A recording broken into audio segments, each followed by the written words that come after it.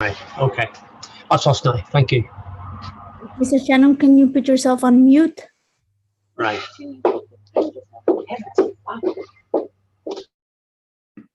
Perfect.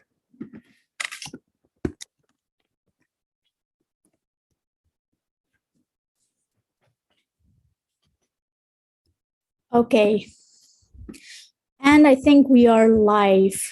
Ladies and gentlemen, distinguished guests, welcome to the second day of the Free Yezidi Foundation's virtual commemoration of the Yezidi genocide. Thank you all for joining us and standing in solidarity with the Yezidi community on this sorrowful and solemn day. Greetings to the Yezidi community in Iraq and around the world who are viewing this event in Arabic on Facebook or in English via Zoom or on YouTube.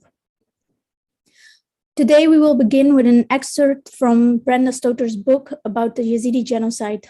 Brenda, the floor is yours. Thank you, Pari. So this is from chapter 4, and it's called Mashdal and Oh, can you hear me? Yes? One moment, Brenda. Yes, okay, so Brenda, you can start. Okay. This chapter is called Mashdal, an ISIS child soldier, and it's also called My Friends Are in Heaven Now. Look, that's me when I was in Daesh, Mashdal says, showing me a video on YouTube. In a stifling refugee tent in Ganke, the harsh sound of a jihadist nasheed drowns out the hum of the air conditioner. His cell phone displays images of a training camp for boys in the caliphate. There's Mashdal, wearing khaki camouflage with an ISIS headband around his black hair. His face looks younger. It's really strange to see myself like that, he says softly. This is only one of the numerous videos the terrorist group has released in recent years. When the so-called caliphate fell apart, more and more propaganda material appeared, often showing the children of militants training and carrying out executions. Increasing number of Yezidi boys began turning up in these clips. Today, Mashdal is wearing sneakers and a t-shirt, and he has a trendy haircut. At first, he seems like an ordinary 14-year-old, but he hasn't felt that way for a very long time. Everything to do with his childhood was destroyed when ISIS attacked his village, Kochul, in August 2014. Mashdal was separated from his mother and sisters and taken to Raqqa. He was just 11 years old when he was sent to an ISIS military training camp. There, the first words the ISIS leader said to him were, "Forget your religion, your family, and your past. As of today, your name is Abu Uthman, and you're a Muslim." We're in a tent where Mashdal lives with his brother. It's made of wood, tent canvas, and cement. This appears to be Mashdal's first interview, and because he's underage and has been through a trying time, I proceed with caution. Before our talk, I ask permission from his brother, after which I also ask Mashdal for his consent. I reassure him that he can tell us anything, but he doesn't have to tell us anything he doesn't want to. He says people have to know what ISIS did to boys like him. That's why Mashdal agrees to go ahead with the interview, Bati translates. It must be difficult for you, I begin, but can you tell me more about the time you spent as a captive of ISIS? Mashdal nods. You can't imagine what life was like there. No one can. Everything revolved around violence, from the best way to commit murder to how to make a bomb. He stares at the wall, not meeting my eye. His dark eyes seem to look straight through it, into the distance. I'm here to interview Yezidi boys who were trained by ISIS to become child soldiers. It wasn't just the enslaving of Yezidi women that ISIS had so carefully prepared. They also had detailed plans for the boys they kidnapped. Yezidi boys between the ages of 7 and 15 were separated from the women and sent to what are known as cups of the caliphate camps. In the camps, the boys were continually bombarded with jihadist propaganda. They were subjected to military training and were forced to take up arms for the terrorist group. Every day, we had to be in bed by 10. We got up 6 hours later and they kept us busy around the clock, Mashdal explains. Between the hours 4 and 5 a.m., the boys had to perform Islamic morning prayers. Intensive military training came next, lasting several hours, followed by theory lessons about the life of the Prophet Muhammad, the Quran, and Islamic military law. The classes went on until late at night. We had no time to memorize the passages, but Daesh didn't care. If they found out we hadn't been studying, they bound our hands and feet and beat us with electrical cables. At night at the dorm, Marshall could hear the other Yezidi boys crying for their mothers. "Don't cry," he'd say, trying to comfort them. "If they find out you miss your family, they will make life miserable for you. Act like you're one of them, and someday you will be free." That ended up being his survival strategy as well. During the final phase of the boot camp, he'd been dreading the day when he would graduate with 11 other boys. His unit was sent to the outskirts of the Syrian city of Aleppo to fight the Free Syrian Army. At first, Marshall and a few other Yezidi child soldiers from his unit refused. "It's either fight or starve," the jihadists threatened. Their meals were laced with drugs. "After eating, I felt invincible, like a hero. If they'd asked me to set myself on fire, I would have done it without any hesitation," Mashdal said. One particular event is etched in Mashdal's memory, the moment when Bassem, a 16-year-old Yezidi boy, was killed. "We saw the enemy in the distance, and before any shots were fired, Bassem rushed at them and started shooting. Just as suddenly, he sat down, calm as you please, in the open field. That's when the FSA fighter shot him dead." No one can say for sure if Bassem was planning to give himself up or if it was a suicide attempt. For the first time during our talk, Mashdal gets tears in his eyes. To distract himself, he takes out his phone and opens his Facebook page. He adds Bati and me. "My friends are in heaven now," Mashdal said, while scrolling through his timeline. During his captivity, Mashdal did what he could to avoid combat. One day he pretended to be sick, hoping he wouldn't be sent to the front. The leader grabbed a large club and hit his left arm. "They took me to the hospital. My arm was broken and I was still a prisoner, but at least I didn't have to fight." Because Mashdal was temporarily unfit for battle, he was assigned work in a gun store, which was a secret arms depot as well. Similar storage facilities were a prime target for airstrikes by the Syrian government as well as the international coalition. It was a very dangerous place, but the chance of survival was still better than there at the front. In addition, his new job offered more opportunities for escape. He worked in a gun store with a boy named Abu Khattab, a 12-year-old son of a prominent Lebanese ISIS commander. Mashdal tried to befriend him in the hopes of gaining some extra privileges. His plan worked, and the two became close while repairing weapons and cleaning the shop. Abu Khattab even put in a good word for him, so he was sometimes allowed out without supervision. Later, he would take advantage of that freedom to call his brother in Iraqi Kurdistan using a cell phone one of the fighters had left behind. Then, Mashdal's family devised a secret plan to smuggle Mashdal out of the caliphate. Mashdal escaped, but he doesn't feel very free. He's worried about the fact that his community has been living in tents for years now, hardly receiving any assistance. Mashdal never thought that life after liberation would be like this. He's not been offered any psychological help and isn't allowed to go to school because there are no provisions for children who've missed so many years of education. "To be honest, I don't think about the future. I just need rest," he says slowly. He has bags on the sides from exhaustion. "Do you know what happened with the other Yezidi boys who fought alongside you?" I asked. Mashdal shakes his head.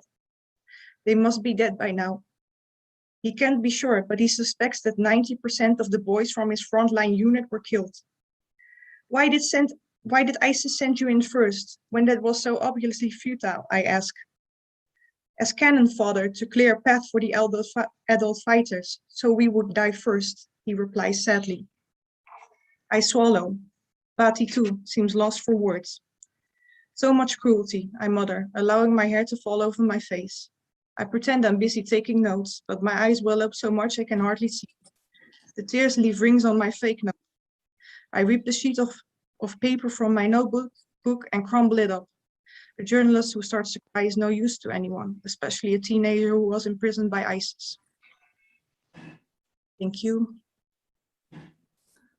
Thank you very much, Brenda, for this very moving account, and obviously for helping our people to share what happened to them in August 2014.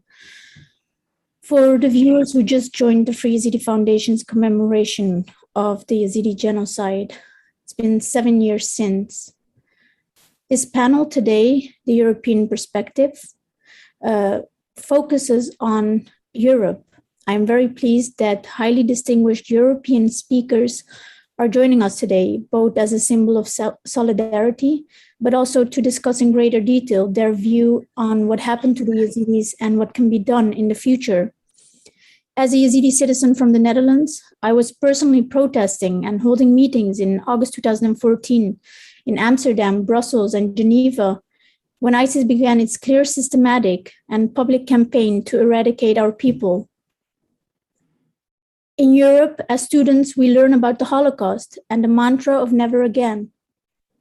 In 2014, in the Netherlands, we were told by one of the officials that it would not be possible to determine whether this was genocide against the Yazidis until after it was over and research was conducted. That was extremely frustrating, illogical, and frankly hard to believe. Nearly 7 years later, in July 2021, both the Netherlands and the Belgian parliaments formally recognized the Yazidi genocide.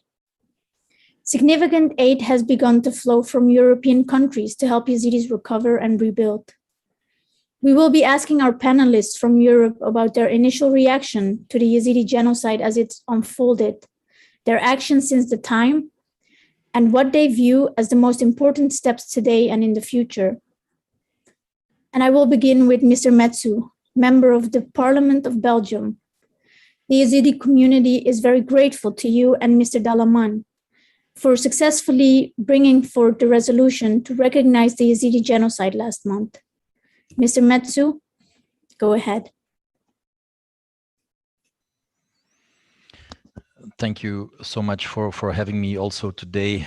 And I really would like to congratulate also Miss Brenda Stotter with her book, which I've read recently as well.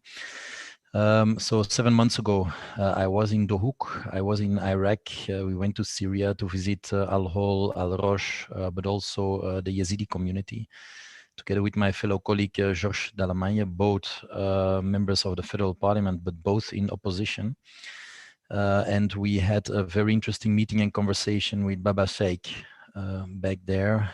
And if you hear the stories, if you see the consequences, if you experience actually everything that the Yazidi community had to suffer the past years, then it crawls underneath your skin, and it does not leave you indifferent.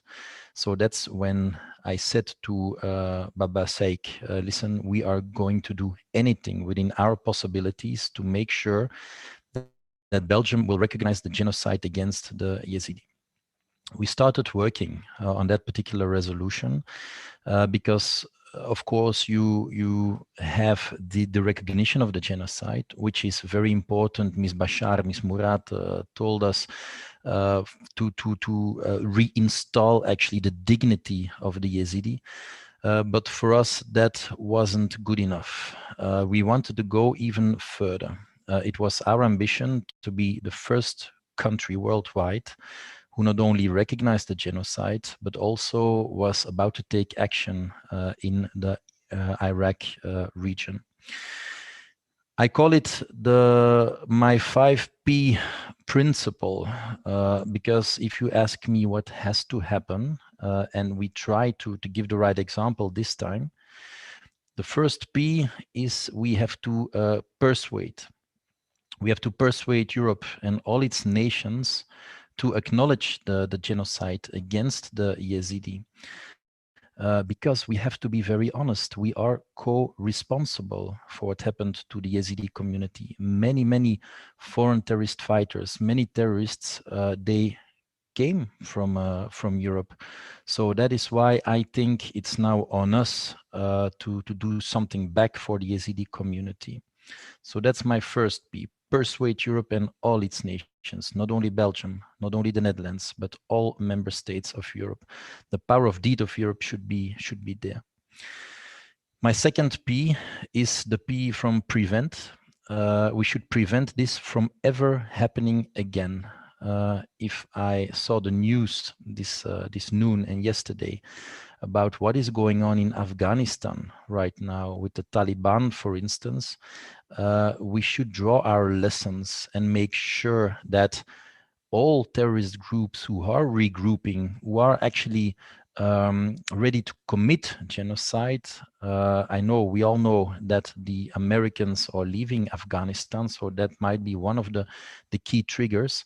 But then also it is a European responsibility to make sure that we try to install peace and stability also in other regions than the Yezidi region, because who knows who's next, huh? The third P is the P from protect. We should protect the Yezidi who want to return to their homes. For me, that is pretty clear. They're still very nervous, anxious to go home, but the region is still pretty insecure and unstable. So that is why not only Belgium, but the entire Europe should protect the Yezidi who really would like to go back. Because Baba Sheikh told me it's the only thing they want. They're not asking for much money. They're not asking for the impossible. They just want to return to sites who they belong. Actually. So we should protect them. That's the third P. The fourth P for me is also a very important one, is the P from punish. We should really punish those inhuman terrorists, because I don't have words for the crimes they commit. We are talking about a genocide, the crime of crimes, we called it. But if you take a look how Yezidi had to suffer, what they did to, for instance, gay people, etc., then we cannot leave this unpunished. So we also should be repressive in a certain kind of way. And that is why I urge also Iraq to join the international court, so we can make sure that those terrorists are put into trial for instance, in Syria or in Iraq, in Kurdistan, who knows. And then my fifth P is the P from provide. We should provide help in the region. Also help in the reconstruction of villages, of sites. But I'm also thinking about psychological support to children who were brainwashed by Daesh. We should only also provide help in still freeing the women and children who are still in the hands of Daesh. Estimations go that there are still 2,400 women and children in the hands of those terrorists. So we should provide help in the region. Those 5 Ps actually are the summary of the resolution we were able to vote in Belgium. And this was actually unusual. Why? Because it is the first resolution coming from the opposition in Belgium who was voted unanimously. So we also have extreme left and extreme right parties. Every single member of parliament voted for this resolution, and so we recognized the genocide against the Yezidi. And I think that one of the successes was the fact that we had very, very interesting and moving hearings of victims of the Yezidi. And if you hear those stories, if you, as what I said just now, if you see what you see, you hear what you hear, you experience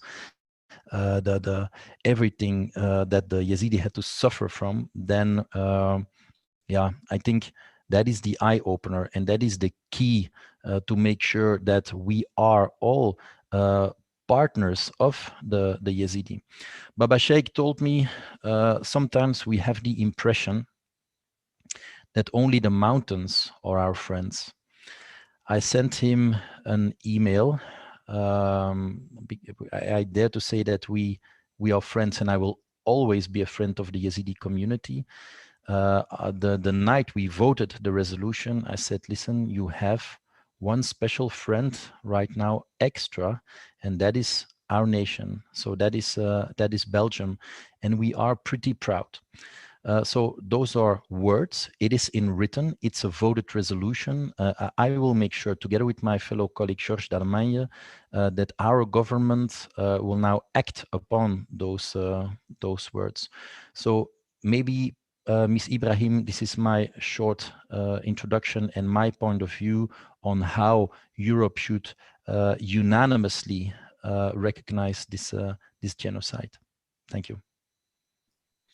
Thank you very much. Yeah, Mr. Metsu, I agree with you, and I like that you have a very clear way of approaching this. The 5 Ps, I hope other members of parliaments, government officials who are watching this today understand that the 5 Ps are actually what Yazidis are looking for. Aside from just the basic needs, the 5 Ps really tackle certain issues that Yazidis are facing today. So thank you very much. And let's go deeper into those in further discussions. I will now go to Mr. Shannon. Mr. Jim Shannon is a member of Parliament from the United Kingdom and the chair of the all-party parliamentary group that focuses on freedom of religious belief.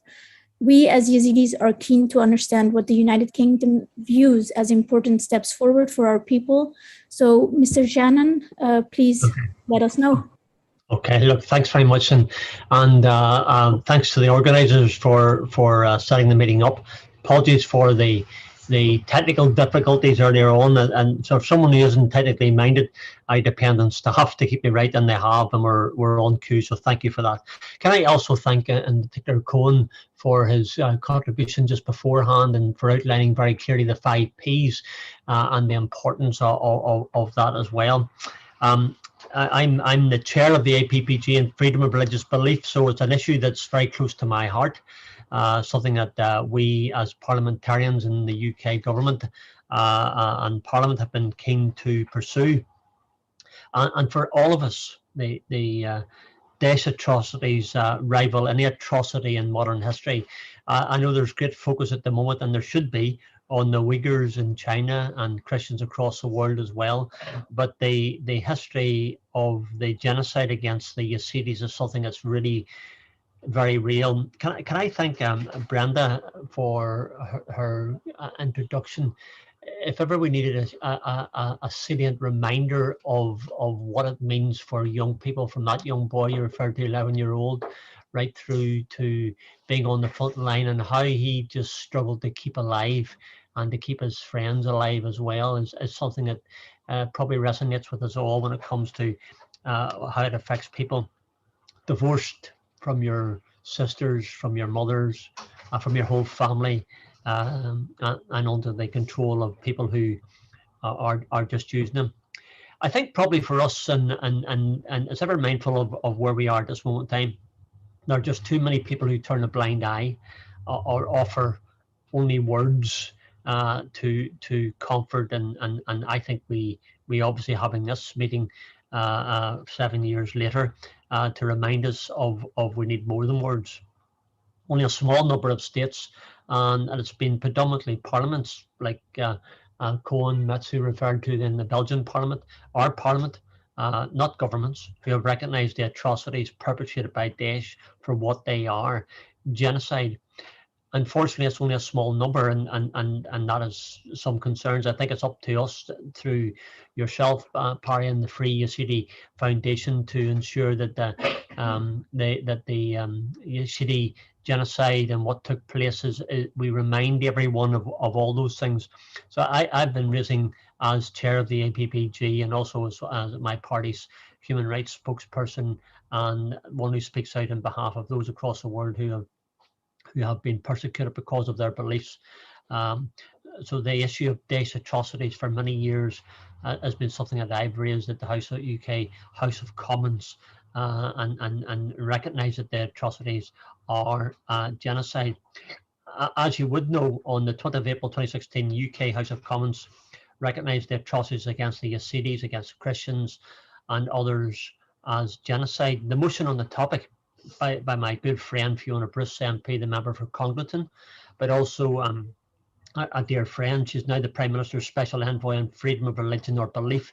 There's really no better person to take that job on, and I'm quite pleased that Prime Minister Boris Johnson appointed Fiona to that position, because I believe that she has a deep interest in it, first of all, and that's something that we would wish to encourage. We have regular communication between Fiona, myself, and indeed many others. That motion put forward by Fiona was passed with overwhelming support from 278 ayes and 0 noes. So therefore, the issue was unanimous in the House of Commons. But unfortunately, the atrocities are still ongoing. So how do we respond to that? And I think it's something that we need to do.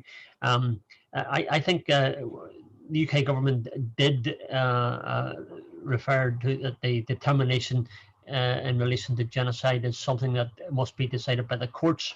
I think we need to add weight to that, and I think the UK government should be doing that. And the UK government needs to be given, I believe, some credit for the important work on the UN Security Council Resolution 2379, which established the investigative team for the Daesh atrocities in Iraq. So they have been very active. Would I like to see them doing more? Yes, I would.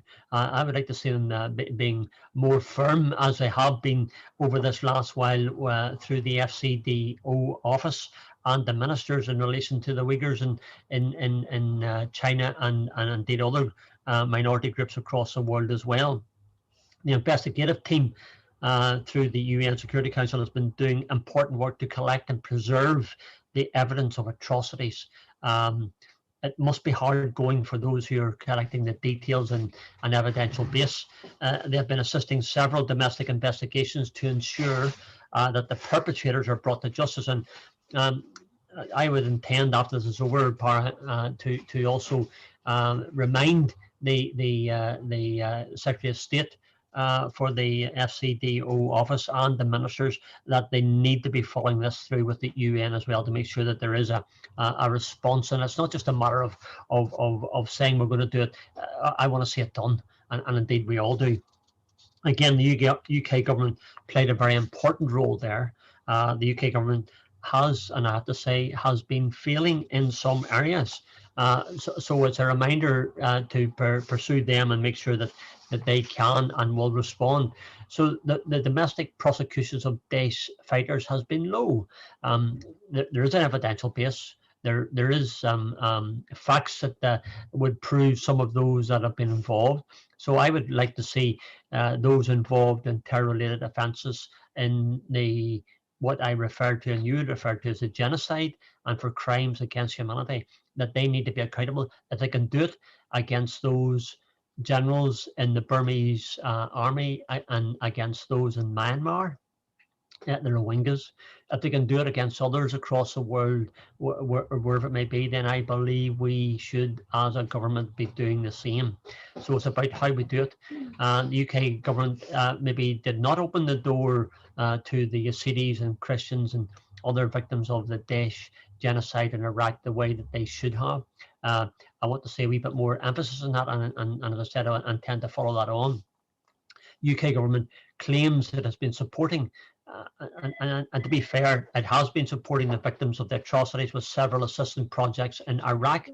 But despite our endeavours to have more information on what that is and what they've done, we don't know just how many people are benefiting from such assistance. And I listened to Colin earlier on when he made his comment about the 5 Ps, and one of those is protection. And you can't return home to your homeland again unless the security situation is taken care of. So we need to ensure that security is in force, and if it's in force, only then will you feel confident to return home. I do have some concerns over the situation in Afghanistan, where the withdrawal of the USA and British troops and other bodies does, I believe, make the Afghanistan government maybe that wee bit vulnerable. It also spills over into Pakistan as well. So I have some concern with that. So security is absolutely paramount. It's the first thing to do, get that in place, and only then, after much convincing and much proof, will people be able to say, yes, I want to return home. Those projects that the UK government are helping with them in Iraq, we need to get a wee bit more information in those there, help to rebuild the Yezidi villages and help rebuild the communities, and we need to make sure when they come home that they can feel secure and safe. So in conclusion, Parry, I believe that the UK government needs to do more to respond to the atrocities, especially to assist the targeted communities and to ensure justice. I want to see those who carried out and perpetrated some of the worst crimes being accountable to the UN courts, the courts of the world, and I want to see them getting their just desserts, put in prison and taken out of society and away from the ordinary people. 7 years after the atrocities, we cannot let the communities wait anymore.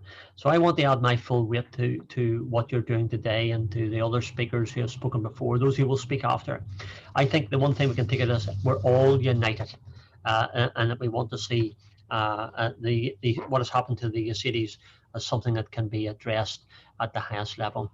As the chair of the APPG and Freedom of Religious Belief, I believe in being a voice for the voiceless. That's our duty. We are very privileged to have a democratic society and never have had to experience persecution or violence like this. Yezidis deserve our support, and it's up to me as an MP to do my best, and I can assure you that's exactly what I will do. Thank you so much. Thank you. Thank you very much, Mr. Shannon. I'm glad to hear this because as the Yazidi community is now watching on Facebook in Arabic translation, they could clearly hear from Mr. Metsu that they have a friend in Belgium. They can hear very clearly from you, Mr. Shannon, that they have a friend in the UK and a voice in the UK. And I must say, I'm very grateful for this and the Yazidi community as well. Let's head over to Ms. Beatriz Becerra. She is the former member of the European Parliament on behalf of Spain. Ms. Becerra has been active in considering the Yezidi genocide in the last years, especially at the European level. And we are very hopeful that some of Ms. Becerra's colleagues and party members might one day propose a Yezidi genocide resolution. Ms. Becerra, the floor is yours. Thank you very much, Parry, for inviting me to this significant and very important initiative that you have organized today. My congratulations to the colleagues at the Belgium and Netherlands Parliament. I think it's a very good step forward. But I would like to remind here that on 2016 at the European Parliament, we approved a resolution recognizing in a very specific manner the genocide, the committed genocide by Daesh in Sinjar, in Iraq, and the call for protection and help, including the military protection, to the to the parliaments in all the member states to help the countries affected for this. And this qualification of genocide and war crimes and crimes against humanity, when made by the European Parliament, means that it's made by all the European citizens, because the members of the European Parliaments are representing the whole citizenship of the EU. In addition to that, the national parliaments were intended to increase this call, including in their respective legislations, this recognition. But I would like to remind that this big step was done 5 years ago, and it's very important for the member states to remind that and to assume that this was a joint recognition and a joint agreement. And further to that, on 2016, the European Parliament and again all the European citizens, the 500 million citizens in the EU, awarded Nadia Murad and Lamia Bashar with the Sakharov Prize. For me, when speaking about the Yazidi genocide as name, So for me, it's not something that it's abstract or it's something that it's happening somewhere in the world. For me, it took a name and a face when I met Nadia on March 2016, and that's why I pushed personally, and in addition to that with my political group at the European Parliament, to get this recognition for both. And when I proposed that, when I proposed Nadia Murad, when I nominated her, it was not because she was one of the thousands of victims of Daesh.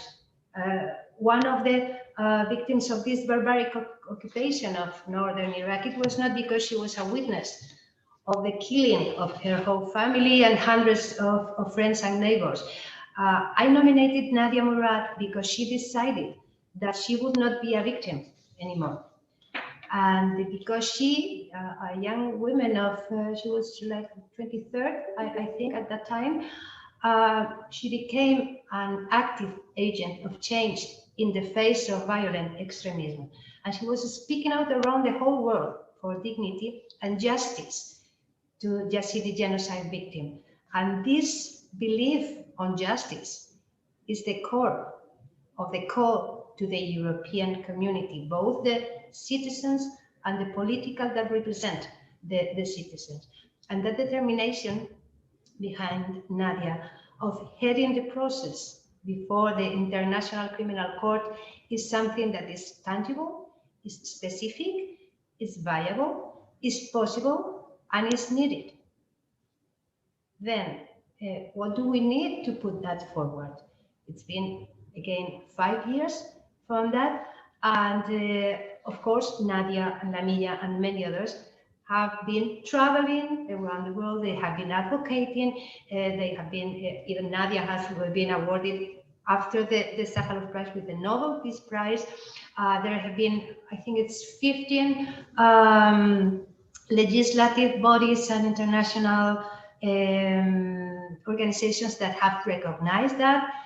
In addition to, as I said, of course, the European Parliament, the Parliamentary Assembly of the Council of Europe, of course, the UN, Washington, Westminster, the Australian Parliament, I think in 2018, and now Belgium, Netherlands. So, okay, we have that's a critical mass, let's say, but what are we doing to specifically act on international justice, which is represented by the International Criminal Court? It's something very clear, very, very specific. I would not like to extend very much because there are other speakers, but I wanted to call, of course, in my case, to my, to the legislative representatives, the member of the Spanish Parliament. It's very good to have this addition of national parliaments, but for me, this call and this coherency and this sustainability of the decisions taken at the European institutions have to be, followed up, and has to be, the committee has to be committed and has to be concretized. So, in addition to that, just the latest reference that I have seen at the European level was very recent, on June 2021, related to the Global Survivors Fund that is being supported by the European Union with 2 million euros for this 2021-2023, and it's related to support, of course, the conflict-related sexual violence victims. But this is something that is in parallel. Of course, we have many instruments. Of course, there are many, funds and projects that are going on related to this sexual or victims of conflict. It's different. We are talking about international justice. And the good news, I think, is that this original assumption and recognition by the European Parliament of this specific genocide, war crimes and crimes against humanity means that the crimes are labeled like that forever. I mean, this has to be taken up hands have to be put on, and the recognition of the Christian Yezidis and Chii's Muslim and other ethnic groups that have been killed by the so-called Islamic State or Daesh, it has to be taken up by the International Criminal Court, because in the definition of genocide, we also know that the most difficult question is to prove that intent of destroy. I think there are good enough elements as to prove that. So again, thank you very much for your resilience. Thank you very much for speaking up. And just remember that the committees, the commitments taken at one point are still standing. So it's been 5 years now, but you need to call out again and say what is happening with that at the European level. And I mean the Commission, I mean the Council, and of course the European Parliament. Thank you. Thank you, Ms. Becerra. And I agree with you. The following steps that need to be taken after recognition are very important. One thing we can say is that there is a spotlight now on the Yazidi community. If something like this that happened in 2014 would happen again, I think that governments around the world would be much quicker to act, and I hope that is the case. Let's now go to Dr. Evelina Ochab. Dr. Evelina Ochab is the co-founder of the Coalition for Genocide Response and has diligently pursued recognition and justice for Yazidis and other oppressed communities around the world.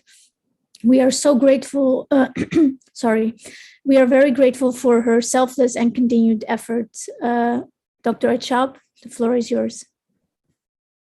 Thank you very much. And thank you very much for organizing these important webinars and marking this day that we should never forget. We should never forget the pain and suffering of the people and whole communities.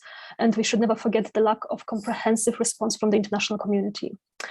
In 2013, 2014, media outlets have been reporting on incidents of beheadings of infidels, the throwing of people from high buildings, burning prisoners in metal cages, and so on. We've seen those early warning signs of what was to come, and we did not act.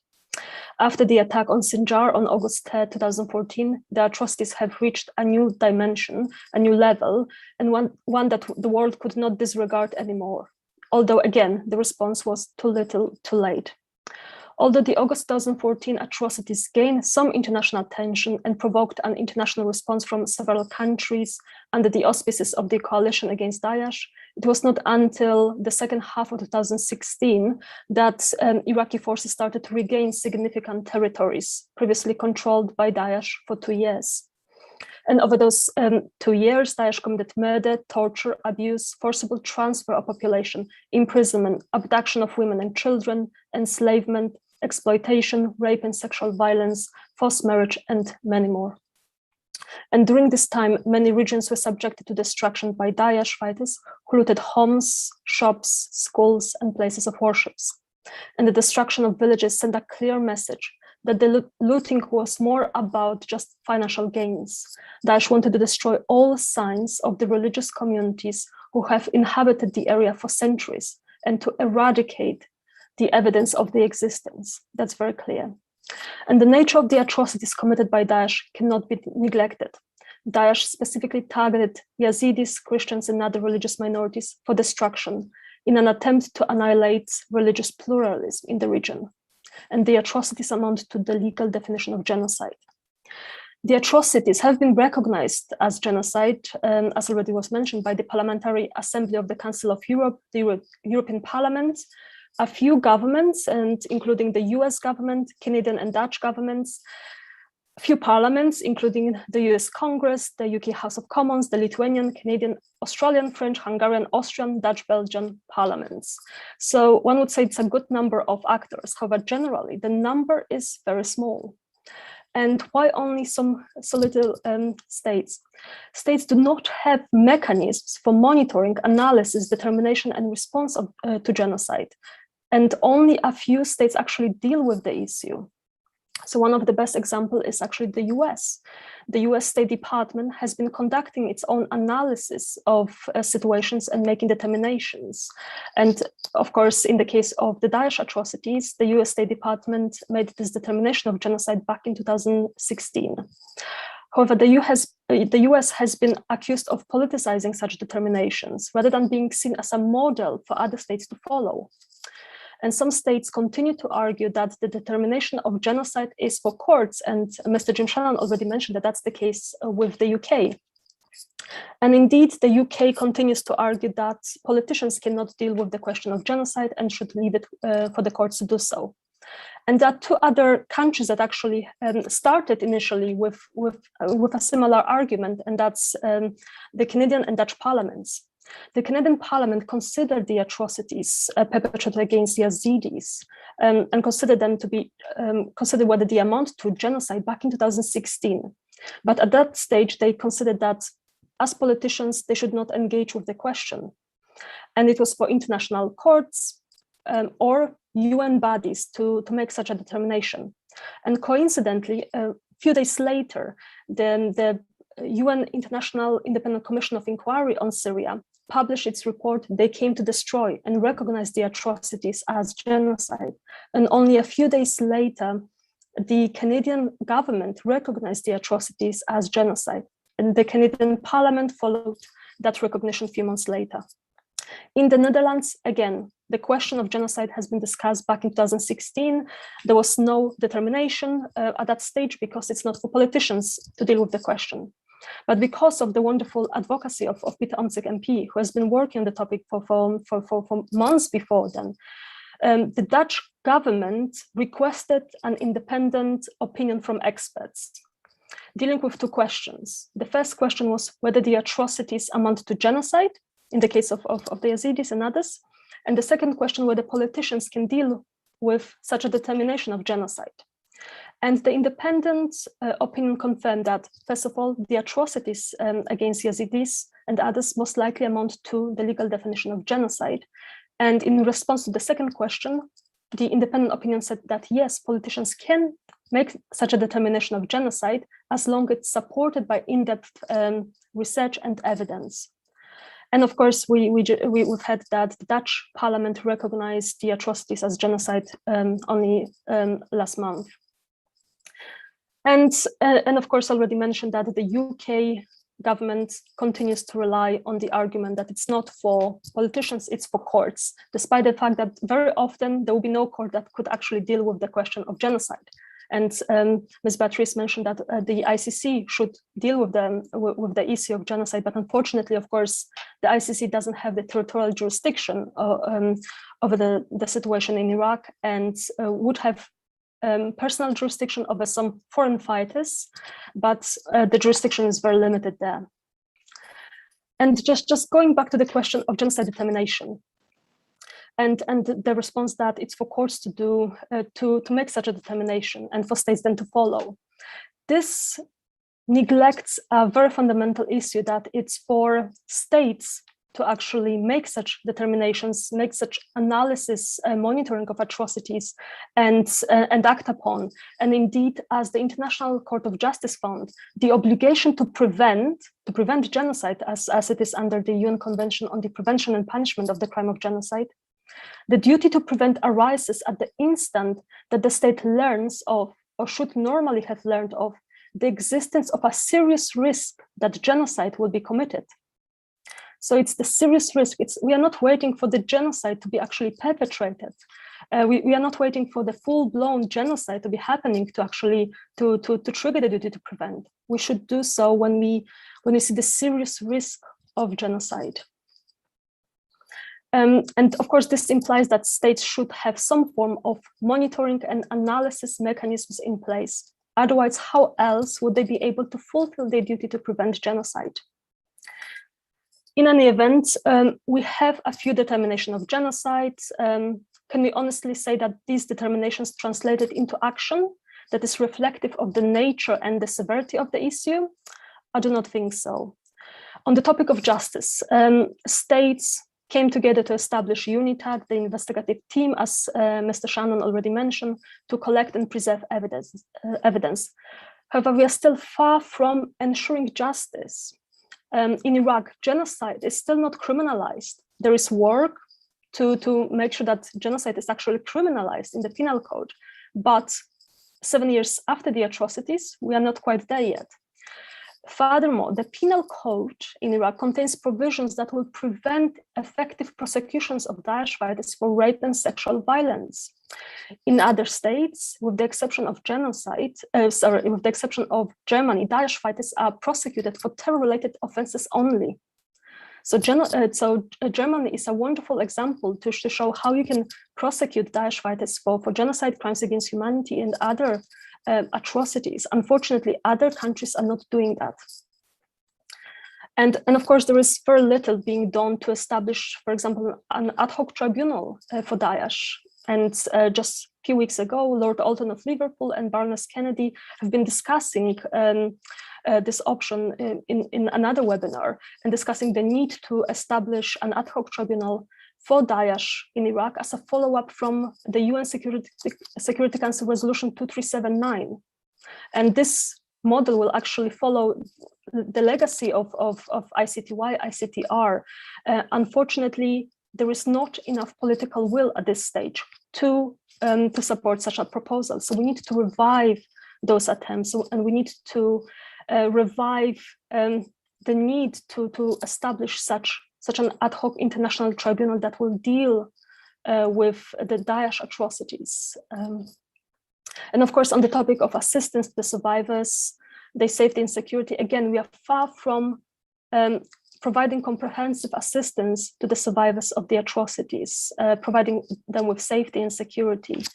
And until we provide those comprehensive assistance, the Yazidi community will continue to be at risk. And just very briefly as well, we know that there are still approximately 10,000 Daesh fighters in Syria and Iraq today. So of course the risk is there, the threat is there. And we know also that at the beginning of the pandemic, Daesh fighters have been trying to abuse the havoc caused by the pandemic to grow in power again. So unfortunately, we are still not doing enough to ensure that the community has some kind of future.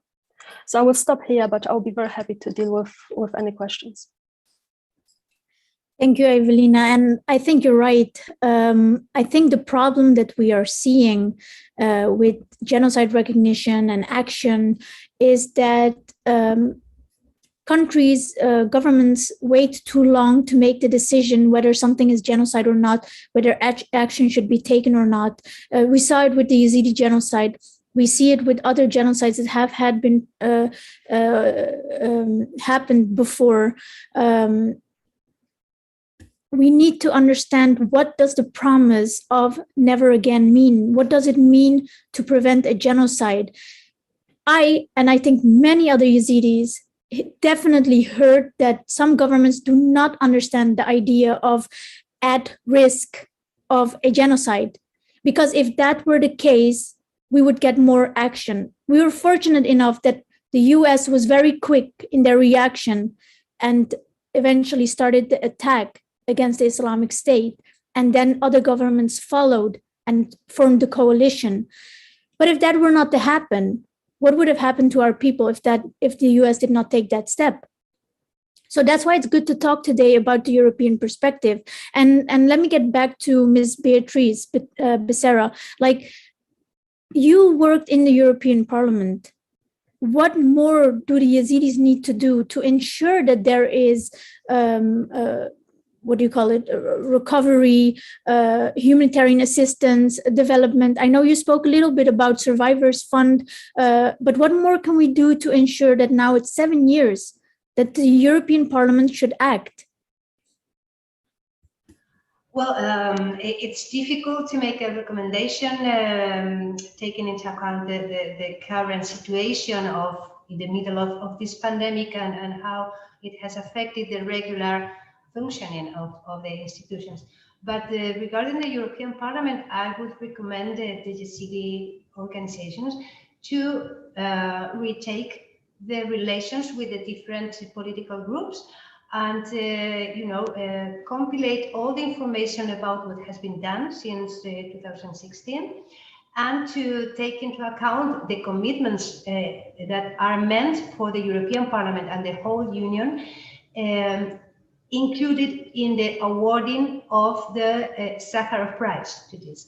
Once you are an awardee, Sakharov Prize awardee, you have the grant, you have the guarantee of this protection and this support forever.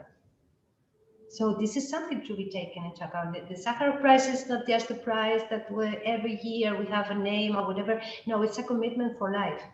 And that's important because this means not only the financial, let's say, commitments that different member states could do according to the governments, not only what the Commission in the different funds can make to support the different areas. It's an agreement and it's a commitment that has been taken, as I said, with the institution, with the European institutions that represent the citizens. So it's something that has been taken forever. And this applies for the Yezidi survivors and the call for the international justice, and also for other, awardees in the Sakharov Prize. So it's something that it's not punctual. It's not something that comes to one day and that's all. It's forever. And I would say that in addition to that, it's very important to remember that this candidacy that was initiated by me in the Liberal group was supported by the Social Democrats group, and then finally supported also for others. So it was something that came after a big support, a big consensus, and in the middle of different very strong candidates. So it was quite unusual to obtain that. It was something really, out of the regular range. So I think that you that are well organized should take again this kind of relations and can maybe reactivate the regular meetings and the networking that gave very good results in the past years. Thank you, Ms. Becerra. Obviously, there's a lot more to do from different countries in Europe. One of them is how Europeans respond to female ISIS members. I would like to go to Ms. Stoter. Brenda, you are constantly working on writing things about the Yazidis, but most of the time it comes up in the news only when we're talking about female ISIS members or supporters. You as a Dutch citizen, give me your opinion. Do you believe that people in Europe are actually aware of what crimes have occurred in Iraq and Syria during this genocide, or what is your opinion? Yeah, I will answer your question first. Thank you for your nice words and for all your efforts, not only to recognize the genocide, but also to bring aid to the people who really need it the most and rebuilding Sinjar. And when it comes to your question, I think most people, they don't know. And that's why I think it's important that we should talk about it more in the media and also in the big television shows. You see that ever since ISIS was defeated. Of course, they are not really defeated, but the caliphate was gone at some point. And when the ISIS women and their children came back, the focus of the media lied only with the ISIS women and the children, and not any of the victims of this terror group. And I think it's because people here in the Netherlands, they don't know people from over there. There aren't a lot of journalists who travel back and forth. Yeah, you have certain correspondents who work there, but they don't report that often about the Yazidi community. And I think it's in all those countries. I have sometimes conversations with people from the UK, journalists from the UK, or even Spain, and they say that it's the same thing over there. The focus lies mostly on the ISIS women and the children. I don't have another explanation for that, how it became like this, but I do know that it's bad. Because the first thing that the people always tell me when I go there and they tell me their stories is because they want to get more attention, because they truly believe that when people hear these stories, that they will get more help, and there will be more research into ISIS crimes, and that justice will be served. Thank you, Brenda. Let's go to Mr. Metsu. Can you share with us why you believe that it is important for the Belgian parliament to have recognized the Yazidi genocide, but also what consequences does this have for Belgium? And now that the genocide has been recognized, what can Yazidis expect? I understand that you mentioned the 5 Ps, but maybe you can get into more detail. Well, Perry, a resolution is binding, right? So the parliament asks our government to act upon the resolution. The resolution is very clear. The 5P principle is my, how to say, how I see the resolution. It's a kind of a summary, and I hope that many other member countries will maybe be inspired a bit. But if okay for you, I would like to also answer the previous question. What about the IS women? Because right now that's a very actual debate in Belgium, because it's the first time ever that our government repatriated 6 IS women. For me, those women are terrorists as well. So we cannot divide men and women separately. Those women who left to Raqqa, they knew very well what they were doing, who they were about to join some years ago.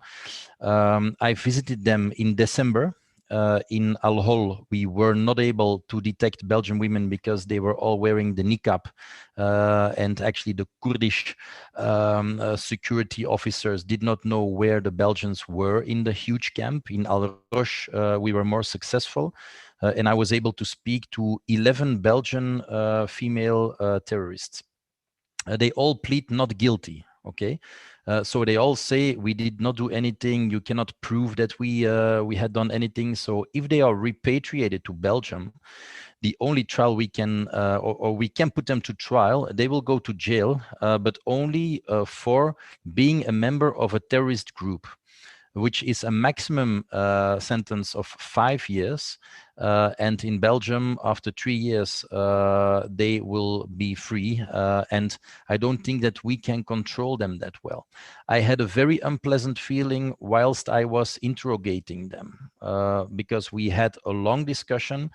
Not one of them was feeling very guilty when we asked, listen, do you have, because also in 2016 we had our terrorist attack in Zaventem and Maalbeek in Belgium. And we asked all of them, do you have a message for the victims of those terrorist attacks? And none of them had a message for those victims. And that frightens me a bit. So if you ask me, why are we repatriating women and not the men? Yes, probably men have caused more harm, but the Kurdish security officers of those camps said that there were some queen bees, also Belgian queen bees, who probably had more harm done than certain males, certain male foreign terrorist fighters. So we should not be naive on that one, Paris. They all decided who they were going to join, and this sounds a bit harsh for me, maybe, but we should not be naive, because there is something which is called takia, and they can lie to us. All right, so they can lie to us and say, listen, I'm very sorry for what I've done. Not one of them, because I was not empowered to bring them back, not one of them has told me that they were sorry, that they showed pity for everything they did. So what I sincerely ask to anyone is, before you repatriate such persons, think twice, because they've decided to live by the Sharia, and right now the floor is getting very warm underneath their feet, and they say, listen, we also have a Belgian passport, you have the responsibility to get us back. I don't think we have the responsibility to get them back. That's my personal opinion, though. And we should put them on trial over there in Rojava, for instance. But of course, we should also help and support the Kurdish authorities by facilitating this, because they cannot pay for everything. We should join them in making those trials possible. That's my humble opinion, Pari. Can I add something? Yes, go ahead. Because I did research on ISIS women as well for years. And what I remember the most is all their Facebook posts. They were so full of hatred, and they were always supporting terroristic attacks and stuff. And a few years later, when the caliphate was defeated, they all of a sudden played the victim, just like he said.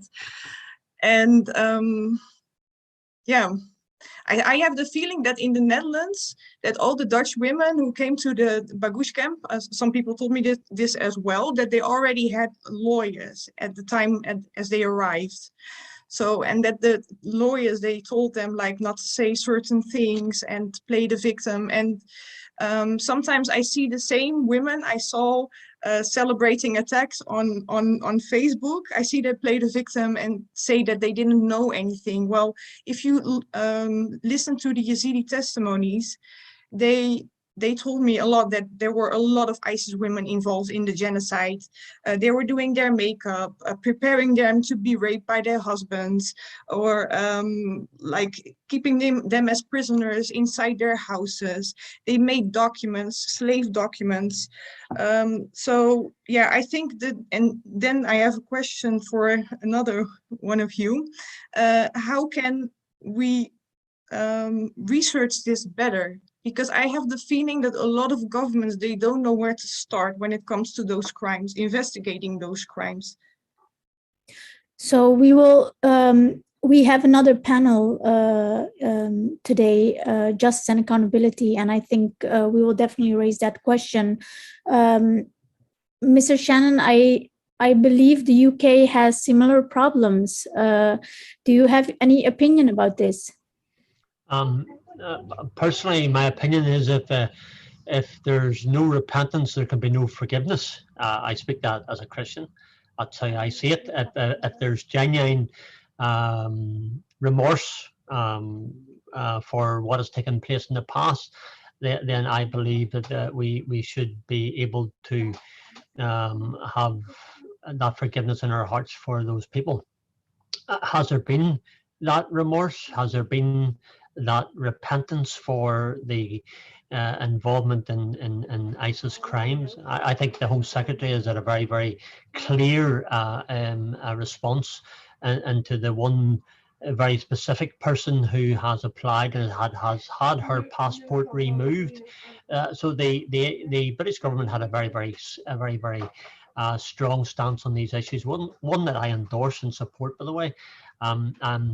I think I've written it down, by the way, what Cohen referred to. He referred to him as the queen bees. I think that's a very salient and very good description of some of them. You can dress differently. You can look quite glamorous. You can change the photographs that they're on your Facebook that were there 2 to 3 or 4 years ago. But that doesn't change the person. It takes more than that. So our stance is clear. If you have made a genuine, in this case, genuine decision to join ISIS, to be one of the ISIS brides, to be involved in that caliphate by supporting or involvement or supporting your husband or your partner, whatever it may be, or your brother, or whatever the position may have been, then you're also guilty of those crimes. So therefore, you, in my opinion, have lost your rights for British citizenship. I think it's right, and what the Home Secretary and the Home Offices and the Secretary of State has said in this matter. I think that's probably the opinion of the large majority of those in Parliament as well. I'm not aware, there might be a small minority of people who maybe might have a different opinion, but I do feel that that's where we are. So when it comes to repatriation, we need to be careful.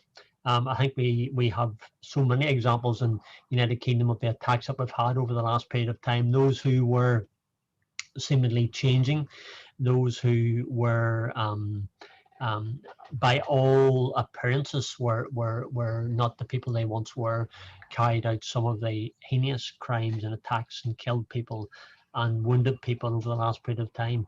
So what's government's first obligation? It's always to protect its own people, to protect the people at home.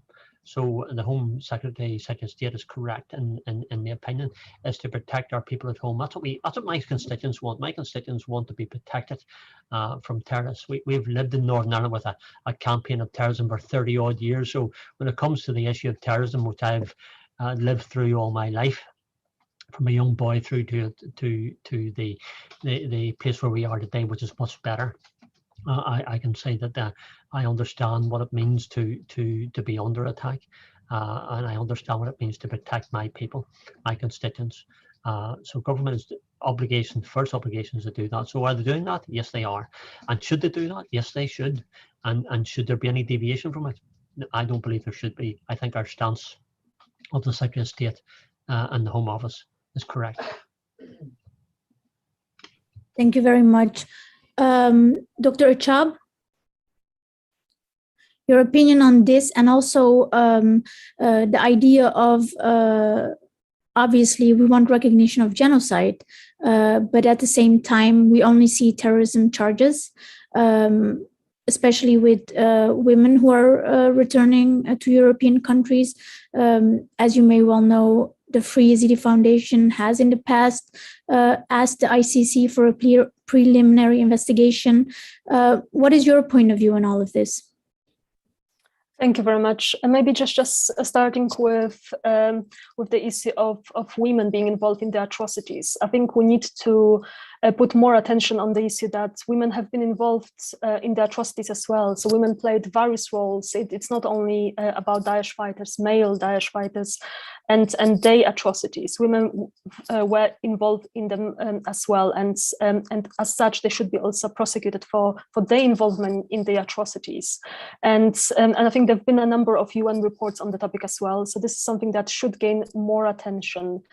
And then, of course, there's the issue whether they'll be prosecuted and whether they'll be prosecuted for terror-related offenses only. It's all up to the evidence. But ultimately, as more evidence is being collected, I think that would help also with future prosecutions. And just looking at the work done by the investigative team, they have been working with investigations in 14 different countries to ensure that the perpetrators are brought to justice.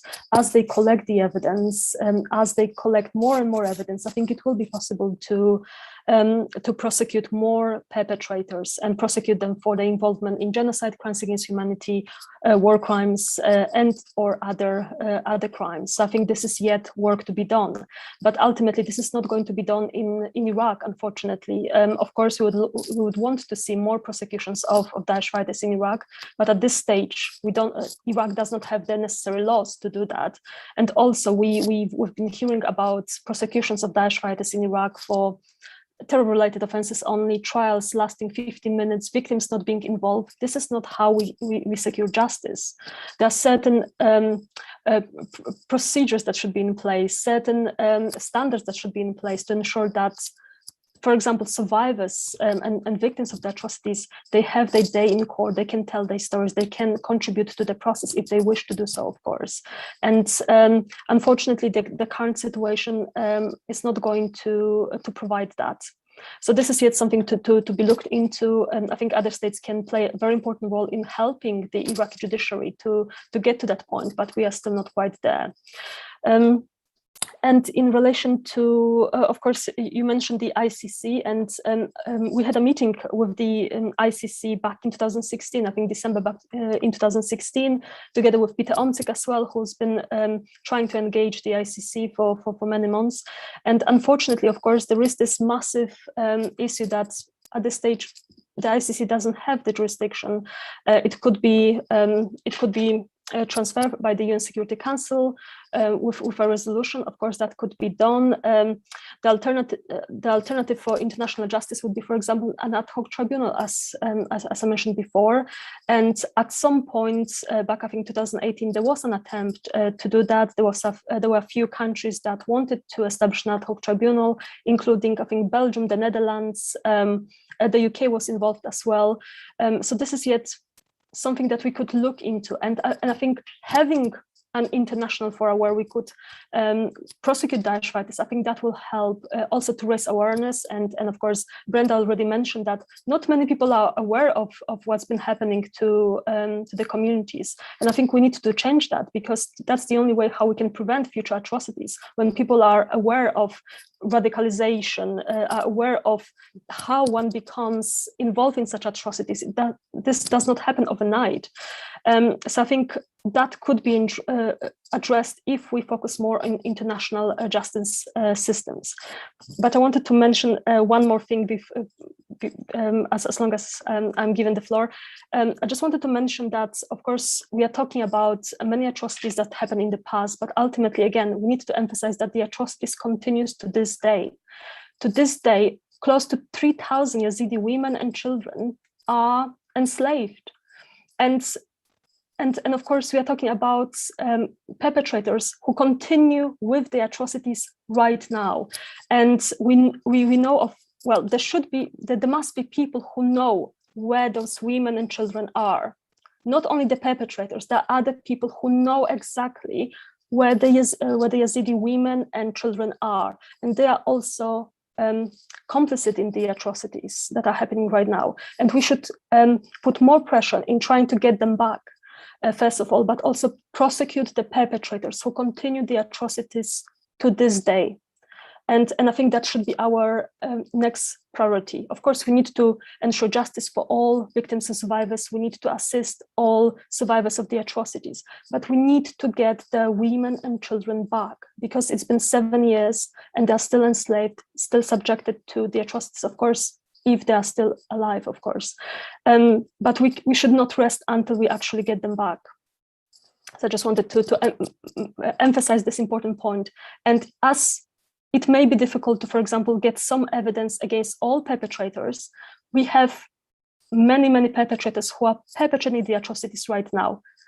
And we need to put our focus there to get the women and children back, and also to investigate the perpetrators and to bring them to justice. So this brings me back to my previous question. Like, do you think that there needs to be more education for the wide public in Europe about what genocide means, what kind of crimes are committed, specifically on the Yazidi genocide? I know, Brenda, you've said many times, I think the people are very naive. They immediately fall for the idea of I was innocent and I was just cleaning, but do we believe, and Evelina, maybe later on you can get into more depth in this, and Mr. Metsu and Mr. Shannon as well, do we actually believe that the people in Europe understand what ISIS did? I don't think so, to be honest, because I see it when I talk to the readers of my book. The first thing they always say is like, I didn't know it was this bad. And it's because it wasn't a lot on media, I think. I think they mostly stopped when, that's also a thing. I started to write my book and I already knew that it was a genocide years ago. And well, as you can see, the Netherlands, they just recognized the genocide. But my book is called The Yazidi Genocide. So the Forgotten People, Stories about the Last Genocide. So yeah, I think I don't think a lot of people realize that until they read it. that it was so detailed, because ISIS thought about everything, what they had to do with the little children, the older boys, the elderly. The elderly were killed, for example. You don't hear a lot of people about that, but when ISIS attacked Sinjar, all the men they could capture, they were killed and dumped in mass graves. The elderly women as well, the all the boys too. Yeah, those things, I don't know. I don't think a lot of people realize that. Mr. And Metsu, it's just one of the examples I would like to add. thank you. Well, I more or less agree with Ms. Brenda Stoter, but I do think that there was enough footage from those IS terrorists on what they did. But still, I've just finished reading Nadia Murad's The Last Girl.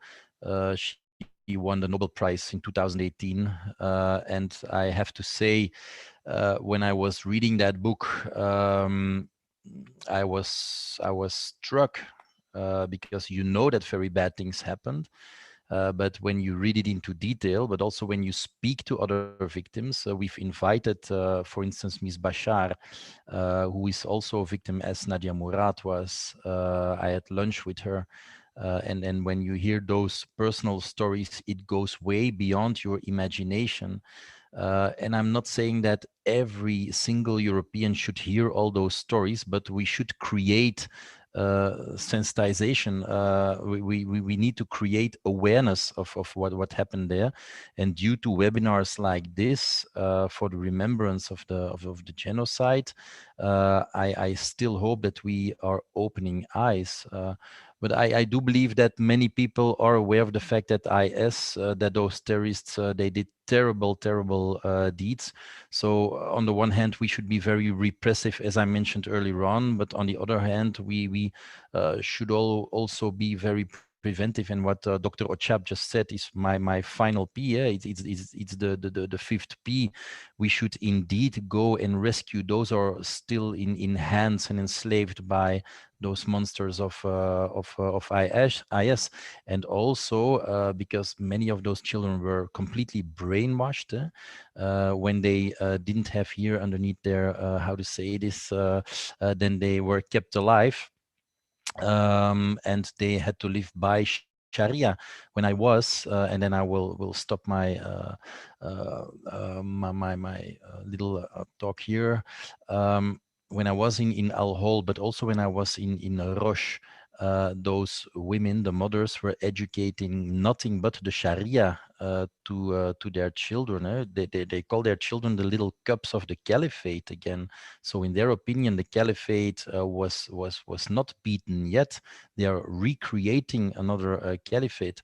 And we have to be very attentive that those young children from Yezidi families, that when they are brainwashed, that we will do anything to reintegrate them, rehabilitate them as well. But coming to your question, I think that we should keep on hitting this nail, that yes, we know that terrible things happen, but we should never ever forget. Thank you. Mr. Shannon? Okay. I think our stance, when I say our stance as the United Kingdom government stance on this has been very clear. That's been outlined by the Secretary of State, as I referred earlier on. She has been clear and what she's done. I think the support of Parliament for that has also been clear, with probably a small minority who have some concerns. If you carry out a line of action, if you carry out a strategy, if you are involved in whatever way that may be in the caliphate, and as a result of that, there we have some of the most horrific, unspeakable crimes that none of us can even, I certainly can't begin to imagine what they were like. I can read them. I read them with horror. I read them. When I read of them and hear of them, I feel deeply moved and almost unable to hear it all. Indeed, in many cases, I haven't been able to hear it all because it particularly grieves my heart. So I'm ever mindful that if someone does something and that's criminal, that affects the human rights, the religious viewpoints, just because they happen to have different from those in the Daesh mindset. Then I do believe that they should not be repatriated. I think we in our government are doing that. We've made it clear. I'm not a member of the Conservative Party, but I would support their policy in relation to this. And I'm quite clear in my mind that that's where we are. And therefore, from our point of view, I think we are actively doing that already. Thank you. Evelina, Dr. Chab, I'll give you the last minutes to conclude this panel. Thank you very much. Just maybe starting with the media attention. There've been some media attention, of course, but unfortunately, I think it's very easy for me to say that I've seen the information about Daesh atrocities all over the news, but also because I've been looking for it. But the general public is not properly informed about the atrocities. They would possibly cite some of the beheadings, some of the more visual atrocities, but not necessarily about the atrocities against women and girls, the use of rape and sexual violence, and also not about the impact of the atrocities on the communities. I think there is definitely, this is lacking in the media. There is not enough focus on that. But also we need to recognize as well that back in 2014 to 2016, there was some media attention on the Daesh atrocities, but then the media attention moved and focused on, for example, what's happening in Myanmar, then moved to China, Xinjiang. So unfortunately, what's happening to the Yazidis is not news anymore. It's not reaching the headlines anymore. And despite the fact that, of course, the atrocities are ongoing and the communities need assistance, justice has not been achieved. So unfortunately, that's how the contemporary media works. It's moving from one story to another, whatever gets the headlines. And unfortunately, the Yazidi community is being forgotten in the media right now. We need more education. We need more education on genocide, what genocide is. We need more education on the recent cases of genocide. We need to move away from focusing on genocide as only the Nazi atrocities, and also look into the subsequent atrocities, what's been happening, the forms, the different manifestations. And of course, we need more education on early warning signs and understanding what are the early warning signs, how to identify them. And this is the only way how we can prevent future atrocities. Thank you very much, Dr. Achab. We have come to the end of this panel. I want to thank all panelists. There have been quite a few viewers from Europe who are watching, and I think you all made it very clear how you think, made it very clear that the Yazidis have friends in Europe, and that this, what happened in 2014, should never, ever happen again. Thank you again, and enjoy your day. For the people who are just now checking in, we are going to start the next panel. The next panel is Justice and Accountability. I want to welcome all the panelists now.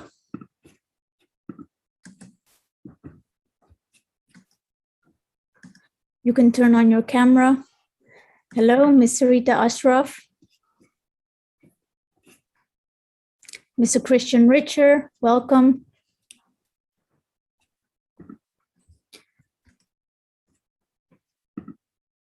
I'm going to ask each panelist to put their camera on. Hello, Ms. Catherine Marquiuel and Ms. Miriam Philo. Thank you all for joining us today. Welcome, everyone. Today, Ms. Ibrahim? Yes. I'm sorry to interrupt, but my video won't start, and it says that the host has to disable the blockade. One moment. Yeah, that is true. Did you get? Yes. Yeah. Perfect. It works. It works. My fellow Dutchman. Correct. Yeah. Welcome, everyone. This is the 7th commemoration of the Yezidi genocide. Our distinguished panel of experts today will discuss pathways to justice and accountability. First and foremost, I would like to thank all of our guests for their effort and hard work over the last years to develop evidence and dossiers on the atrocities that were committed by the Islamic State. As everyone knows, this year, UNITAD formally concluded that the Islamic State committed genocide against the Yezidi people. The Free Yezidi Foundation and many other civil society organizations, governments, and intelligence services possess a wealth of information on the activities and crimes that individual ISIS members, male and female, have perpetrated. One of the particular challenges we as Yazidis have in advocating for justice is that the perpetrators of these genocides were also terrorists. Because of this, almost all of the charges against ISIS members have fallen under the legal rubric of counterterrorism law. And the brutal crimes against humanity, the crimes of sexual violence, and genocide have not amounted to many indictments. One example that I always mention is the case of Samantha El-Hassani. This is an American woman who chose to travel to Syria with her husband, brought tens of thousands of dollars to the ISIS caliphate, and literally used the money to purchase 2 Yazidi women as slaves, who were then raped by her now deceased husband, an ISIS fighter. She claimed she was under duress. In the United States, the prosecutor only managed to secure a material support for terrorism charge. There were no legal consequences to her action of buying slaves at an ISIS slave market in the 21st century. There are hundreds of cases like this, including female and male ISIS members from countries around the world, including European countries, and those who are signatories to the relevant legislation, like the Human Rights Convention. Can it be acceptable for citizens of these countries to travel to Syria and Iraq, commit the worst abuses imaginable, as if it were some sort of pervasive vacation, and return home as if nothing happened? Can we allow tens of thousands of ISIS members in Syria and in Iraq to simply drop their ISIS flags and return to life as usual? Is genocide not a noteworthy crime? Today, we have a fantastic panel of legal experts and stakeholders to help address some of these questions that linger in the minds of many Yazidis all over the world. Let's begin with Ms. Marquis Huel, the head of the International Impartial Independent Mechanism for Syria. As we know, many of the crimes committed by ISIS against Yazidis occurred on Syrian soil. Ms. Marquis Huel, the floor is yours. Many thanks, Pari, to you and the Free Yezidi Foundation for initiating this 7-year commemoration of the Yezidi genocide and for giving me the opportunity to participate in this most important event. My thoughts are with the Yezidi community, the victims and survivors, and their collective unwavering determination to obtain justice. I also wish to salute the incredibly important work of the Foundation and other civil society actors in documenting the atrocities and advocating for accountability and redress for the survivors. The Yezidi community is not alone in its effort towards justice.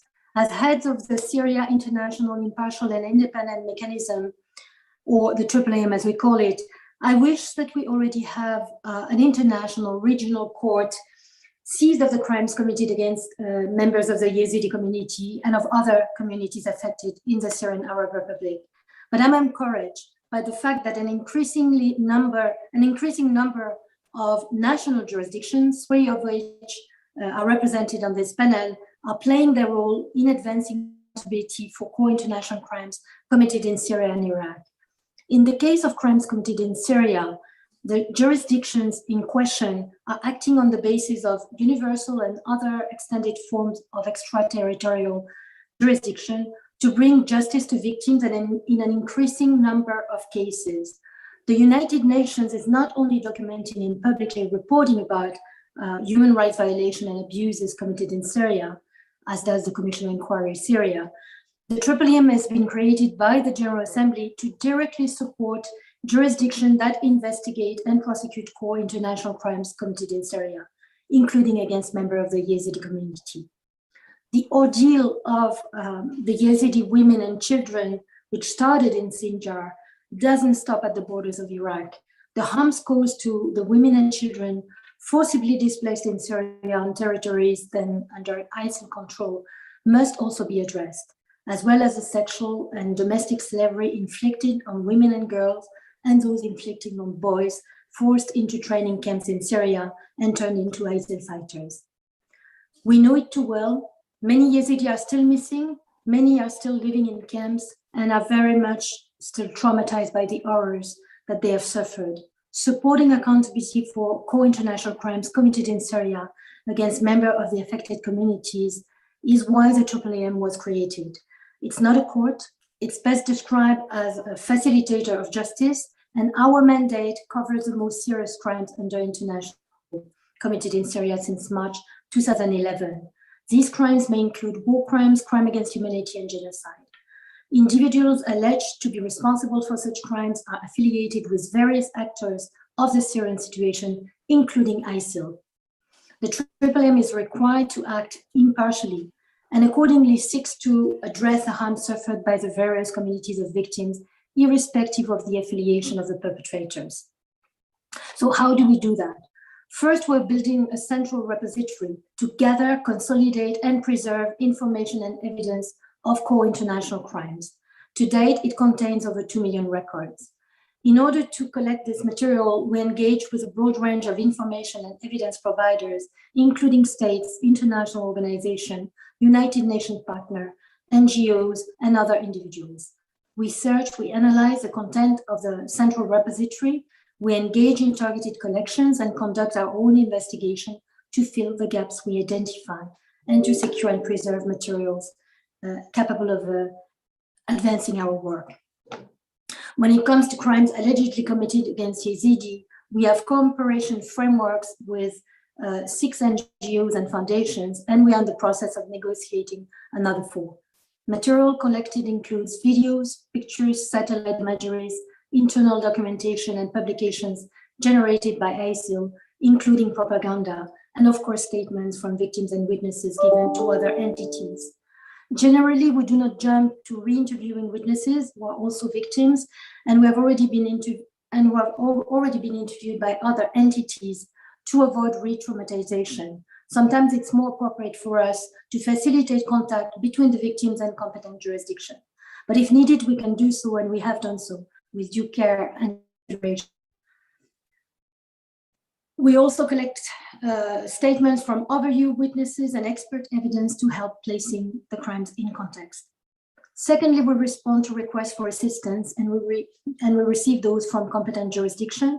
We rely on the central repository to respond to these requests. To date, out of 145 requests for assistance we received from 13 competent jurisdictions, 40 concern ISIL crimes. Our support to jurisdictions takes various forms, including sharing materials from the central repository that we have consent to share, geolocalizing crime scenes, putting in touch practitioners with potential witnesses, or hearing them. And of course, we share the analytical work that we produce. Thirdly, we conduct a structural investigation which seeks to address the contextual aspect of the Syrian situation, the existence evolution of conflict at the response in time, the existence of widespread or systematic attacks against civilian populations, but also crime patterns and structures of power. And as ISIL is concerned, of course, we focus on the group's organization, ideology, policies, and propaganda, insofar as it can reveal the existence of campaigns aimed at destroying all or part of a group, or at discriminating specific individuals based on religion, gender, age, or on political grounds. And these are critical elements to charge a specific conduct as genocide or persecution, as a crime against humanity, for instance. When prioritizing the development of our analytical work, we take into account the victim's perspective, the immediate needs of the competent jurisdiction, but also the longer term needs of the cases that we develop with a view to seize every opportunity of justice, which meets the requirements of our mandate. And the last development I want to mention, the last way of assisting accountability I want to mention is, of course, the building of case files. We're able to rely on the evidentiary context module that we have developed as part of the structural investigation to support the building of these files. And this is the main way that we support accountability for core crimes committed in Syria, including against members of the Yezidi community. I thank you for your attention. Thank you very much. And we will have later questions, and then we can get into more detail about the work of IIIM. I would now like to go to Mr. Christian Richer.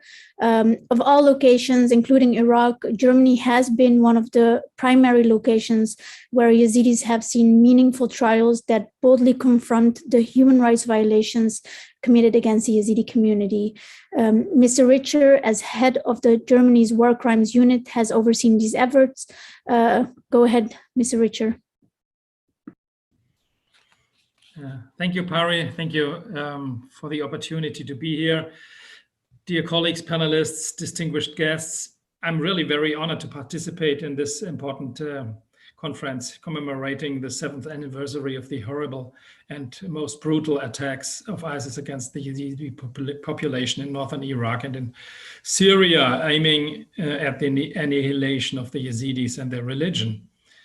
Well, for us, this is a day of remembrance, of mourning, and of reflection. It seems to be beyond all understanding that people are ready to commit such acts of brutality and cruelty as the members of ISIS did against the Yazidis who lived peacefully side by side with their neighbors in their traditional home countries. But again, I have to say again, the world had to learn and to acknowledge that mankind is able to commit crimes even in this unpredictable dimension, that some people are ready to attack others and to bring death and devastation. The global community has to find answers to this and has to assist not only by word, but also by deed, if it was not able to avoid these mass atrocities. The answer I have to offer is the answer of justice, to bring the responsible perpetrators to justice, but also to provide justice for the thousands and thousands of victims of the Yazidi population. Of course, as a prosecutor, I don't claim to manage all alone the enormous size of the crimes committed by ISIS fighters against the Yazidis and to heal all the wounds. This is impossible for only one institution, regardless if it is located in the country where the crimes were committed or abroad. But together with other institutions, the justice system may provide a signal to the world that it will never be forgotten what happened in northern Iraq and in Syria back in 2014. It is our duty and obligation to investigate the crimes and to prosecute the perpetrators within our competence as national prosecutors. The international criminal law, in addition with counterterrorism law, gives the legal basis to present the full picture. I emphasize the full picture of what happened in Sinjar and other places in August 2014 and provides the possibility to bring the perpetrators to justice. This requires a lot of effort and strong cooperation of all relevant institutions, but it is worth it. Solidarity with the survivors is one of the most incentive reasons for the work as a prosecutor in international crimes cases. My colleagues will feel the same way. The work as a prosecutor in these cases would be impossible without the assistance of the witnesses who testified by telling the story of the cruel fate they had to suffer. I'm really deeply impressed by the uprightness and the honesty of the victims during these interviews. This encourages us not to stand still, but to go further on and to elucidate what happened 7 years ago. Up to now, the Office of the German Federal Prosecutor General achieved 2 final verdicts stating that what happened to the Yezidis was a widespread and systematic attack against the civil population.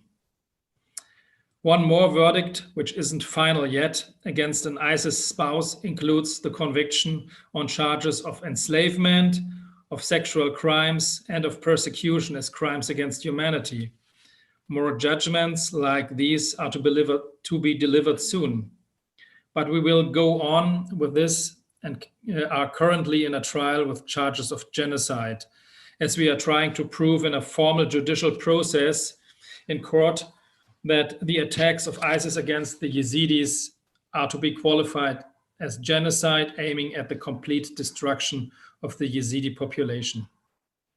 I hope we will receive a judgment later this year. But this is just the beginning of our work. We will continue to collect pieces of evidence and to interview survivors and other witnesses who very bravely contribute to holding the perpetrators accountable and to keeping the world's memory awake. And even if one must be patient and if quick results are hardly to expect, this is something you have to keep in mind. We will never give up with our ongoing work. So I'm very grateful to have this conference today, and again, thank you for inviting me. Thank you. Thank you, Mr. Richer. Let's turn to Mr. Jeroen Stott, the International Crimes Prosecutor in the Netherlands. Obviously, as a Dutch citizen, I know that our country considers justice and accountability and defense of human rights among our highest values and responsibilities. So, Mr. Stott, please give us your remarks.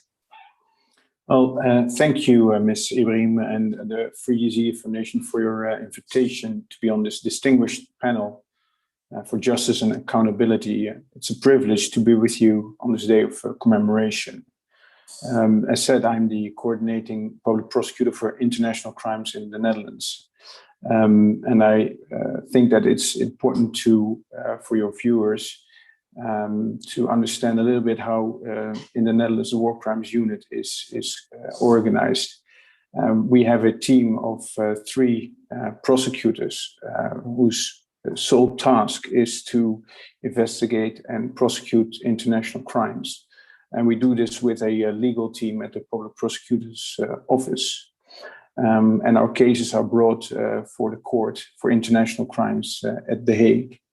And we don't do this work all by ourselves. We have a dedicated police unit with the National Police of 43 members strong, whose sole task is to investigate the investigation into international crimes as such. And as my colleague, Mr. Richer from Germany already mentioned a little bit, that the international cooperation is very important when it comes to these hideous and heinous crimes that are committed somewhere else in the world. So international cooperation between countries and NGOs is very important, and obviously those that survived those atrocities is paramount. In the Netherlands, what is also important to understand is that we do have jurisdiction limitations that has been limited by our legislator. We only have jurisdiction to start a criminal investigation into these crimes in the following cases. We have jurisdiction if the perpetrator or the victim has the Dutch nationality. And we only have jurisdiction if the perpetrator who has not got the Dutch nationality is on Dutch territory. In those cases, we can start an investigation and also decide on prosecution. So that limits the possibility for the Netherlands to provide the justice and accountability in general, and also with regard to the Yezidi genocide. In the Netherlands this year, we already have 2 convictions of perpetrators of international crimes in Syria, not yet directed to the Yezidi population, but to the Syrian population in general. And we have convictions in previous year as well.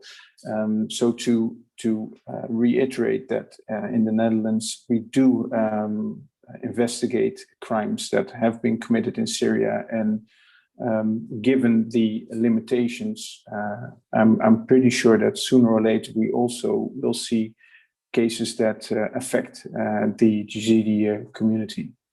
Now, what the challenge is when it comes to investigating and prosecuting these international crimes is often that the evidence is mainly based on witness accounts.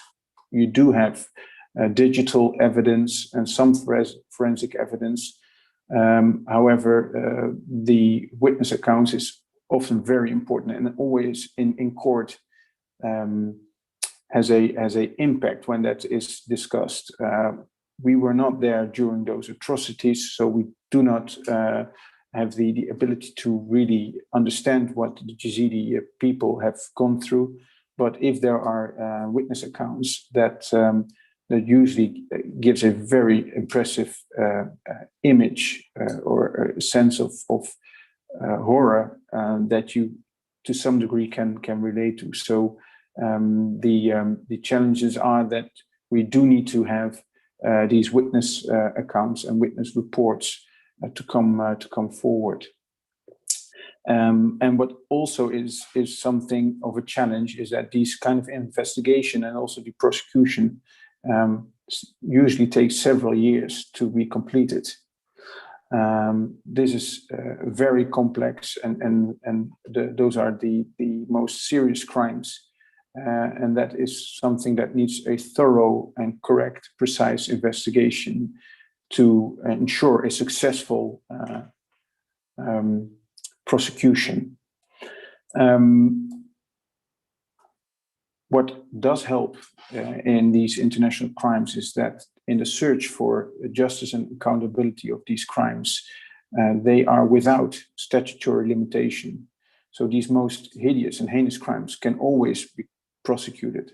They don't expire, for a lack of a better word.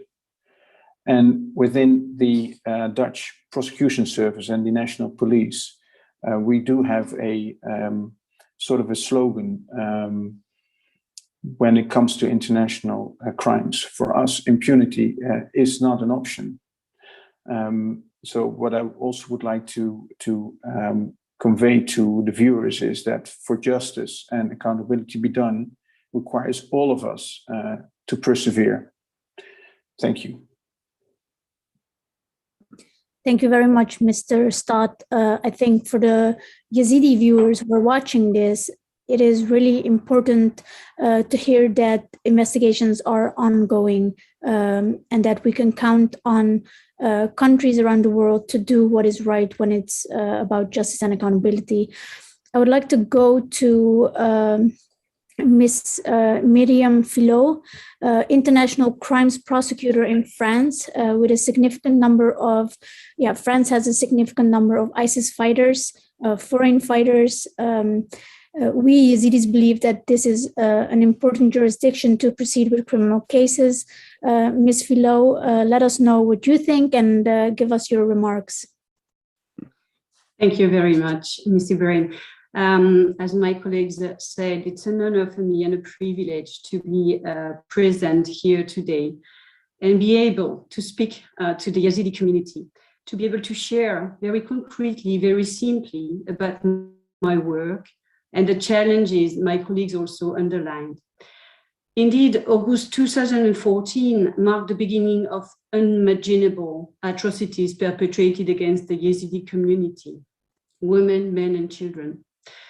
And this is my job, along with the one of the panelists here and the one from other members of the UN community, as well as the one from civil society associations such as yours, to address these horrors and address them in a very particular way, bringing justice. I am deeply convinced that there is a crucial role to be played today by national prosecution offices and courts in the fight against impunity regarding these crimes in particular. And it is each state's responsibility to prosecute and bring to trial its ISIS national members for those crimes. In France, so far, we have one large structural investigation open in 2016 and aiming at identifying step by step French ISIS members for crimes committed against Yazidis in Syria and Iraq, prosecuting them for crimes against humanity and genocide. We also have two so-called judicial information, more directly directed towards 2 French individuals, also for genocide and crimes against humanity perpetrated against Yazidi victims. So what is concretely my job as a national prosecutor? Although my colleagues already underlined very clearly our challenges, our daily work, how do we work together to fulfill this aim of bringing justice towards the Yazidi community? First, understanding the facts, establishing the facts. And my colleagues have already explained that, this challenge, understanding the pain, having access to the whole spectrum of the horror lived by the Yazidi community. What does that mean concretely? It means that we prosecutors, investigators are ready, trained and qualified to listen to you, victims, survivors, witnesses, men, women, children, leaders of the Yazidi community, listening to you, everyone who wishes to contribute to the truth-telling. Secondly, our job, what does that mean to? It means understanding, enumerating, detailing the facts, but qualifying them legally.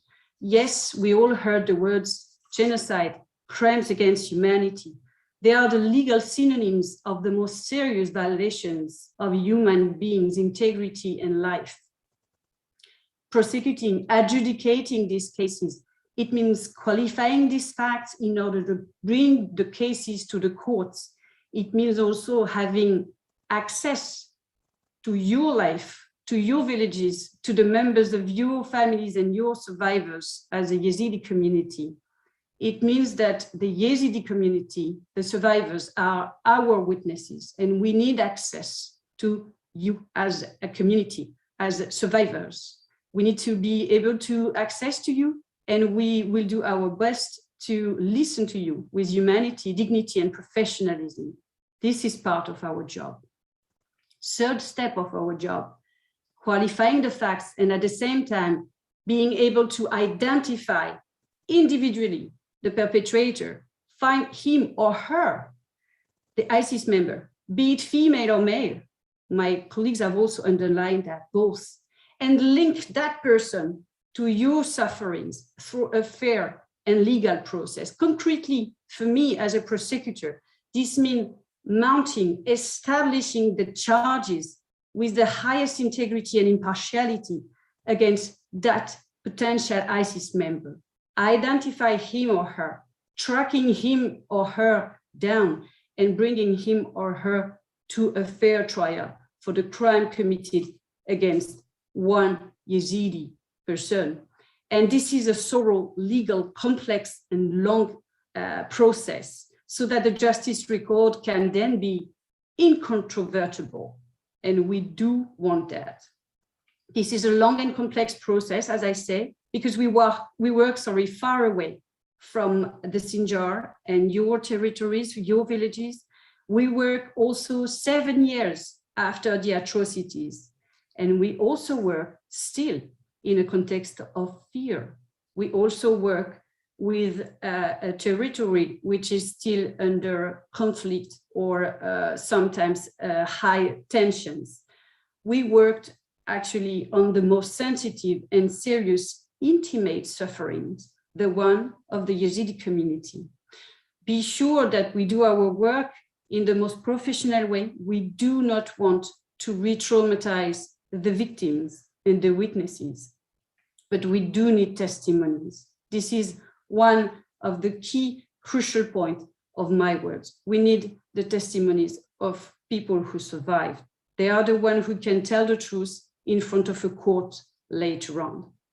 So finally, establishing charges against one person, it means access to evidence, testimonies, while always, as a prosecutor, challenging our conduct of the investigations, asking ourselves, do we have enough to bring a person in front of the court?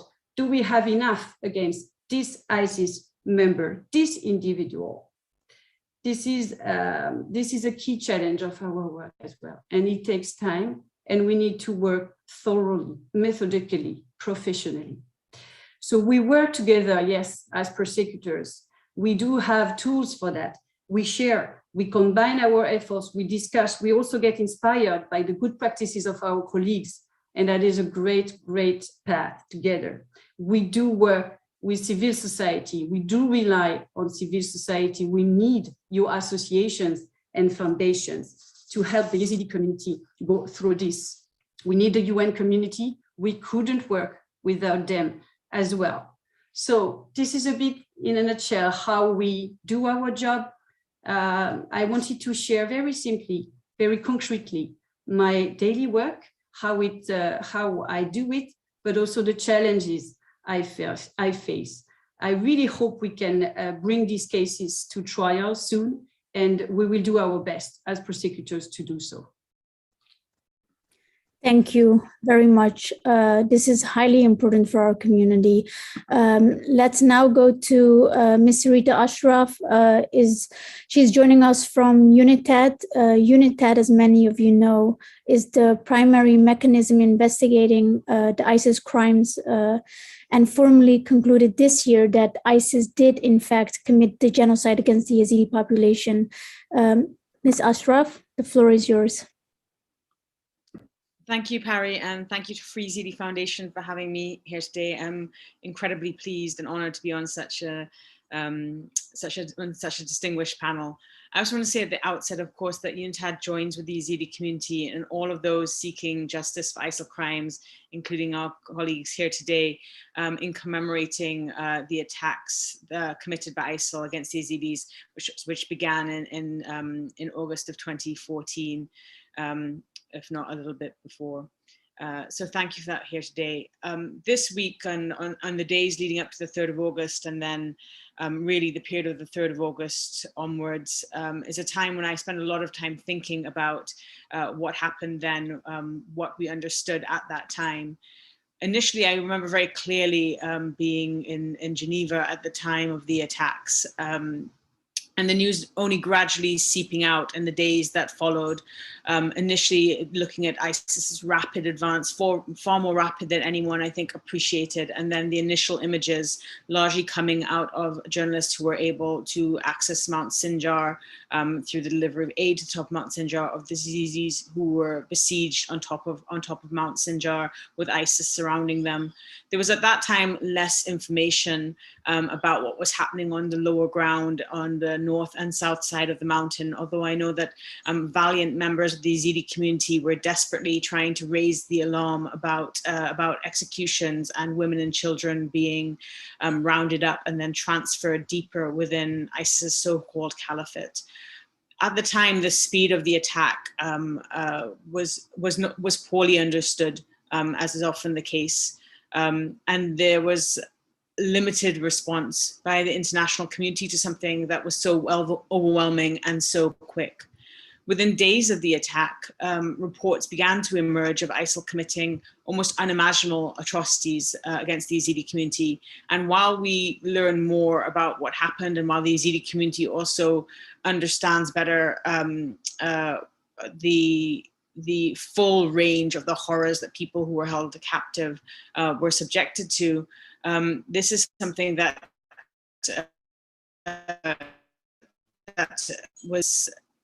was still being understood within the international community and within the international justice community. What became very clear from the reports is that we were seeing a systematic pattern of crimes of men and older boys being killed and forced to convert, of women and girls, some as young as 9 years old, being sold at markets and individually, and then held in systems of sexual enslavement where they were subjected to a range of sexual and physical violence, and of boys, young Yazidi boys, being ripped from their families and indoctrinated and recruited into ISIL training camps. Also apparent was the destruction of cultural and religious property, which occurred not just in Sinjar, but in other areas, including Bashika, across the areas which the Yazidis called homeland in northern Iraq. As I said, it was quickly apparent that the horrors being visited against the captured Yazidis were occurring systematically across ISIS-controlled territory in Syria and Iraq. That understanding that understanding was really due in many cases to the work of the Yezidi community. Of the Yezidi community itself. Where we also want to recognize that many of the Yezidi activists, including NGOs such as the Free Yezidi organization, have been at the forefront of not only supporting the Yezidi community itself in terms of the psychosocial support and humanitarian initiatives, but also in the work of documentation and understanding and building a picture of the crimes, of what ISIL was doing, of how ISIL operated and its links with some of the surrounding community that enabled some of the international justice actors to come in later to build their own understanding and build towards accountability. That includes, of course, entities that were working in the intervening years, doing those determinations, including the US Holocaust Memorial Museum. I know Naomi Kohler will be hosting a later panel, and of course the UN Commission of Inquiry on Syria, which released its report in June of 2016. After the liberation of large areas of Iraq at the end of 2017, there was the liberation of Iraq from ISIL exposed the full magnitude of the crimes inflicted on the inhabitants of the communities, of the territories, including the Yezidi community. As we got greater access to survivors and witnesses, the full panoply of abuses, including executions, tortures, rape and sexual slavery, the ways in which different crimes were committed against different portions of the community became incredibly clear. It was harrowing. It was a scene of harrowing loss and profound suffering and shocking cruelty. And that shock has not dissipated the more that we understand about what ISIL, the crimes that ISIL committed, and the impunity with which they committed those crimes. As ISIL was driven from its strongholds in Iraq, the international community emphasized the crucial importance of holding ISIL members accountable for the crimes they have committed on the basis of objective, evidence-based investigation and analysis. They also recognized that a detailed and factual presentation of ISIL atrocities in fair and transparent criminal proceedings would be central to efforts to undermining the ideological underpinnings of ISIL movements and others which draw from the same ideological lineage. This is hoped that it will reduce that ideology's ability to spread further and also protect communities like the Yezidi community, which are often subject to waves of persecution and abuse and even genocide over a period of decades and sometimes centuries, to prevent the harm, future harm possibly. In August of 2017, the government of Iraq called upon the international community to assist in ensuring that ISIL members are held accountable for the crimes committed in Iraq. As a result of this, the Security Council adopted a resolution in September of 2017, Resolution 2379, in which it requested the UN Secretary General to establish an investigative team to support domestic efforts to hold ISIL accountable by collecting, preserving, storing evidence in Iraq of acts that might amount to war crimes, crimes against humanity, and genocide committed in Iraq. This is the resolution which founds UNITAD, and UNITAD today. UNITAD is continuing to work in Iraq, and we'll speak a little bit more about that in the Q&A, I know. I do want to emphasize just a few things. Like others on this panel who are conducting investigations, UNITAD is committed to survivor-centered, trauma-informed investigations which honor the dignity of survivors and support the survivors in providing information which is integral to bringing cases globally. We are also committed to providing a foundation for accountability which renders visible the full gamut of victims and survivors and the full range of crimes against them. What does that mean? Often, historically, criminal investigations, and we're talking going back decades, have focused on crimes which are against victims which are most visible. That tends to mean that victims which are less taken accounted for, less prioritized and marginalized tend not to be as present in investigations and analysis and in the indictments which subsequently follow. That means that we are pursuing gathering evidence which is which renders visible the entire community of victims. So we're looking at a form of justice which is not adult-centric and which is also not male-centric, although, of course, the crimes against the adult male community are significant and important. What that also means is not only are we trying to ensure that we are capturing the full evidence of crimes against women, girls, and boys, but also trying to look at what crimes have been captured. Often we see a very reductive approach in the history of international criminal law to what crimes are committed against what people. That means when we're looking at crimes against male victims and male survivors, that we're not simply reducing that to executions. When we're looking at crimes against women and girls, we're not only seeing them as victims of sexual violence, but understanding that they have been subjected to a continuum of violence across time, a part of which undoubtedly in the case of the Yazidis has been sustained sexual violence. When it comes to boys, we are looking at the full range of the violations they suffered and not reducing the experience of the boys captured simply to that of child or boy soldiers, recognizing that child soldiering itself it contains a basket of other violations. In doing so, we hope to produce an incontrovertible historical record, but also primarily to support what are now national efforts, national justice efforts all over the world. In this, we underline the importance today of domestic prosecutions to the international criminal justice experiment. And UNTAD is incredibly honored and committed to supporting the work of the other panelists here and of prosecutors globally. Thank you. Thank you, Ms. Ashraf. I think you're right. There's a lot of more crimes that happened probably to the Yazidi boys that the Yazidi community is not aware of itself. I think there's a lot of unspoken things that need to be investigated. Same for Yazidi women. Some of them never opened their mouth about what actually happened to them, although we know being in ISIS captivity is the worst of the worst.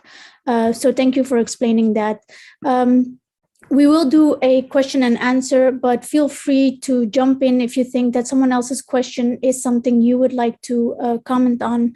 Let's begin with IIIM. We know that IIIM is mandated to investigate crimes committed in Syria, and there are many different alleged perpetrators. How does IIIM conduct its work, in particular in relation to ISIS? How do the crimes committed against the Yazidis feature in your work? Ms. Marguil, go ahead.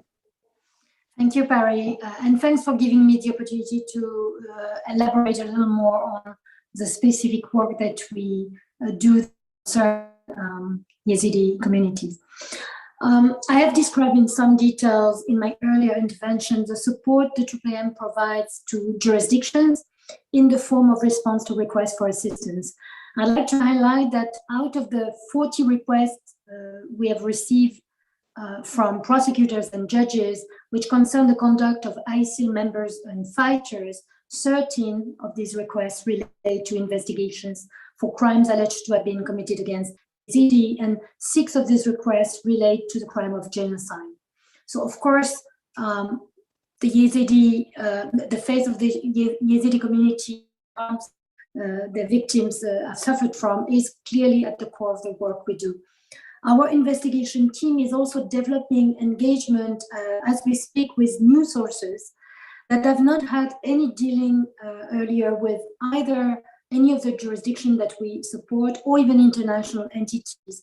And among these new sources, there are some that are directly relevant to crimes committed against Yazidi. And we understand from our partner jurisdiction that this is a source of evidence and information that is really very important to them.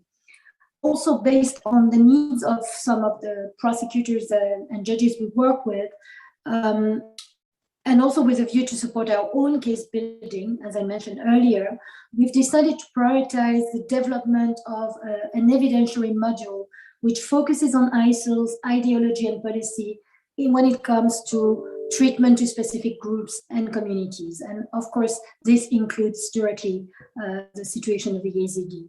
So we are exploring, as part of the analytical work we do in this instance, we are exploring how that ideology both call for specific forms of treatment and violence against members of those groups, but also how it was implemented through violent means. And this work, just to give you some example of how it can link to the building of cases, this work will be obviously of direct use to demonstrating the existence of a systematic attack against a civilian population. It will be of use to support charges of persecution as crime against humanity, and potentially even in part in relation to genocide, as the ideology that is behind the acts is extremely important to later demonstrating intent. Other modules of analytical work that we work on relate to crimes committed in specific locations in Syria and against specific communities. And although I cannot share in detail this type of work that we do in this forum, I can say that one of the evidentiary modules we plan to develop is directly relevant to the treatment of the Yezidi community in Syria. And we'll look into how to support characterization of some of the conduct, as Miriam was explaining, as crime against humanity and or genocide. It's always about identifying the relevant evidence, it, and sharing it with a competent jurisdiction. I thank you. Thank you very much. We're also getting questions from the public, but I think that these questions will be answered during our panels. If they're not being answered, each of you can probably answer them in the chat. Let's go to UNITAD. This year, UNITAD made the conclusion that most of us in the Yezidi community already knew. ISIS had committed genocide in August 2014. Without revealing confidential evidence, how was this conclusion drawn? Will this help countries around the world to recognize the Yezidi genocide? Thank you. Yes, UNITAD had engaged in a multi-year investigation of crimes against the Yazidis. That investigation continues, but we were fortunate by March of this year to be able to indicate in our presentation before the UN Security Council that UNITAD had determined that there was clear and convincing evidence that the crime against the Yazidi people constituted genocide, and also indicate that we had identified specific perpetrators who hold responsibility for the crime of genocide against the Yazidis. The detailed account of the atrocities committed against the Yazidis was a result of a tremendous amount of work, largely by across UNITAD, particularly by Field Investigation Unit 1, which is charged with crimes against the Yazidi community, and by the Gender and Children's Unit as well.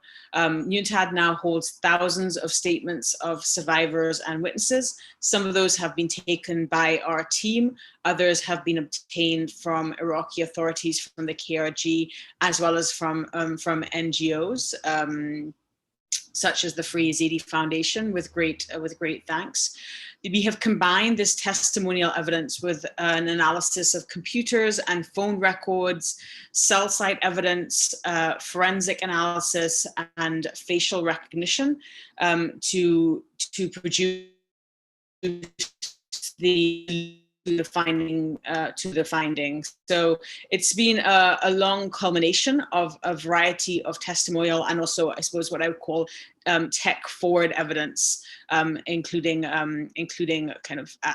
cell site data analysis, facial recognition, and so on. We're also aided by our access to Iraq, which has allowed us to be at the scenes of crimes, and by our collaborative work with the Iraqi government. That has allowed us to be a part of the mass grave excavations, notably at this time in and around Kocho and Solar, which are led by the Mass Graves Directorate and the Medical Legal Directorate of the Iraqi government, together with ICMP.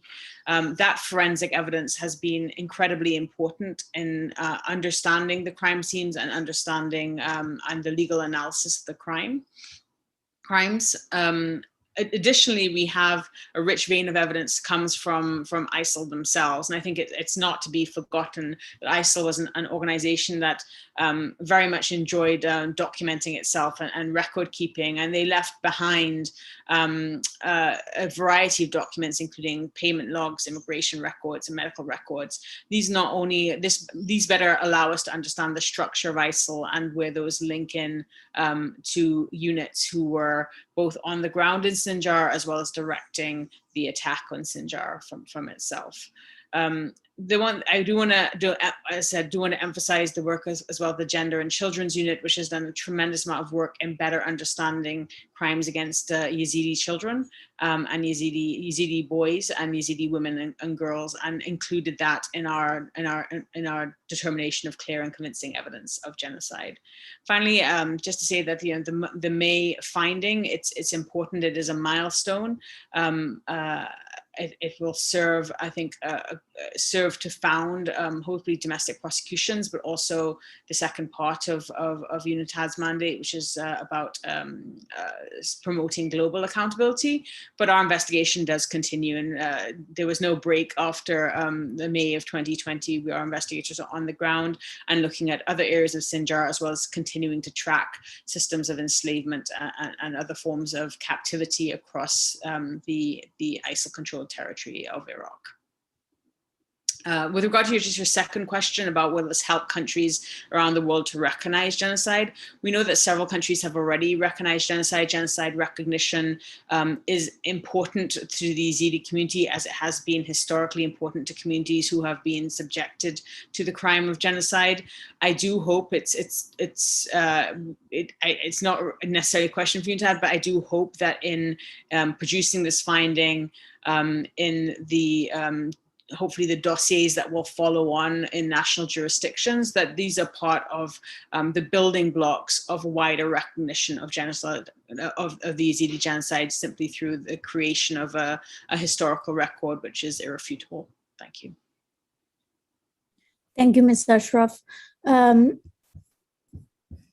Let's go to Germany, Mr. Richer.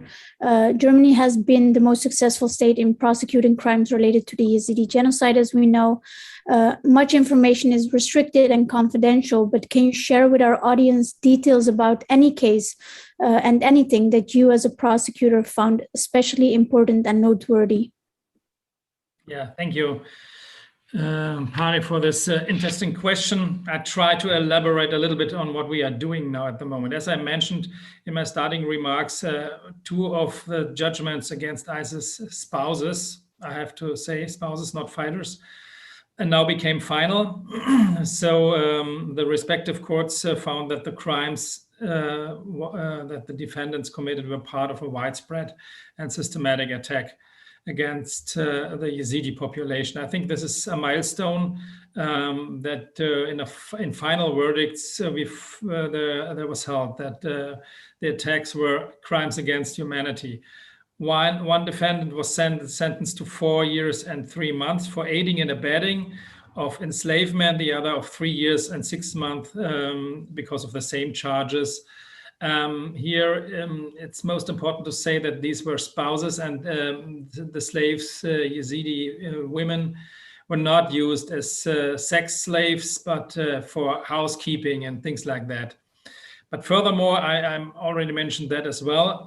The higher regional court in Düsseldorf issued recently a judgment against Sarah O, sentencing her to 6 years and 6 months for enslavement of a Yazidi woman. And the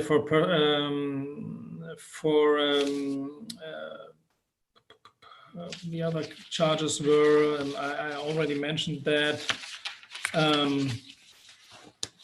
persecution and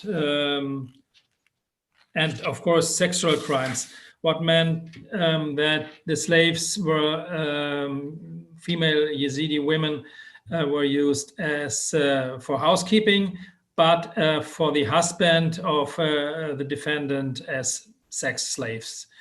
That's why her verdict, her sentence was higher than the others.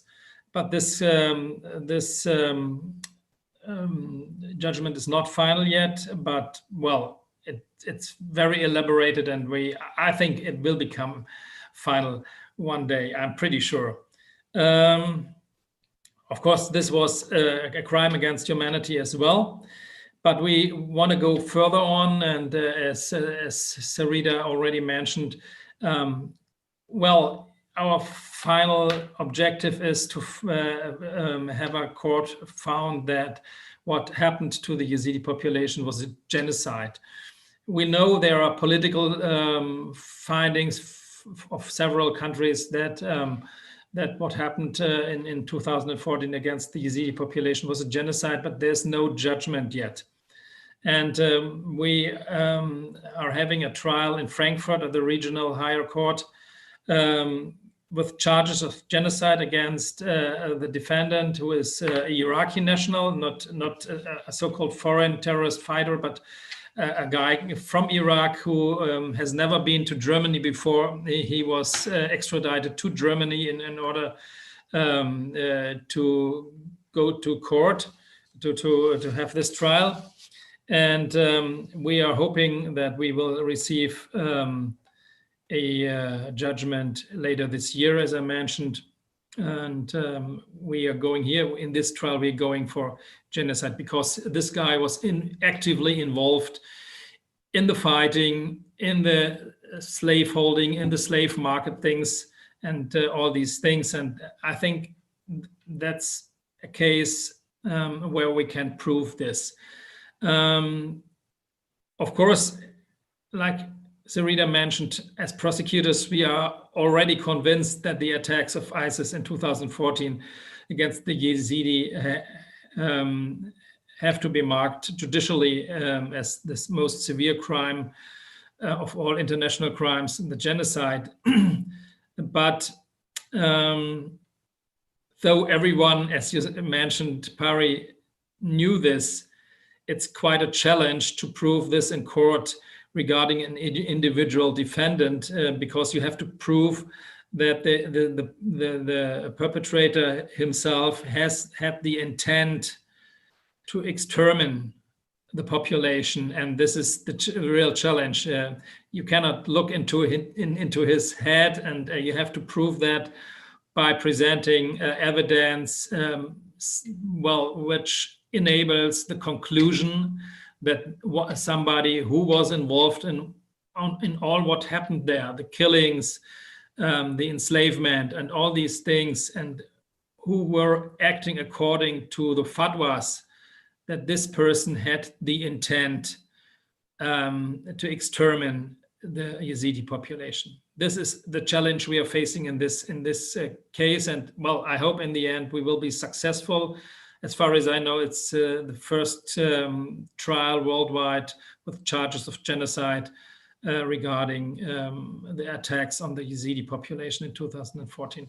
And of course, this is not the end. The investigation is going on and will go on. We have a structural case focusing on what happened to the Yazidi population in 2014 and later on. And we are we're still going on with the interviews of Yazidi, mostly women and children here in Germany. Up to now, we interviewed more than 100 people. It became a little bit slower due to the COVID pandemic because it became quite difficult to interview people under the conditions and the measures against the COVID pandemic. But we now go on with the interviews, and we try to focus a little bit more on people who were in custody of ISIS fighters later than 1 year or something like this, because most of the Yazidi women and children and some men who came to Germany in 2014 were in detention of ISIS fighters please do not misunderstand me, some months or up to a year, but there were others who were much longer in detention and came free only lately. And we try to focus on them a little bit more to get the full picture and to see all the cruelties and brutality of the attacks of ISIS within our investigation. But nevertheless, we are extremely grateful that the Yezidi community supports us in our investigation and offers assistance into this endeavor. We know that this is a huge challenge for each witness to tell in these interviews all the horrible details of the treatment by ISIS militia. That's why I'm really deeply convinced that this will be a significant contribution to the accounting of the crimes committed by ISIS fighters of all nationalities. That means especially the foreign terrorist fighters, but well, fighters coming from the region as well, against the Yazidis, and it's a significant contribution, of course, to a just punishment of the responsible perpetrators. So we will surely not relax, and we will go on and use all our efforts to investigate and prosecute these crimes further on. That's what I can tell for now. So we are just in the middle. Thank you, Mr. Richer. I think this gives a good view of what Germany is doing and the cases. I heard from many Yazidis that they were not aware of the case, the genocide case that is ongoing at this moment in Germany. One remark, we are doing that closely linked with all our partners of national prosecution, of civil society, of course, and of our partners in international institutions like IIIM and UNITAD, but maybe I will elaborate this later on, okay? Yeah. Thanks. Thank you. Mr. Stott, I think there are many people who would like to know, since now the parliament in the Netherlands has recognized the Yazidi genocide, how might the Netherlands be able to contribute to our pursuit of justice? Are you optimistic that we might see some cases in the coming years in the Netherlands? Well, thank you for that question, Barry.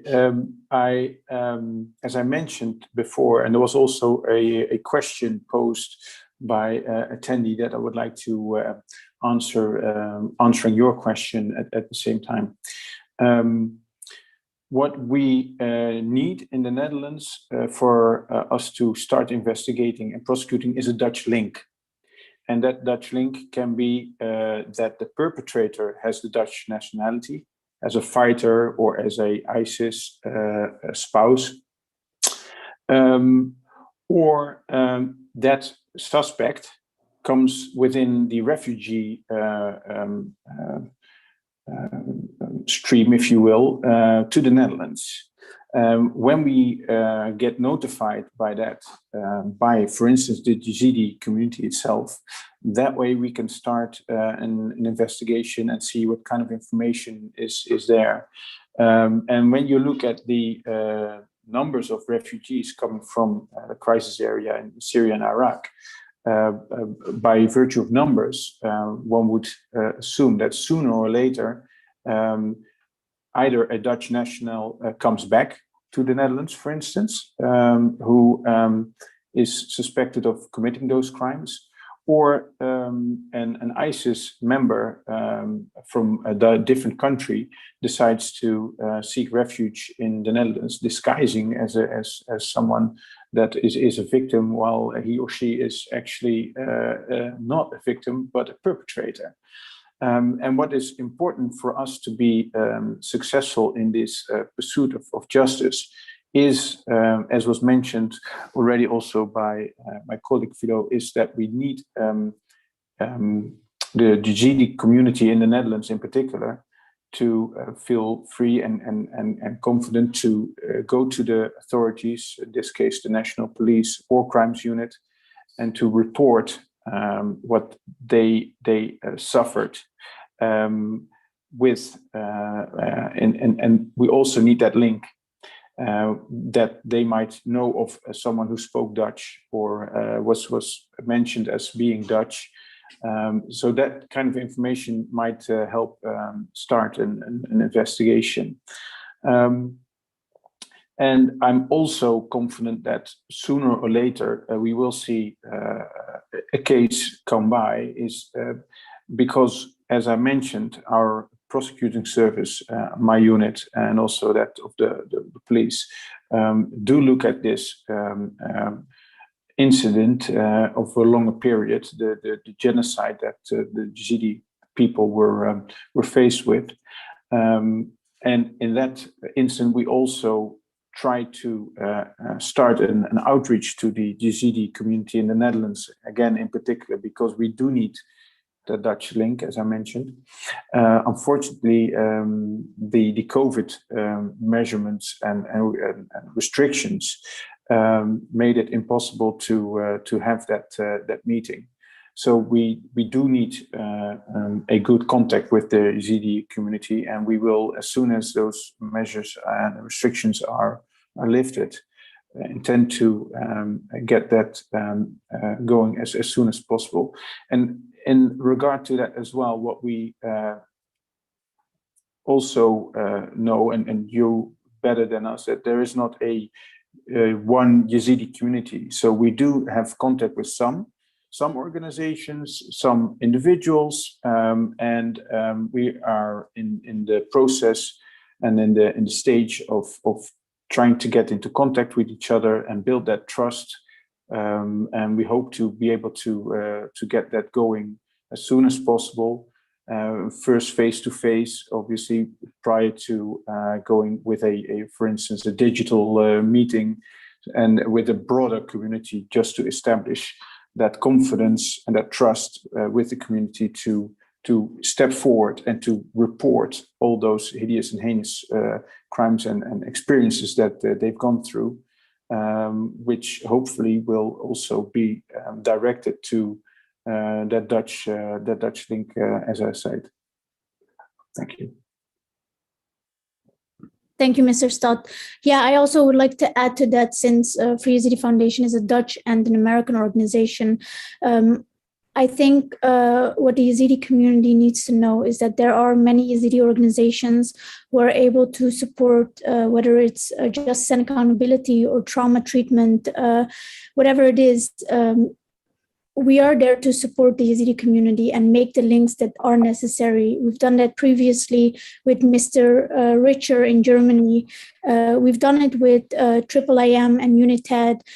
We've given information to both of the investigative bodies, and that was reshared with European countries. And also what our community, the Yazidis, should not forget: justice and accountability takes very long. I know some of the prosecutors have said that already. It takes a long time. We need to ensure that the connection remains, not that after you give your testimony that you are done and that's it.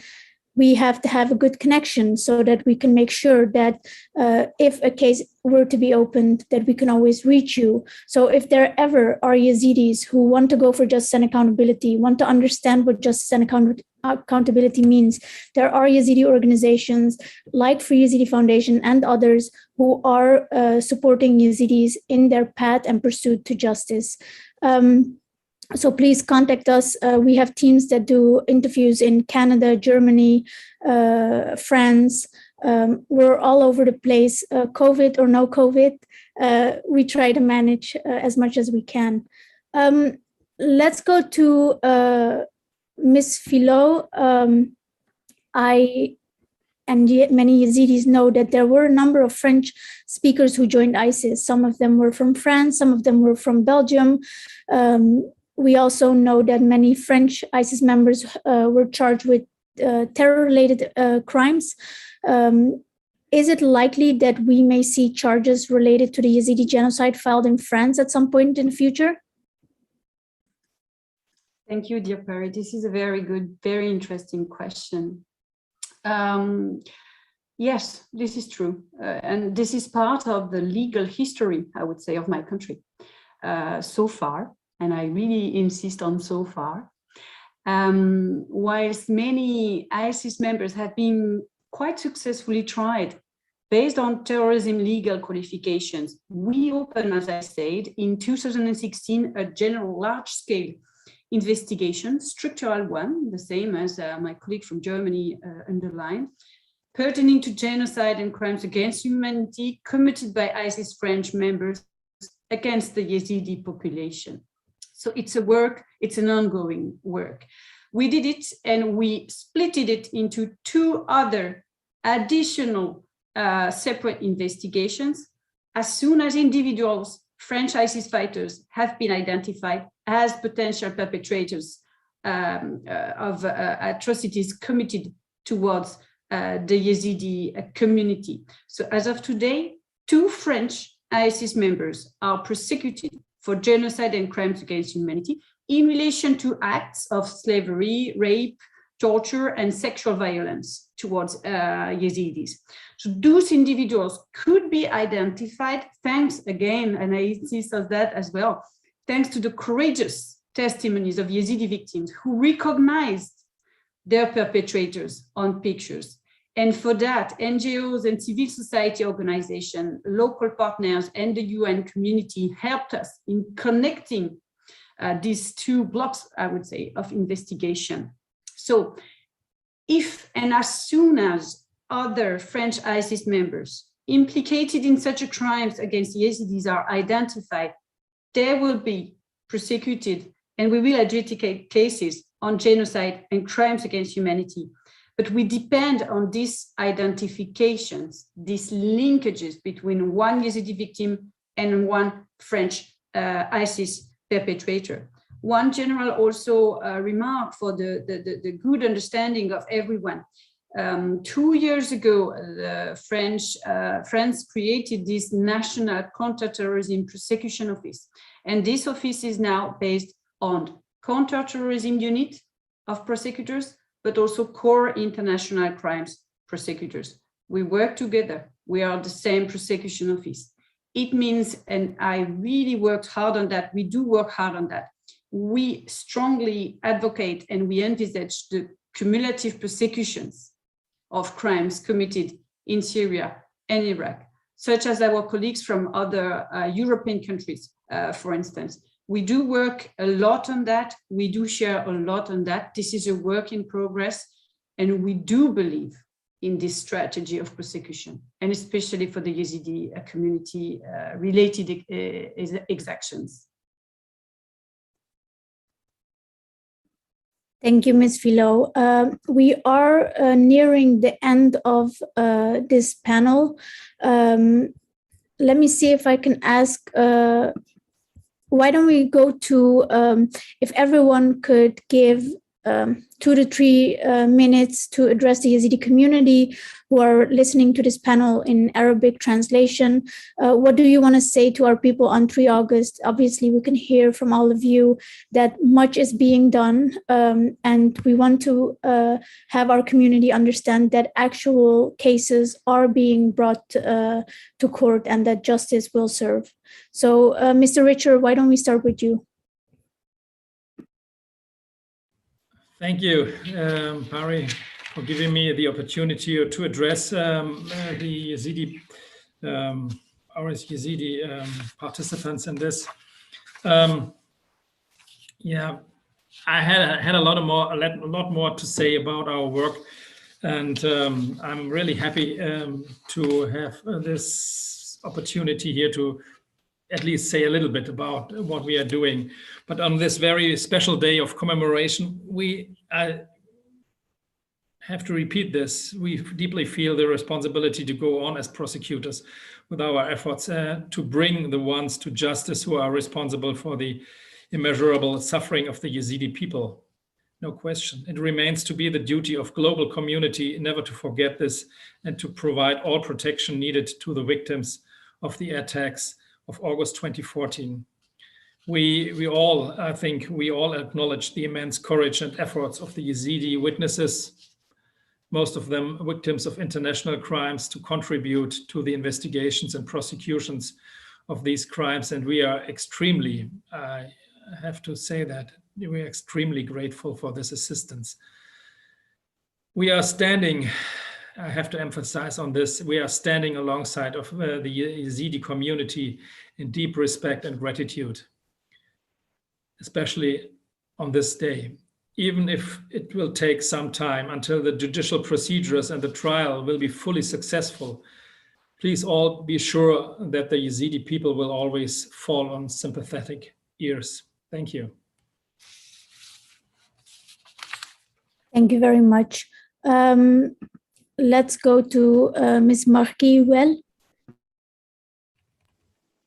Thank you. Thank you, Perry. To members of the Yezidi community who are listening to this panel today, I want to say the following. Justice for the crimes you and your loved ones suffered from and continue to suffer from as a result of the terrible acts perpetrated by members of the ISIL is not a question of if, it's a question of when.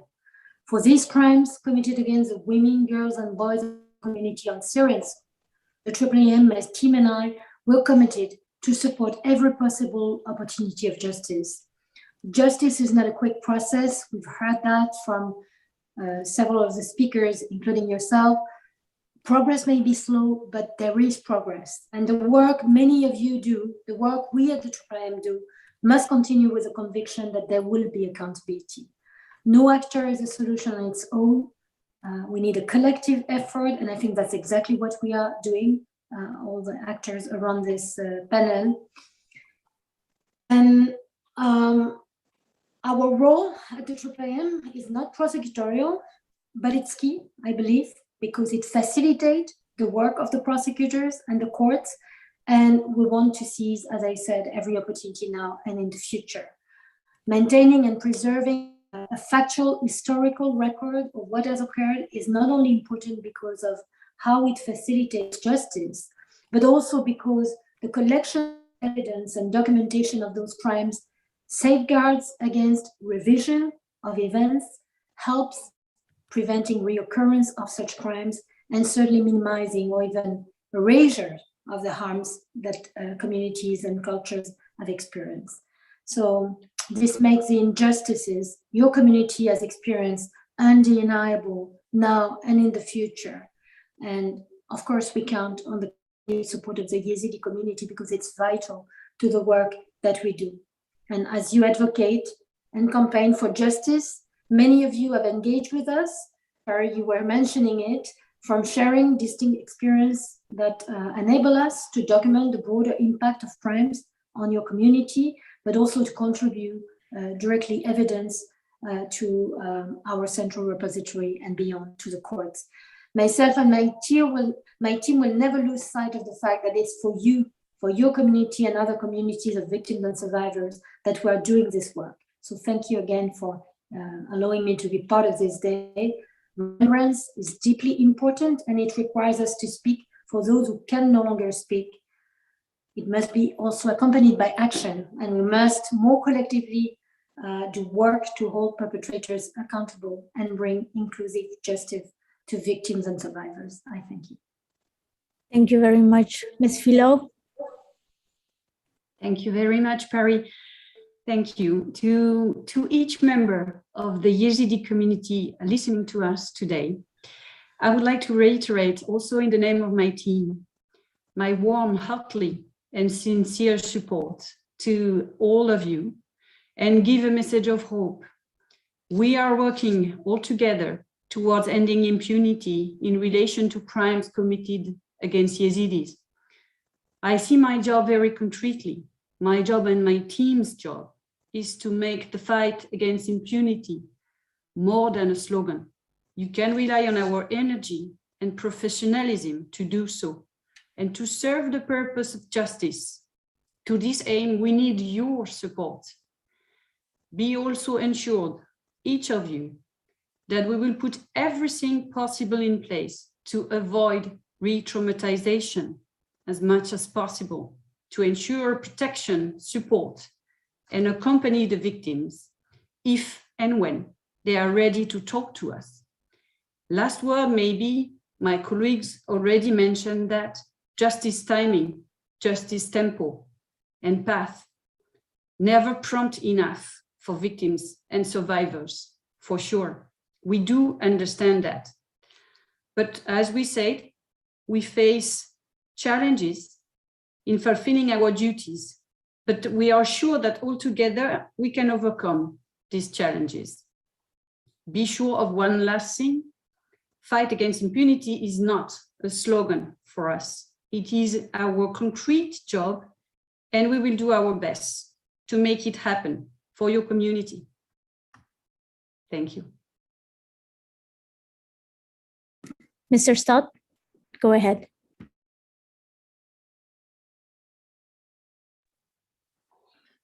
Well, to the Yezidi community, I would like to say that I hope that you feel and have the courage to step up and to talk about these horrific experiences that you encountered, and reach out to the authorities to report, so that you also enable us to do the work that we are designed and designated to do within the Netherlands. The Dutch prosecution service and the police are dedicated to the fight against the impunity, and we are tenacious at that. You must understand that. And as said by also my colleagues, that this takes time, unfortunately, to seek that justice and accountability. We do prosecute, for instance, international crimes that were committed in Ethiopia in the 70s, that were committed in Afghanistan in the 80s. We do prosecute those cases in the Netherlands at this moment. And sooner or later, these horrific crimes that your people were victim to will also be prosecuted in the Netherlands as soon as we have a Dutch national or someone in our territory, and we are made aware of that. And we will reach out to you. And as said, with that outreach, we also are dedicated to ensure that there is not a secondary victimization and traumatization when we do get into contact and need to get that information from you in those moments of contact. So hopefully you are aware that you do not lose hope, and that you stay committed, and also over a longer period of time, and make sure that if you have any question or reach out, please contact the Free Yezidi Foundation, and I'm sure they will pass on to us whenever that is something that you would like to do. So we stand with you, and we seek justice likewise. Thank you.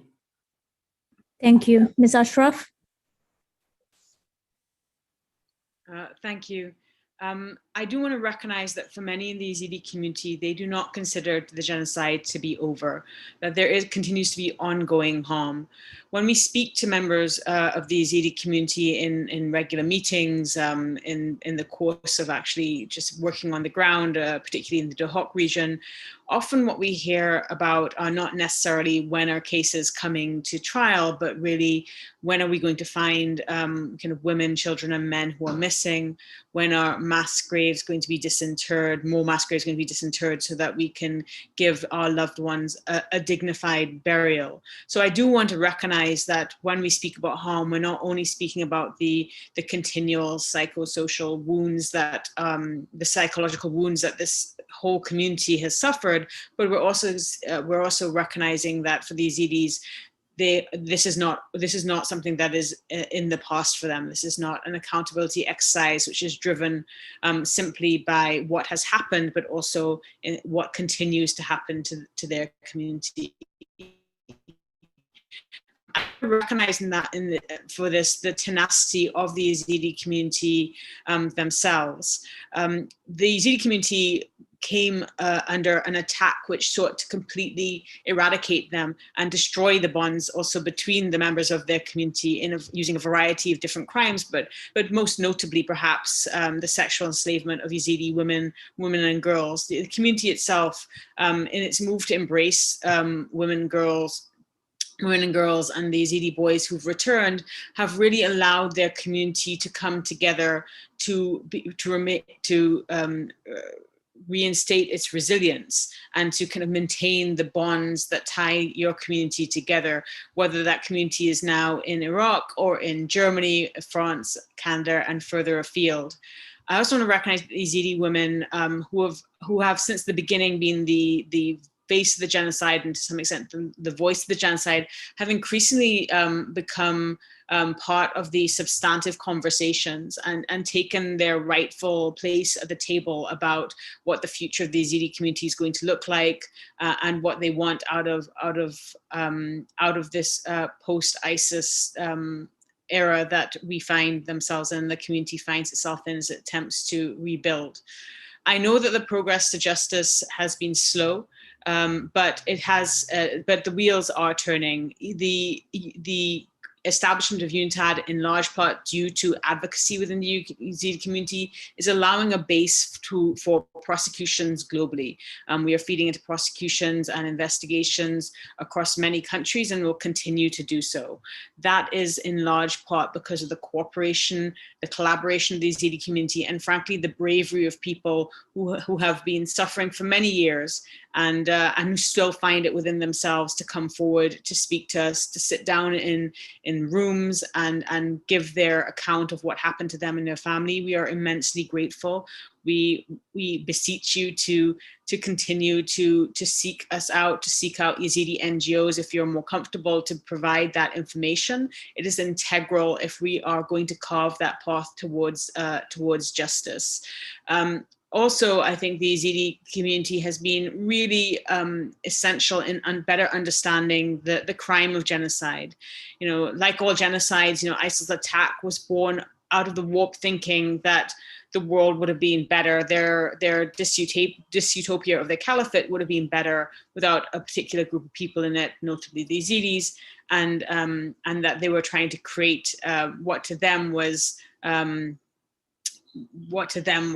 kind of dystopian vision of a society which the ideology wouldn't allow the Yezidis to exist in. The Yezidis coming forward, allowing us to understand what ISIL was trying to do, something that the Yezidis recognized immediately as an attack against the group rather than them as individuals, is immensely important as we seek to entrench in international law a more all-encompassing idea of genocide, but also helps not only the Yezidis, but other marginalized groups in Iraq and elsewhere to come to the fore, to seek justice, and for those of us who are justice actors, both nationally and internationally, to really better understand the crime and its impact on the victims. So thank you to you, and thank you to the Yezidi community. Thank you to Free Yezidi Foundation and the other NGOs that are doing really invaluable work. And UNITAD is continuing to work on the ground and is looking forward to much more collaboration in the years to come as we seek to carve a path towards justice for these horrific crimes. Thank you. Thank you, Ms. Ashraf. Mr. Richard, let's just quickly go back to you because I know you have a lot more to say. Let's see if you can put it in a couple of minutes. Thank you, Paris. Thank you so much. I just want to thank everybody. And one thing I want to mention is the need for cooperation of all of us. Well, I know every of the panelists right now, and we are cooperating all, and that's very good, and that's absolutely crucial. We are linked together in the Genocide Network meeting, where IIIM and UNITAD are members as well, or observers, but we are working closely together. That's something everybody should know, and we are doing that on a very trustful basis. And the other thing is, just want to mention, because you mentioned the counterterrorism law, and what we found extremely successful is the so-called cumulative prosecution. That means we do, wherever possible, we investigate under counterterrorism aspects, but also under international crimes aspect. And this approach is very successful because it provides the full picture. Yeah? The woman was not only a spouse of an ISIS fighter, competent for growing up children and housekeeping, and in doing so a member of ISIS itself, but as a slaveholder of a Yazidi slave and a plunderer of Yazidi possess. She is a perpetrator of international criminal law, and this is what you can present the court in a cumulative prosecution. Therefore, I would strongly recommend to go on in this direction and to use this way to show the world and to show everybody what really happened there, because well, membership in a terrorist organization is a quite abstract charge, and to have the full picture and to say what really happened, this is only possible if you add the international crimes aspect as well. That's what I finally wanted to say. I see the panel is over now. Thank you so much.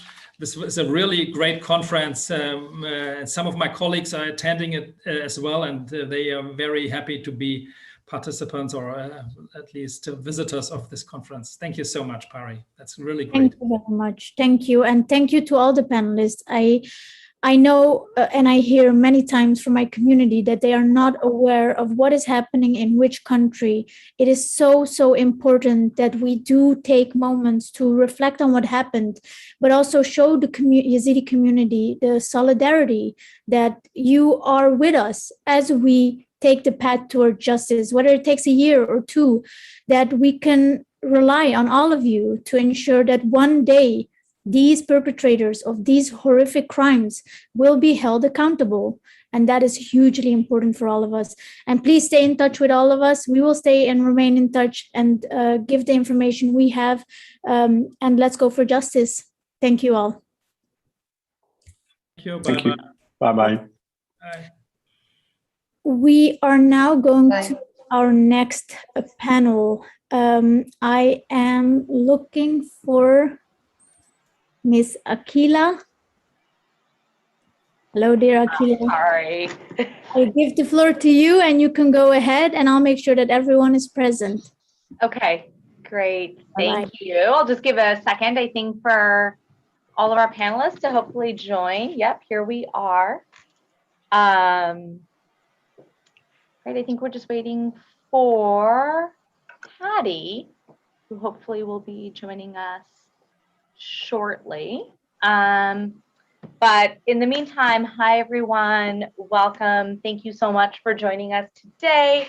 On behalf of the Free Yazidi Foundation, I'm Akila Radhakrishnan, the president of the Global Justice Center. We're an international human rights organization dedicated to advancing gender equality through the rule of law. And we combine legal analysis with strategic advocacy to ensure equal protection of the law for women and girls. And we have been working with the Free Yazidi Foundation and others on justice and accountability for the Yazidi genocide since 2014. And so, you know, it's really a pleasure to be helping to convene this panel of experts. Just a quick bit of housekeeping. In terms of the run of show, we're gonna have a moderated discussion with our amazing panelists here, and then we'll open it up to a Q&A from the audience. So go ahead and feel free to use the chat or the Q&A functionality with any questions that you may have, and we'll get to them towards the end of this discussion. And so just to get us started, you know, over the last 2 days in commemorating the 7th anniversary of the Yazidi genocide, FYF has brought together a range of experts to discuss various aspects of the Yazidi genocide response and recovery efforts.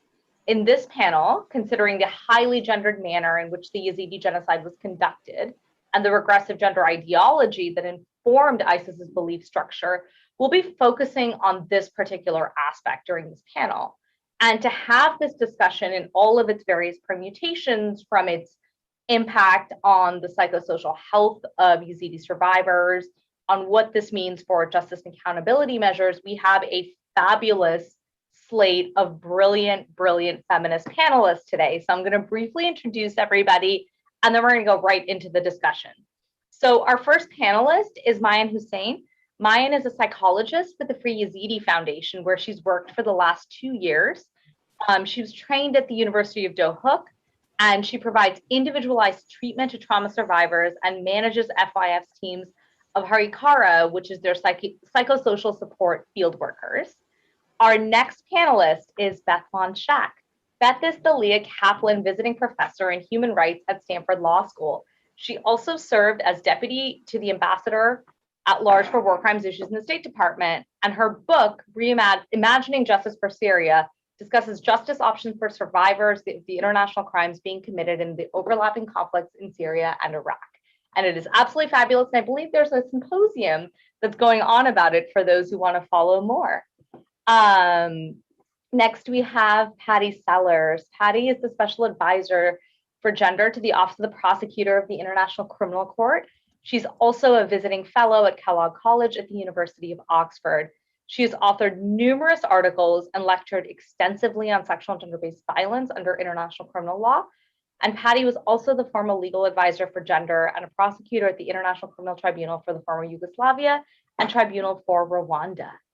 Next, we have Jocelyn Getkin-Katzenbaum, who is an associate professor of clinical law at the Cardozo Law School, where she directs the Benjamin B. Ferencz Human Rights and Atrocity Prevention Clinic and the Cardozo Law Institute on Holocaust and Human Rights. Jocelyn is an expert on gender justice and international law and focuses on sexual and gender-based harms in the context of the atrocity crimes accountability and prevention. She and co-panelist Patty Sellers have written extensively on slavery and the slave trade and the gender dimensions of these international crimes, which I know we're going to get into in the discussion. And last but certainly not least, our last panelist is Alexandra Lily Cather, who is currently a legal advisor at Dignity, the Center for Justice and Accountability, and a visiting fellow at Goldsmiths University, London. Her specialized interest lies in the strategic investigation and prosecution of the intersectional dimensions of international crimes. Her work contributed to several universal jurisdiction investigations and prosecutions carried out under the principle of universal jurisdiction in Germany and other European countries in relation to government detention crimes in Syria and committed against the Yazidis in Iraq. And I'm sorry, I just got a note from the translator that I'm speaking fast, which I do have a tendency to do, and maybe also a note to all of our panelists that since there is translation, to maybe just slow down so that it can be translated as well. So first, I'm going to ask Mayan a question. Mayan, you've been working with Yazidi women to provide psychosocial support and trauma-informed care. To get us started, can you tell us more about the needs of Yazidi women and girls today? We often talk about a survivor-centered approach, but what does that look like for the Yazidi? Okay, so in the beginning, I would say it's my pleasure to meet all of you here. Yeah, actually, while I'm working with Yazidi women and girls, I see that there are a lot of their needs, basic needs. So, also, for instance, as a psychotherapy for healing from the trauma, also completing the education, because a lot of the girls left their study because of the economic problems, rehabilitation, and also they need to get a job. For instance, I have here as an example, I know one family. The parents are sick. They have 5 girls. Some of them are students, and the rest of are graduate. Those graduate every day are seeking. Searching for the job, but they can't find. It is very hard to find. So also this one of their basic needs. Also, yeah, they need to come back to their place, but they can't because more than 70% of the houses have been destroyed. So this I can say. Basic needs. There are a lot of the needs that they need. I mean, yeah. So this is briefly their basic needs. Here for now also the Yazidi are living in Iraq is of great concern. It is so hard for them to get job, to get everything they need. So for me as a psychotherapist, every day I see this difficulty and these needs. Even for instance, the beneficiary, when beneficiary come to me She needs at the same time. She needs to go to the gynecologist, but she can't. You know. So all of these needs they have, but so far it's so hard for them to get all of this. Economic problem, complete the education, as I mentioned. Yeah. So this is what I see during my experience when I'm treating them. I see this needs actually for the women and girls.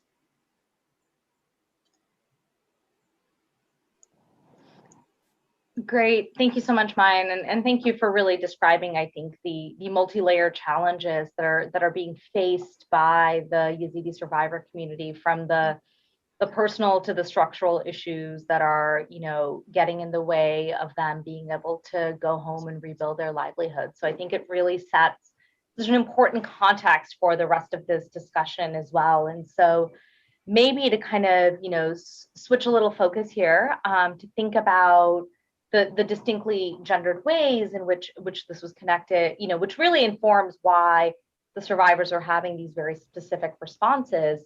Beth, you know, the Yazidi genocide brought into stark focus the gendered ways in which genocide more generally is conducted, and the need for us to understand these gender dynamics in both responding to such atrocities and ideally preventing them from happening in the first place. And so, can you please contextualize the Yezidi genocide within the larger history and work, largely of feminists, to bring forth a gendered understanding of mass atrocities such as genocide? Sure, I'd be happy to. Thank you everyone for being here, and thank you to the organizers so much for convening us all today, for commemorating this terrible day in the history of the Yazidi community, but also giving everyone a little bit of hope that justice might actually be possible. I really have appreciated the earlier panels and all of the work that the Free Yazidi Foundation does. It's really such a remarkable organization that deserves all of our support. So when people think about the concept of genocide, they often equate it with mass killing or extermination. That's the model that people have in their mind. However, it's important to note that when the international community first came together to produce the multilateral treaty that is dedicated to defining the crime, to creating state obligations to prosecute the crime, and also creating state obligations to prevent the crime, they defined genocide much more broadly. So the Convention on the Prevention and Punishment of Genocide, as it's called, we call it the Genocide Convention. This is a treaty that most of the states of the world have joined.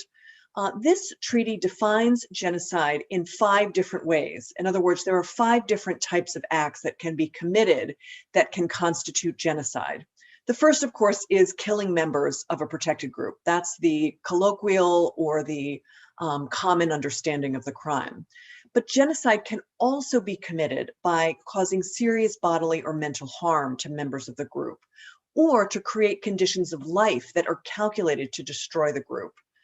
Genocide can also be committed by imposing measures that are intended to prevent births within the group, and genocide can be committed by transferring children from the group to another group. And I think the Yazidi community has experienced really all of these different types of genocide, as have many different other victim communities. And it's important to emphasize that any one of these acts of genocide is enough to describe a particular campaign of violence as genocidal. Ultimately, genocide is a crime of intent. The intent of the perpetrator, either the perpetrator individually or the perpetrator's group, is to destroy a protected group in whole or in part, in the ways that we heard about in the last panel.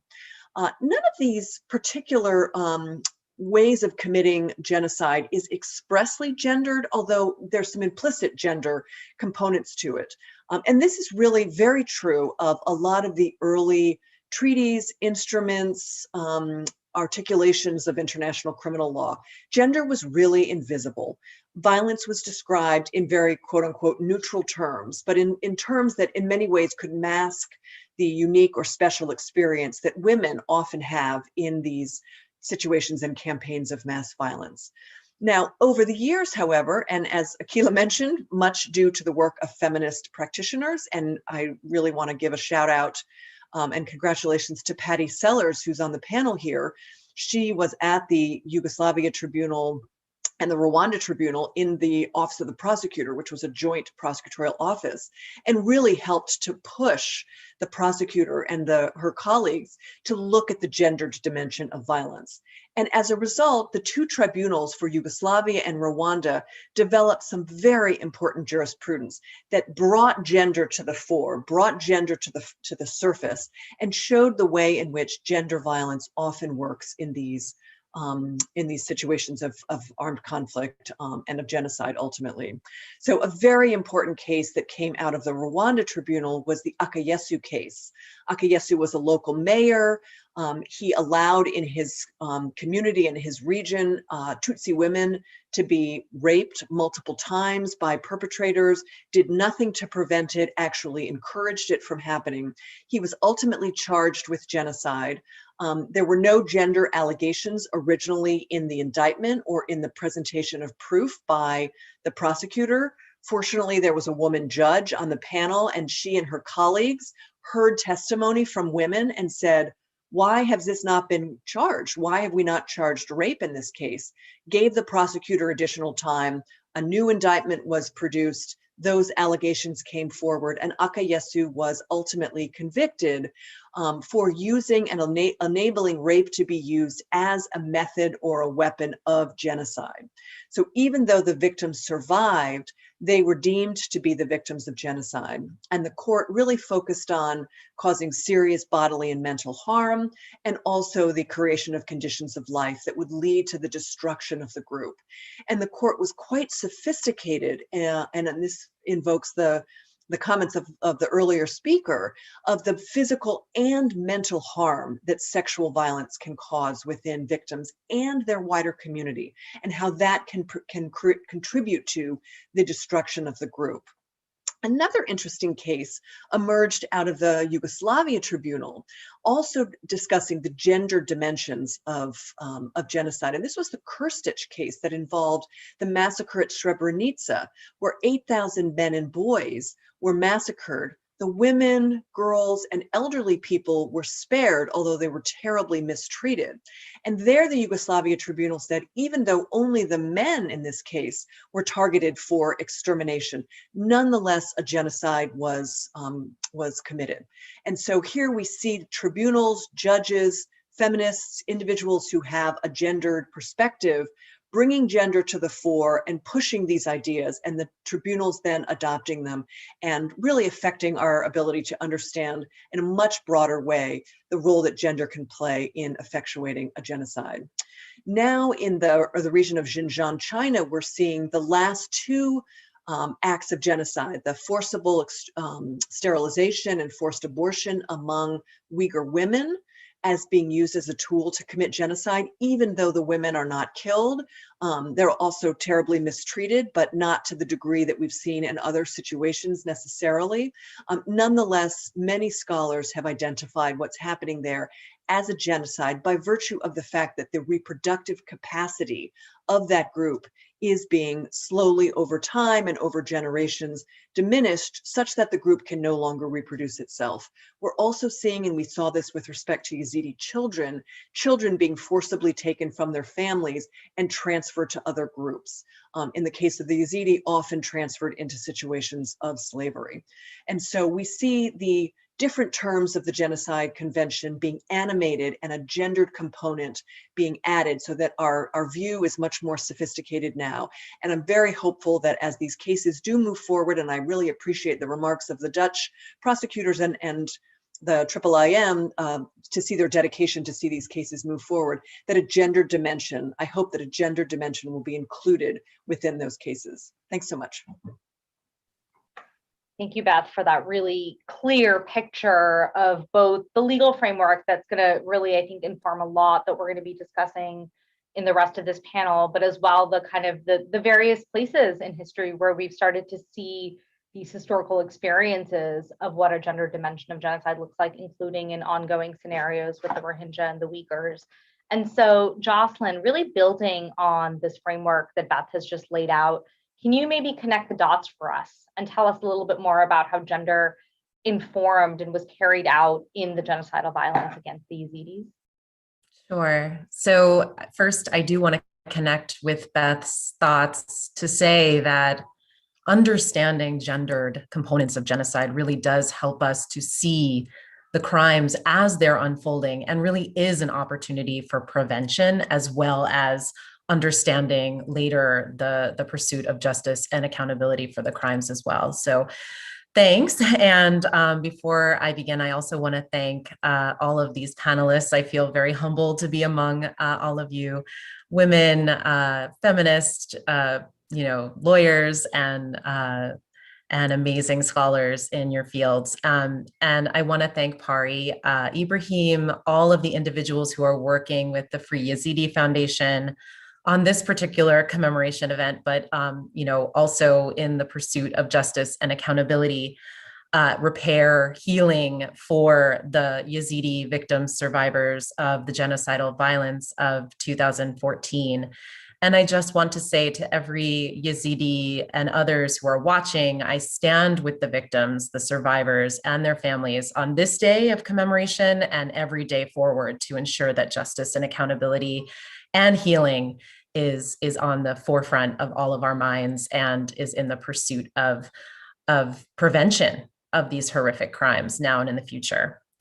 So to answer your question directly, I want to talk about the ways in which gender informed ISIS's inherently genocidal plan. So Beth has so wonderfully laid out the definition of genocide. So think about that definition, and then think about the Yazidi people and the way that ISIS targeted the Yazidis for group destruction as necessary because of their idea of the Yazidi people as belonging outside of the caliphate. So in other words, the Yazidis were considered by ISIS to be non-believers, so-called non-believers, according to the armed group's strict interpretation of Islamic Sharia law.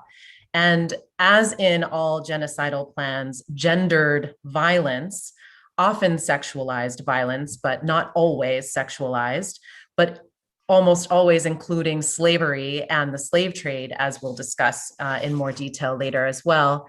It is an extremely effective strategy, first, to further the genocidal plan itself and the ultimate vision of the armed group or state, and also to gain strategic military advantage.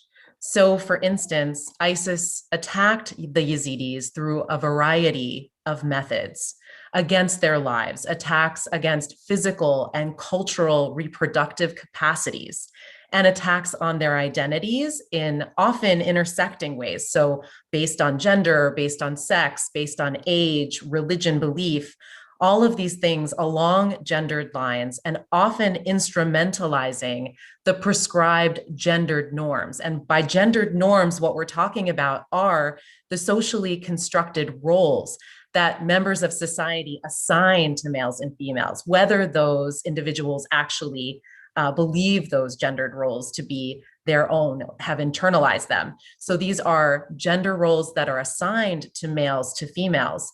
And all of these gender codes have meaning, and meaning specifically for the Yazidi community. So for example, the gender codes rely on the perceptions that women reproduce the group, both physically as well as culturally through community. The Yazidi men, in another example, are the guardians of culture and identity. They're the heads of households, the heads of communities, political figures, religious leaders, protectors of families and of the group as a whole. So as a result, ISIS's perpetration of gendered violence, it sends specific messages of elimination to the Yazidis individually and as a group. And so, for instance, raping women and children, that signals to men that they are unable to protect their women and their children. Killing men, abducting children, those crimes signal to women that the men are unable to protect them, and that they are also, it also signals that the destruction of the group is happening because there is no longer an ability to reproduce culturally between and among generations. So there's no ability to teach elders to children when the group is killed. Some members of the group are killed, others are abducted. And killing older women, which happened in this particular genocidal violent attack as well, that signals to women that their worth is only linked to their reproductive capacity, also separating the generations and not enabling the cultural reproduction of the group. And finally, the gendered violence is extremely effective at breaking social fabric and in shaming the members of the group, and that includes males, females, adults, and children alike. And in addition to furthering ISIS's vision or genocidal plan, gendered violence also assists in furthering the group's military advantage or their military objectives more imminently. The targeted killings of men and older boys, gendered, eliminates or greatly reduces the threat of present and future resistance, uprisings, rebellion, enslavement, slave trading, and rape of Yazidi women and girls, serves many goals of the group in its military objectives by rewarding ISIS fighters, for example, by boosting the troop morale. And it's used as a very effective recruitment tool and was used in that way with the magazines that you saw from Dabiq that were encouraging individuals to join the ranks. And this was one of the spoils of their war efforts. Raping boys, raping girls, raping women, raping men breaks all wills to escape. It subjugates them. It allows fighters to use them both as laborers or otherwise supporting the war effort. The physical and psychological destruction of women and men in these gendered ways aims to destroy the social fabric. It destroys the group's cohesion and their group identity. It creates chaos, and especially in conflict, this chaos permits military advantage. And violence, especially sexualized violence, which we'll talk in more detail about, allows for control of the population, territorial expansion without resistance, and without the need to conduct additional mass killings, which is important for a military group because those individuals who are fighting no longer have to massacre the enemy in order to gain the military advantage. So gendered violence then becomes extremely instrumental in that regard as well. And I could go on, but I'm going to stop there and I'm going to let the others speak and we can talk more about these issues in the Q&A. Thank you. Thank you. Thank you, Jocelyn. And you know, really for laying out so clearly how this fits under the framework, but also a reminder that, you know, in the way that you talk about it, gender is not equivalent to just talking necessarily about the experiences of women, but it is this broader understanding of how violence is targeted at, you know, as you talked about, the gendered roles and the fabric of the community. So really, you know, an important reminder that this analysis lets us see the full picture of what happened to a particular community. And kind of switching focus a little bit, you know, genocide is one framework and one legal framework for us to understand the crimes against the Yazidi, but it isn't the only one. And in fact, you have, you know, crimes against humanity, for example, as a framework. And so to zero in maybe on some of these distinct harms that don't necessarily lie firmly within the framework of genocidal violence, Patty, I'd love to turn to you to talk a little bit more about what some of the other harms were, including the crimes of slavery and enslavement, and what the, you know, how does it fit into this framework, and maybe what some of the limitations of the framework are as well. Certainly. Thank you, Akila. And first of all, my honor and respect go to the Free Yazidi Foundation. I'm going to hopefully complement what Beth and Jocelyn have already said, because I think it's important to realize more holistically that all of the Yazidis who escaped or who were spared the initial killings meaning those males and older boys and those elderly women that were killed, those who escaped those killings were subsequently reduced to enslavement or slavery. Each subgrouping, and I mean the Yazidi children, both the boys and the girls, and those surviving Yazidi females, endured an international crime when they were reduced to enslavement. And by reduced, I mean that they were slave traded. When a free person is rendered into slavery, that's the international crime of the slave trade. And under customary international law, the slave trade is any transfer, any acquisition, any abduction, transport, or sale of someone who is free into a situation of enslavement. Slave trading always precedes slavery, except for when you're born a slave. So we have to look at slave trading as a precursor to slavery. So it's a very common perception that what occurred after Sinjar's mass killings was basically just the sexual slavery of women. But I think that's too reductive. Most recount those crimes and only look at that particular group of survivors and actually reduce their slavery to only a sexual slavery and forget the other subgroups and their enslavement. It's too simplistic to solely focus on Yazidi girls and women who became, in quotes, sexual slaves. I think a closer examination confirms that the precursor to their enslavement was that they were paraded in the ISIS slave markets first, where the ISIS fighters bid to own them. The highest bidder took home these Yazidi females to their homes, but also to their ISIS wives. And both the fighters and the wives at times exercised power of ownership over these girls and women. In other words, the females were first slave traded and then enslaved. And after being initially enslaved, the girls and women could be subjected to multiple slave tradings. They could be slave traded among other fighters, only to be re-enslaved by their new ISIS slaveholders. However, it must be recognized that the Yazidi boys who survived the initial massacre were also transported, transferred. They were slave traded with their mothers and their sisters. It's fundamental to understand this third group that often escapes us. Were these boys enslaved? Well, ISIS already traded them and owned these enslaved male children. And then it demanded that they become fighters, i.e. child soldiers. We have to understand that in essence, these Yazidi boys, having first been reduced to slavery after the massacre, then were re-enslaved as child soldiers. They were then further slave traded among different ISIS brigades. So ISIS continually exercised the power of ownership over these Yazidi boys, multiple times, multiple enslavement, multiple slave trading. And there is a legal framework for slave trading and slavery. It's both the 1926 and the 1956 slavery conventions. And what's important is that those two conventions foresee slave trading occurring multiple times and repeated enslavement.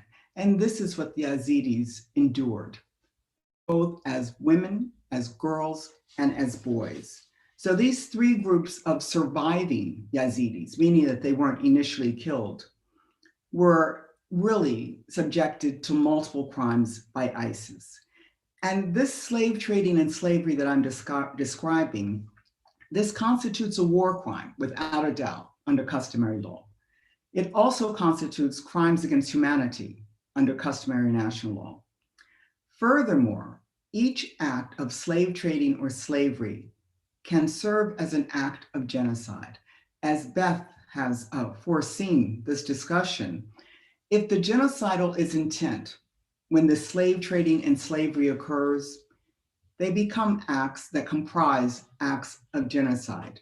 For example, the slave trading of adults or children can constitute the genocidal act of causing serious mental harm to members of the group. The Yazidi females who were enslaved in the ISIS homes, it included, but was not limited to rampant sexual abuse And at times we have to remember that the girl children were held in abeyance, in sexual abeyance, until they entered puberty. And then they could be raped. That enslavement comprises the acts of causing serious mental and physical harm. Can you imagine the mothers knowing that when their daughters first menstruated, they would then be further enslaved, sexually enslaved? The Yazidi boys, enslaved and forced to become fighters, like their sisters, the girl slaves, represent children who had been transferred to another group. This is clearly an act of genocide.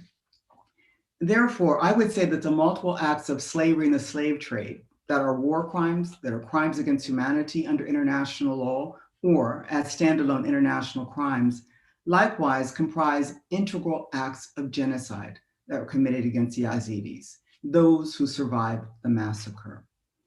I'll pause here, but certainly we'll take any specific questions concerning the slavery crimes. Thank you.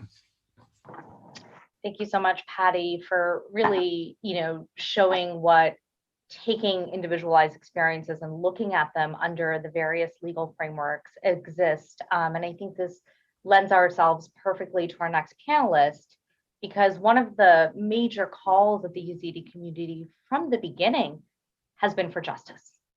And, in the last panel, I think there was a discussion around the various mechanisms and processes that have been underway in Iraq and internationally. But it's in Germany where we've seen the first cases brought under the principle of universal jurisdiction, and where we've seen different ways in which gender has both been incorporated and not incorporated. So Lily, can you talk us through the investigations and prosecutions underway in Germany, and in particular, what some of the opportunities and maybe missed opportunities have been with these cases to bring justice to the entire community, but particularly to women and girls? Yes, certainly. So thank you so much to the Free Yezidi Foundation and its supporters, not only for convening today's discussion, which is certainly urgent and also necessarily reflective, but also for your extremely valuable work and contributions to accountability processes underway. And in the interest of time, I'll directly dive into the subject matter. And what I will look at is at how some of the points raised by the previous speakers have been implemented on the national level in the context of the investigations and prosecutions being carried out under the principle of universal jurisdiction in Germany. And this is not at least due to the laudable and very dynamic work of the Office of the Federal Prosecutor General.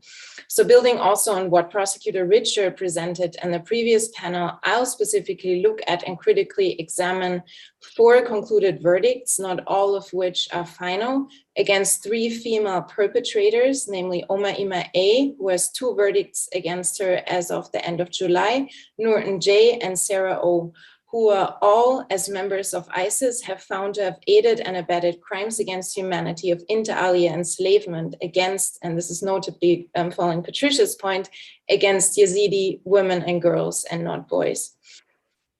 So all verdicts, and I mention again, not all of them are final at this point in time, recognize that female perpetrators aided and abetted the crime against humanity of enslavement against Yazidi women and girls. If we look at the language and examine the language in the initial indictments, we see that the language has been centered around initially the religious ideology exclusively justifying the criminal conduct and involvement of female perpetrators. And while this is certainly true, it does not paint the entire picture, namely that it is ISIS's religious ideology and gender ideology, as well as deviations from both of these ideologies that form a relationship to the criminal conduct, as well as the involvement of both male and female perpetrators in the said conduct. And all of these dynamics need to be together adequately investigated, legally characterized, and prosecuted along the way. One promising, and I remember to talk slower, one promising development in that regard is most certainly the verdict against Sarah O, and that was handed down in mid-June this year by the Higher Regional Court of Düsseldorf. So in addition to aiding and abetting enslavement as a crime against humanity, as were the other 3 female perpetrators, as a very first, Sarah O was found to have aided and abetted the crime against humanity of persecution on intersecting religious and gender grounds through, among others, for the first time also, rape as a form of sexual violence and enslavement. So in this verdict, we have a series of firsts that I would like to highlight. So initially, in all indictments, we had wordings around religious ideology as a justification for the criminal conduct and the context in which these crimes occur. Now we, for the first time, have crimes against humanity through additional information introduced in the context of the trial and evidence, but also legal submissions by the lawyers representing the victims that really allowed for broadening and expansion of the charges that are more reflective of the criminal conduct and the context in which these crimes were being committed. Yet, at this point in time, it remains unclear to what extent and whether such findings were based on a gender competent analysis, and in particular, whether such a gender competent analysis had been employed from the beginning of the investigations.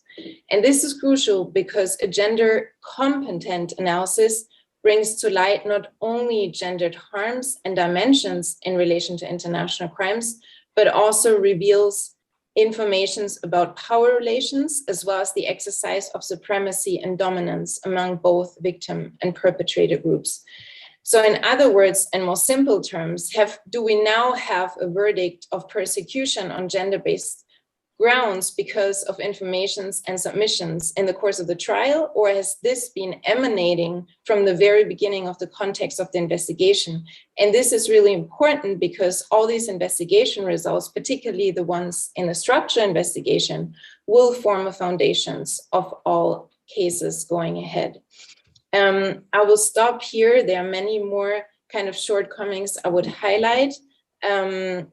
And one of them certainly is to what extent the international crime of the slave trade remains under, if not unaddressed entirely. So as a consequence, it remains unclear whether and how it has been investigated as the crime of the slave trade vis-a-vis trafficking, or legally characterized as such at all. And in particular, with respect to the slave trade, it will be interesting to see to what extent digital evidence as well as open source investigation could be useful in looking inter alia also into the involvement of corporate actors who allowed, or at least to some degree facilitated, not only the recruitment of ISIS members, but also the organization of the slave trade of Yazidi women and girls, and to some extent boys. And perhaps one way to remedy this, and this has happened in other contexts. So again, I'm not talking anything novel here. So we see some shortcomings in relation to a gender perspective or gender competent analysis. But one way to mitigate this is really the invitation of gender experts who are working internationally, who could contribute to ongoing investigations and prosecution in form of not only expert witness, but also ad hoc expertise and support from the beginning of the investigations throughout the process. And here I point to the work of, for example, Justice Rapid Response, who is doing this in other contexts repeatedly. And also, for example, the diversification of what we consider experts or evidentiary sources, and that not only German or global North academic experts, but also actually persons who through their lived experience could contribute as structural or expert witnesses to the ongoing trials and ongoing investigations. I have a couple of more points, but I will leave them through the question and answer session. Thank you so much. Thank you so much, Lily, for that really, I think, thorough examination of the current context of the trials that are going on and really where we need to go from here. 7 years on, we've just barely scratched the surface of what justice looks like. And I think, I want to go into a little bit of a moderated discussion between the panelists here, because we're so fortunate to have so many smart people together on this panel that it's a shame to just have remarks. And so I want to invite everyone to build off of each other in this moment. And I think there's been a lot that's already been laid, and maybe one place to start, and perhaps I would invite Mayan and Lily to begin this conversation, is one aspect that we haven't really discussed fully here is about the engagement of survivors within justice processes. And so, I invite either one of you to start, but and really anyone on the panel can jump in. But what do survivors need to understand about the justice processes, especially these distant processes that take so long? You know, and are there ways that the processes themselves need to be changed or improved to actually better meet survivors' needs? Mayan, do you want to go ahead and start? Oh, she disappeared. Oh, there we go.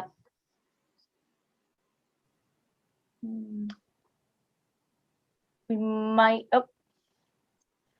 Yes, sorry. Great, go ahead. Okay, so yeah, okay, so there's no doubt that the genocide in 2014 had a big impact on Yazidi people's mental health and well-being. So this trauma affected, in general, all the Yazidi community. I can say especially women and girls. So a lot of the people kidnapped, raped children, recreated the children, and also thousands of the men and women killed. Yeah. So for me, I'm as a psychotherapist, I'm supporting them to return them to their normal life, but not enforcing them by any therapy modality, but giving them choices, and also not like pressuring them to make choices. For instance, yeah. For instance, if the woman suffer from the domestic violence, so in this, for this condition, for this issue, I will not force her to get in touch with the family or the GBV government.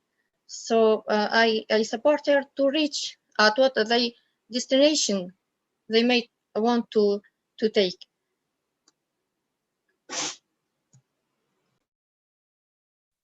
Thank you so much, Mayan, and thank you for the reminder, really, that, you know, when we talk about justice, it's not just for things that have happened in the past, but where, you know, violent ideologies and regressive gender ideologies continue, that there's ongoing needs around justice and accountability as well, and it's not just stuck in something that happened 7 years ago. Lily, do you want to add anything here, and perhaps thinking about the German trials that are ongoing? Yes, most definitely. So first, in relation to the German trials, I would like to mention that the Yazidi female survivors, who was the co-plaintiff in the Oma Ima A case, was also the main witness in the recently concluded criminal trials against Nurten J and Sarah O. So we see a kind of over-reliance on individual survivors, and this is also reflected in the Taha L.J. and the Jennifer W. case, where the mother of the Yazidi girl who was slave traded and slaved with her daughter constitutes the main witness. So here, of course, what's happening is that the realities of these investigations and prosecutions are met with sort of calls for more trauma-informed procedures. So on the one hand, of course, if the mother was the only other person slave traded and enslaved with a daughter, if this person is available and willing to testify, they absolutely should. But do they, in multiple trials, need to retell their stories? And this is not only, and this is the German justice system specifically, survivors at least need to testify twice, once in the context of the investigation, and then again fully during the trial if they talk before to an NGO or a journalist or someone else. So you can imagine how many times these stories are being told. So in short, I would say the criminal justice system as it stands could also ask questions around, okay, how can a trauma-informed criminal justice system look like? And that does not mean to understand trauma and what is trauma, but also how does this translate and possible alterations of structures in place? And this brings me to a last point, which is, as an investigator or prosecutor, can we be more creative in looking at a diversification of evidence and evidentiary sources, including multidisciplinary evidence sources? So can we look at health? Can we look at psychology? Can we look at anthropology, social science, and possibly also history in gathering the information we need, particularly around the context in which the crimes occurred? And at the same time, I feel there are a lot of survivors in Germany and possibly elsewhere that, because they are not participating in these very same trials, feel a certain distance, if not hopelessness, to not be able to participate because they have not been subject to violence of that perpetrator on trial. So can we introduce lived experiences as expertise of people who want to talk about what happened, who have knowledge that German investigators or academics from the global north do not hold, and introduce knowledge in that way? Thank you, Lily. And I think really drawing perhaps further on this point that justice can be a part of recovery, but the process of justice, if not thoughtful and trauma-informed, can also further harm victim communities and survivors in the process of these pursuits. And maybe thinking about that and previous experiences, Beth and Patty, you know, we're talking a lot here about how we want survivor experiences to shape what justice and accountability processes looks like. And over years, I think tribunals and others have found and made some mistakes in terms of thinking about how to protect those who are engaged with these processes. Some have faced retaliation. And so maybe can we talk a little bit about what some of those lessons learned are and what we might need to be thinking about as we expand, you know, as further trials and other processes begin for the Yezidi community? And Patty, did you want to start? Yes, I wanted to raise this issue, and it's not one that we discuss much at courts and tribunals, but it's become more of a practice as trials that cover the same subject proceed. And what that is that the prosecution and the defense have what they call agreed upon facts. There is no need to relitigate certain facts and to bring back a witness countless times in order to put one fact in evidence. And so the practice of agreed upon facts is very important. But a step beyond that, which occurred many years into the Rwandan genocide, is finally for the court to take judicial notice that it has been established that a genocide has occurred. And even though there might have to be proof about one person's individual accountability for an act within that genocide, we're no longer contesting the existence of a genocide. And I think that could happen with some of the facts that surround the Yezidi case. Some of them should be beyond being contested. They should be agreed upon facts or possibly even judicial notice. Yeah, I'll just add 2 points to that, which I agree wholeheartedly in what's been said. Just to emphasize Lily's point about looking at multiple sources of evidence. On the one hand, many of us want to see victims having a day in court, having an opportunity to testify. But as we know, and as Mayan has discussed, it can be very difficult psychologically to do that. And so if we can find ways to prove what needs to be proven in order to hold somebody responsible by relying on other evidence, open source information, expert testimony, etc., that can be helpful.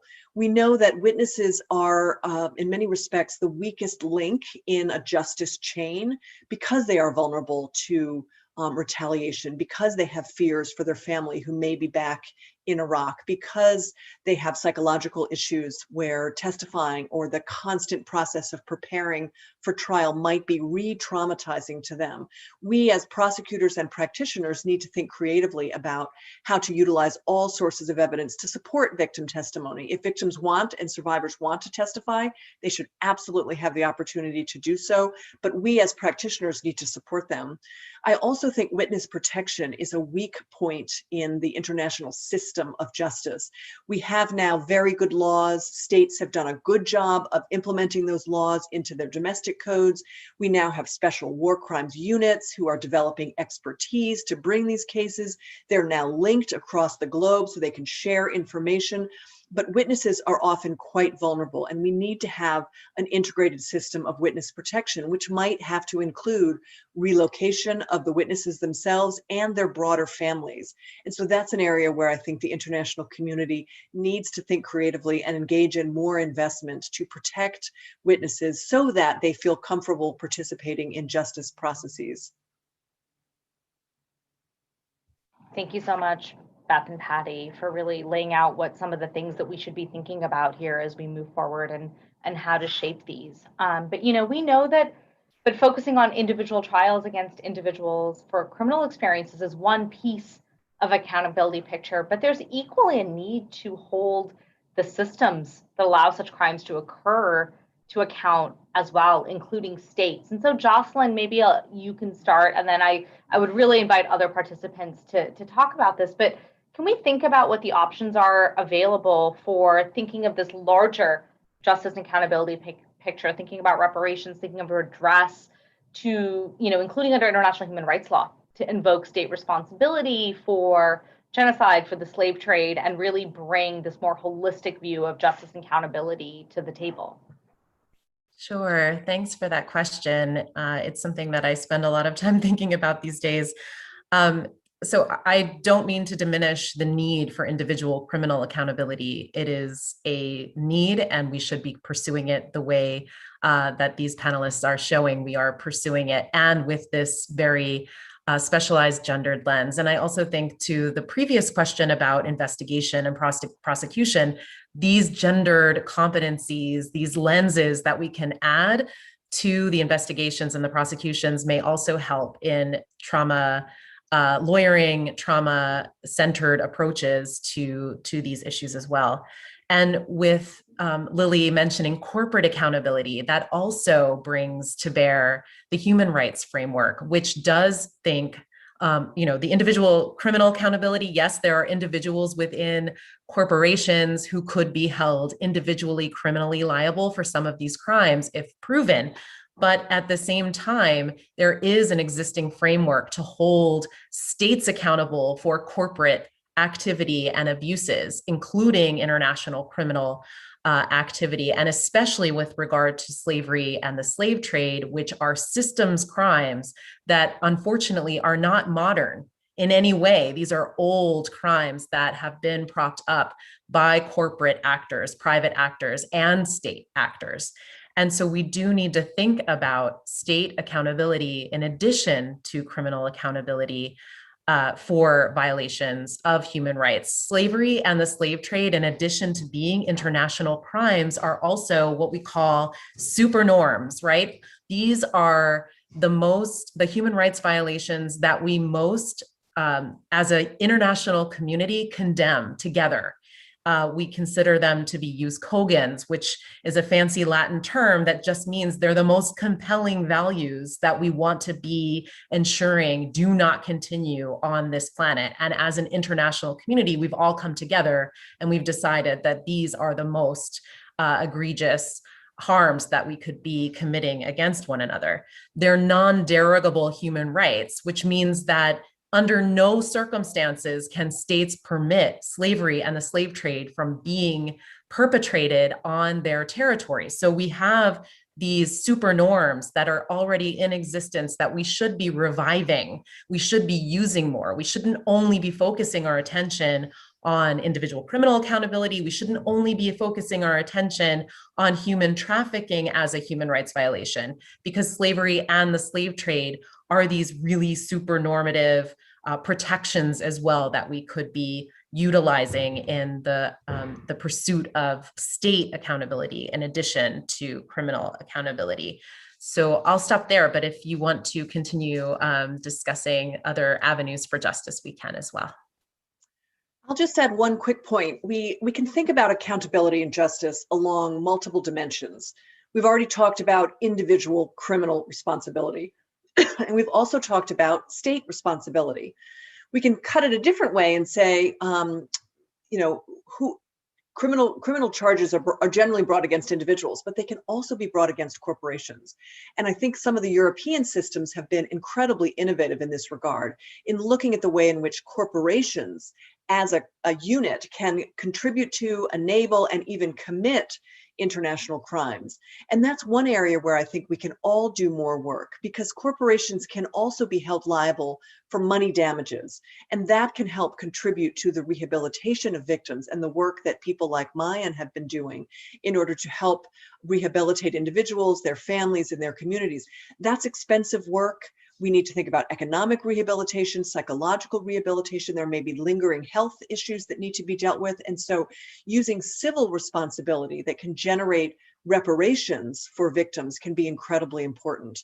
And the international community has created a very strong anti-trafficking system and framework within international law. There's a treaty. Many states have incorporated that treaty into their domestic codes. The United States has a very strong anti-trafficking office in the US State Department that ranks states on how well they are implementing those treaty obligations and the prohibition against trafficking. And so we should be thinking creatively about how we can use that system. It won't necessarily capture all of the harm that is experienced by survivor communities, but it's a strong tool. And so I think when we're thinking about justice and accountability, we need to think creatively about what tools we have available to us and use them in any mix and matching ways: state responsibility, corporate responsibility, individual responsibility, criminal charges, and tort civil claims seeking money damages. All of these tools need to be used where possible. Yeah, no, thank you. I mean, I think, really looking at this larger picture, it's so easy sometimes to find an individual and pinpoint and say, that's a bad person. That's somebody that deserves to be punished. But really, we're talking about massive systemic issues here, and the complicity of not just a terrorist group, but really thinking about the states and the systems that allowed all of this to occur in the first place. And if we're to truly prevent these things from happening, I think the points that Jocelyn and Beth are making is we need to think about where the uncomfortable questions we need to ask ourselves about who else is involved and how do we bring them to the table to think about justice and accountability. One, we're going to move to an audience question in a second, but just to round out this conversation, I think maybe Lily and Patty, but also Jocelyn, we've been talking about kind of different legal frameworks, right? Frameworks that have been used, frameworks that have not been used, frameworks that need to be revived, thinking about slavery versus trafficking. And so I'd love to just have a little bit of a discussion here about how do we go about that process? It feels like oftentimes in these situations, you pick up on one legal framework and that becomes the one that everybody's utilizing. And there's very little space to even think creatively about how do we invoke these other spaces, these other conversations that need to happen, and maybe using slave trade as an example of something that's missing in the analysis of the crimes against the Yezidi. So Patty, maybe do you want to start, and then I invite anyone to come in here. Right, thank you. I think in some ways it goes back to a very basic step, and that is to listen to the survivor and listen to how the survivor describes the conduct of what happened to them. What did they endure? Without necessarily prejudging, oh, I'm going to classify that as a torture. But if you really were to listen to the Yazidis, what occurred in what sequence and then what occurred, repetitiously, it's very clear that we have, the gendered massacres intersected by age. It's very clear that ISIS set up an entire administration to slave trade, not to traffic. I mean, they were very clear about it. They're almost as clear as the Nazis in setting up death camps versus political camps versus, pink triangles and anti-socials, okay? And then if we were to listen to them closely, well, what happened to the girls? Were they taken with their mothers who were not among the elderly women? And what happened to the boys? And then slowly understand, how does this conduct fit under, as Beth is saying, multiple types of legal regimes that could be brought. One might often wonder, well, where did all of the Black uniforms come from ISIS? Who was fabricating those? Where did they import that material from? And then the other issues are, ISIS itself was a structure. So when you talk about a structural crime, ISIS purposely set up policies and structures. We just happen to be talking about the one that affected the Yazidis in genocide and slave trading, but in war crimes, crimes against humanity. And as Lily pointed out, these were structures of persecution, that occurred repeatedly. So I think that the basis is listening without preconceived notions of what was the conduct that was inflicted upon the survivors. Thanks, Patty. Go ahead, Jocelyn, please. Yeah, just to add to that, I in addition, I mean, I think that obviously the survivor-centered pursuit of justice is incredibly important here, and that is where we should start and end. And just to add to what Patty was saying, we also, as practitioners in international law, have to look at the structures that we have in place, see where there may be structural deficiencies, jurisdictional limitations, or even crimes missing in statutes where we could be perpetrating those, prosecuting those crimes perpetrated. So for example, the slave trade is missing from the Rome Statute. It did not find its way from customary international law as a crime to the Rome Statute. So that's one thing we could be doing, is really taking stock, but then also looking at the crimes and the harms that we do have enumerated and looking to where we can seek accountability, as Beth was saying, in all the different ways and corners and aspects that we have at our disposal as international lawyers.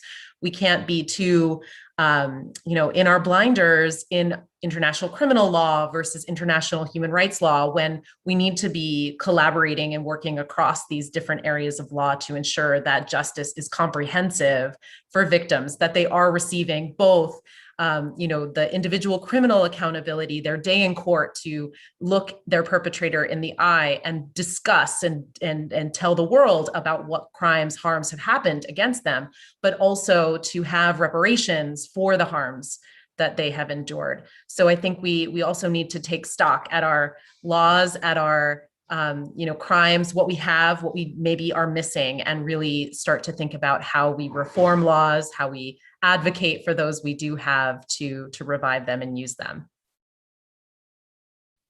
Okay. Thank you, Jocelyn. Lily, do you want to add anything here? Great. Yes, I have 3 brief points, and they're specific to the German example, but they really connect to points that were made.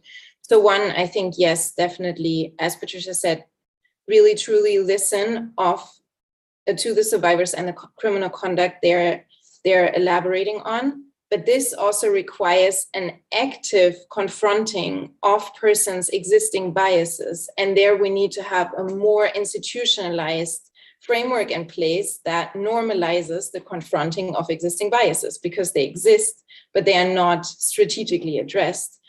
So one of my actual appeals to the Ministry of Justice and also to the judges of the higher regional court is an appeal to ongoing training and culture-specific understandings of harm as well as anti-discrimination to really enhance the guarantee that the criminal conduct is being legally characterized and judged upon as experienced by the survivors and the communities, not according to your understanding of what this harm is in the context that you live. Second, I think what is happening in Germany is that some of the trial monitoring is being endangered, where judges tell the trial monitors to stop. And these trial monitors has been really pivotal in allowing strategic legal interventions, allowing to see where the gaps are, and allowing critical commentary. So a movement to oppress trial monitoring is really dangerous. And lastly, and this is for the Yazidi community, ensure that ongoing trials have a translation in a language that is being understood by the affected communities in the public gallery. They have a right to know what's going on. They have a right to intervene if they think things are not being understood or dealt with in an adequate way. And it's the communities ultimately that need to be listened to and experience accountability and reparations. Great, thanks, Lily. There's certainly no shortage of work from the from kind of the fundamentals of things like translation all the way up to reconceptualizing legal regimes that exist in this space. So I think we're all going to be working for a little while longer. And so I'm going to go to an audience question here. And one thing we've been talking about is the fact that gender is not sexual violence against women, right? That's one concept, and that was a very important entry point, I think, for understanding what a gendered analysis could bring to the table. But a gender analysis can bring many things. And so we have a question that's focused around the ISIS's gendered ideology, and particularly the targeting of the LGBTQI community. And so really thinking about, how the work here, the question is around how scholarly work potentially contributes to the silencing and erasure of transgender and non-binary people, particularly. And so the question is around if the panelists have any thoughts that they'd like to share around this issue, including for some of the work that's being done by groups like Iraq Cure on the ground around, the acknowledgement of harms towards the LGBTQI community as well. So maybe Lily, I'll force you to start here because I know that intersectionality is very much of a focus of the work that you're doing. But again, I think a robust area for conversation here. Thank you so much, and thank you for asking this question. I think what's really important is that what I previously elaborated on, it's not just the gender ideologies, but deviations from the gender ideologies that can give us further information on evidence about the pattern of crimes against humanity, of genocide, and I think crimes committed against LGBTIQ persons, including, of course, non-binary persons, by ISIS due to their deviation from the established gender ideology is something crucial that the practice of international criminal justice really needs to sort of dive into in the context of the Yezidi, but also in the context of the ongoing genocide against the Rohingya, for example. So I think how can this violence that's structural in nature, that has structural roots, allow us to make our investigations and prosecutions stronger by purposefully paying attention to crimes committed against historically marginalized individuals and communities within the groups that we are looking into. So this, of course, includes in the context of ISIL, LGBTIQ persons, but also other religious minorities that have experienced crimes and violence committed against them as well. Thanks, Lily. Do any of the other? Yep, Patty, please. Right. I think the only thing I would disagree with Lily is that I don't think it's a deviation. I think this is their gender ideology. And there are things that the gender ideology encompasses as positive and negative. And certainly ISIS is seeing anyone who is transgender, anyone who's LGBTIQ as a negative part of their gender ideology, to the point that they merit death. They merit a punishment. So I think that we have to understand, yes, the historical basis. Recently, I've surprised myself. I was reading the transcripts of the Nuremberg judgment and came across a transcript where they were referring directly to Hitler about homosexuals. And Hitler voiced his disgust for homosexuals and thought that one of his generals might have been homosexual. So we have real history, not this imagined history. So we're not talking about anything that's currently politically correct. We're talking about how groups, militias, terrorist groups structure their gender ideology and who they purposely make the negative part of a gender ideology in order to make the positive part conform to it. In order to hyper-masculinize men, you will point to LGBTIQ persons and this functions for them. And I think that we have to be very aware that this is part of the structure. So when we're doing a structural analysis, when we're doing a cultural analysis, that this has to come up. If not, we're being willfully blind. And I will just add that this is an amazing and enormous blind spot in international law. We have, starting in the 1990s, we finally saw gender from a male-female binary perspective, and great strides have been made in terms of infusing a gendered perspective. And I talked about some of the key cases, and we've discussed it here. But there's still a major blind spot. We have no treaty that's dedicated or even makes mention in many respects of sexual minorities and sexual diversity, non-binary identities. It's just not in the language. It wasn't in the conceptualization. And yet, Patty's mention of the World War II period, we know that this has always been a part of these sorts of authoritarian and extremist ideologies, of eliminating various forms of sexual identity. And we saw it in the Holocaust as well. And yet, even in the Nuremberg proceedings, it's almost invisible. You have to dig deep, the way Patty and other scholars have done, in order to surface that that was part of the persecution. And so this is another area where activists and others need to really work to identify and shine a light on the way in which this type of persecution almost always exists when it comes to these sorts of extremist ideologies and in conflict situations.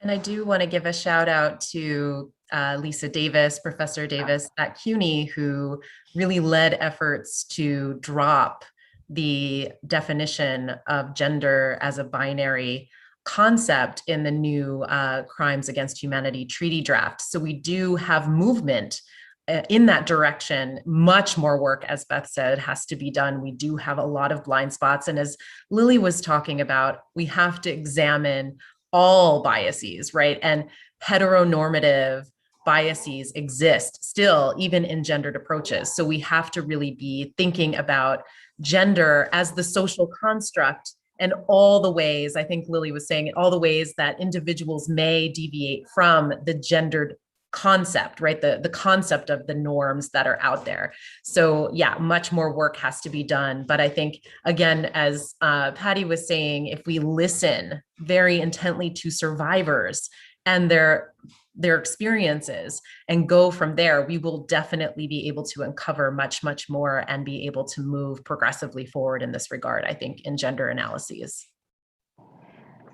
Thank you all so much for this really powerful conversation. You know, thinking back to where Beth started in talking about the layers of work it took to, in the Akiyesu case, get, you know, rape considered a form of genocide, right? Like so much of what we're talking about now is about the work that needs to be done to lay the legal and jurisprudential basis, these understandings, and how to bring them into the conversation. And really, I think, you know, talking about the Yazidis, but other situations that are ongoing at the moment, we really could be on the precipice of doing this. And you know, and I think we've all been doing this throughout the panel, but Jocelyn, just credit to you. I think feminists don't often name and give credit to others in the work that we're doing. And so I think it's important that we recognize who's doing what and give credit when positive work is being done to continue to build this momentum.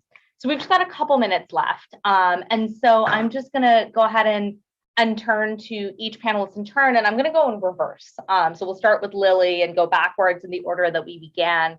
About, you know, what message do you have for the Yazidis today? Just very, very briefly to round up. So Lily, first to you, and then we'll go to Patty. Hey, you're really putting me on the spot going from last to first. But I would say from the national system of accountability in Germany is that although a system may not be made for you and like your situation at the moment, it doesn't mean it is entirely working in your disinterest. And know that there are people inside the system, but also outside the system who are really working and are committed to work together with you for accountability for the crimes that you have experienced. Thanks to my work with the Free Yezidi Foundation, I was able to meet and interview some of the really brave survivors in Germany, in the south of Germany.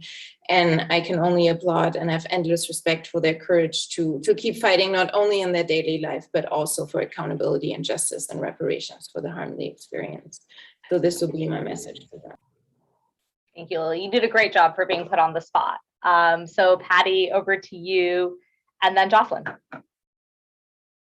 Well, what I would like to say is that it appears, and it is true, that the Yazidis are the victims and the survivors. But if we truly believe in an international system, in international law, in the international community, we have all been torn asunder by the genocide that has been committed against them. It is not who we should ask for whom do the bells toll. But I think, and I want to say, that the Yazidis have been really in service to the international community, not only to have suffered the crimes, but to bring up the crimes. So the questions of justice and precedent, it is the entire international community that will benefit from that. And isn't it absolutely ironic and horrible that it is a victim that is giving the rewards and the goods to the international community? but we certainly promise to do that when situations change in reverse. And that's what I would like to convey. Awesome, go ahead. So I guess I would say to the community, never give up. This is the pursuit of justice and accountability is a long game. It is a marathon. It is not a sprint. And there are individuals working tirelessly at your side and supporting you. And you need to also count on them and lean on them and push them to do the work in this long game of justice and accountability, but that we can all never give up in that pursuit, because the ultimate goal is that this never happens again, never again. And I'll just echo everything that's been said before, and also just convey how in awe, honestly, I am with your community. I have to admit, I had never heard the word Yezidi until suddenly you were on the front pages of every newspaper. And the way you have been able to organize yourself, to advocate on your behalf, to find allies, to continuously take an interview when it's offered to you, to push justice in all of these places, to appear as a victim and a witness and a survivor, to testify to what you have experienced. It's an unbelievable burden, but it's also just something that's been incredible to see how you've organized yourself. And I just encourage you to keep supporting each other and to reach out to those of us out here who want to help you advance justice in any way that we can. So best of luck to you all. And thank you so much again to the Free Yezidi Foundation for all you do. And Pari, you're just a force of nature. That's all I can say. You're just a force of nature. Great, thank you, Beth. And Mayan, I think, Pari, I'm gonna bring you in right after this, but Mayan, last word to you on any messages to the community. Okay, so my message to my community, I say, as Professor mentioned, never give up, and everything will, there will be compensation for everything, and you will return to your normal life. Thank you. Yeah. Thank you so much, Mayan, and thank you so much, everyone. So for the amazing panelists here and for this discussion, there's so much more here, and it was really just an honor to be a part of it. So Pari, I will turn it over to you to close us out. Thank you, Akila. I mean, this is a reason why we always choose people like you, and Akila, you are great and a great speaker, and everyone here, the panelists, I think it opens the eyes of many when we talk about gender, slavery. I mean, there's many things that we forget, and I think you all touched on certain points that when we go for justice and accountability, when we discuss these kind of matters, that we don't forget that it's much bigger than we realize. And that's why we have experts like all of you. And again, I will repeat what Akila said. It's always good to have powerful women around us. And that's why an all-female panel is the best we can do. So thank you again. And we are going to the next panel. Thank you. Bye-bye. Thank you.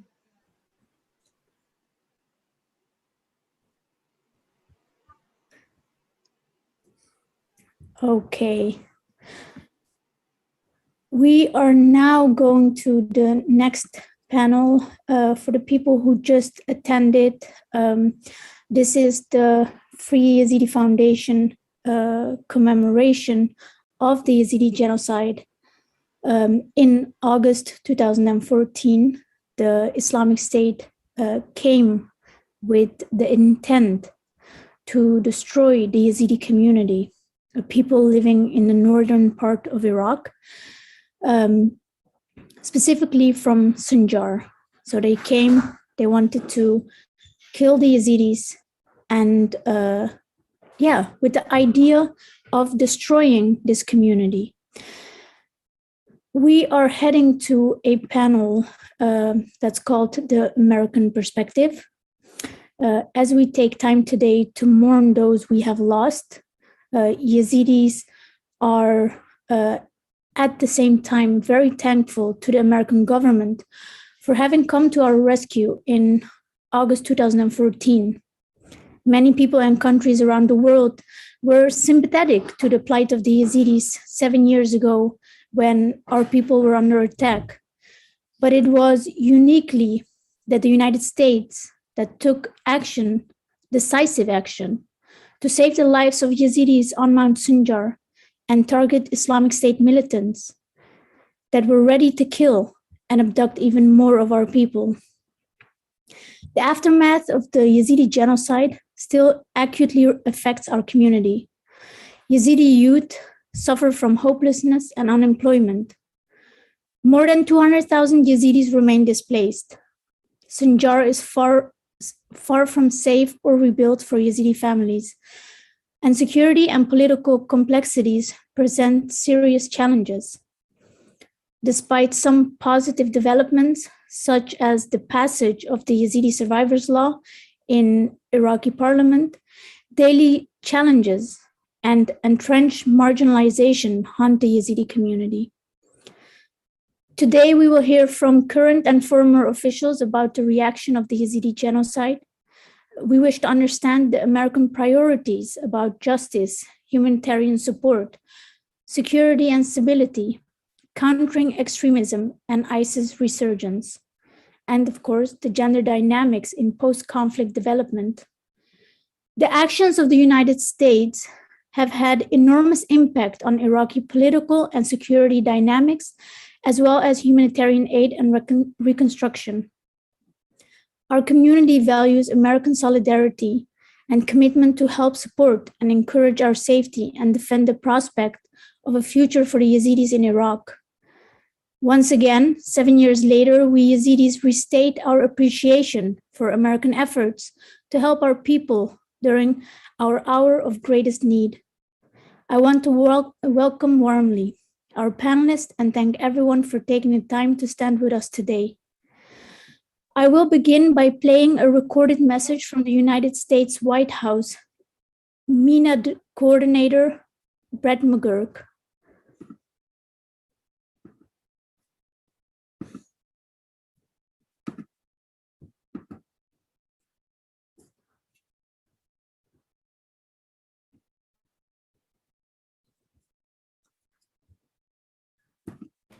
Thank you so much for having me at this important event. The Biden administration is totally committed to promoting justice for victims of ISIS brutality and to preserving the U.S. presence in Iraq and Syria to ensure that this terrorist group, or anything like it, can never again emerge. As many of you know, this issue is deeply personal to me. As the former Special Presidential Envoy to the Global Coalition Against ISIS, I was proud to help lead the effort to combat the evil of this terrorist group in coordination with over 70 countries around the world. It was the brutality suffered by the Yezidi people in Sinjar Mountain that compelled the world to act. The American decision to act led to a worldwide effort spanning multiple countries to combat ISIS's ideology and to defeat its core base of operations in Iraq and Syria. The horrific targeting of the Yezidi community by ISIS led to the historic determination in 2016 that ISIS was responsible for genocide. Together, we led a difficult but successful global campaign to defeat the terrorist group and liberate territory under their control, but our work is far from over. The United States is committed to staying in Iraq and Syria to help communities rebuild and recover, none more so than the Yazidi people. The U.S. government has contributed nearly $9 million to the UN investigative team to promote accountability and crimes committed by Daesh, ISIS. It funds organizations to collect evidence and supports the Iraqi justice system to prosecute ISIS members. I was involved when the UN team was first stood up, and I am proud of the work they continue to do. We will not forget ISIS's atrocities against the Yazidi people and the need for accountability over the long term. I am grateful for the work of the Free Yezidi Foundation and the brave members of the Yezidi community, to include Nobel Peace Prize winner and my friend Nadia Murad, to bring continued attention to this important issue. The Biden White House will remain a key ally in this endeavor. I can promise you that. Thank you so much for having me.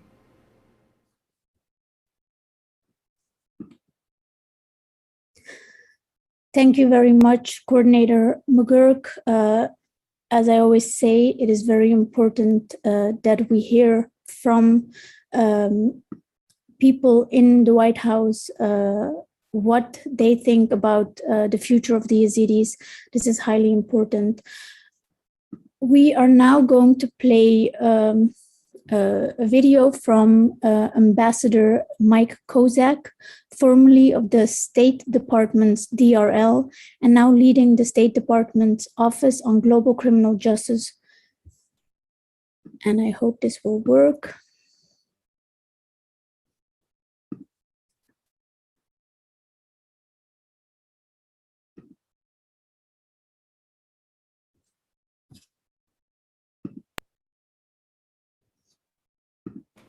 Thank you so much. Okay. That is not correct. One moment.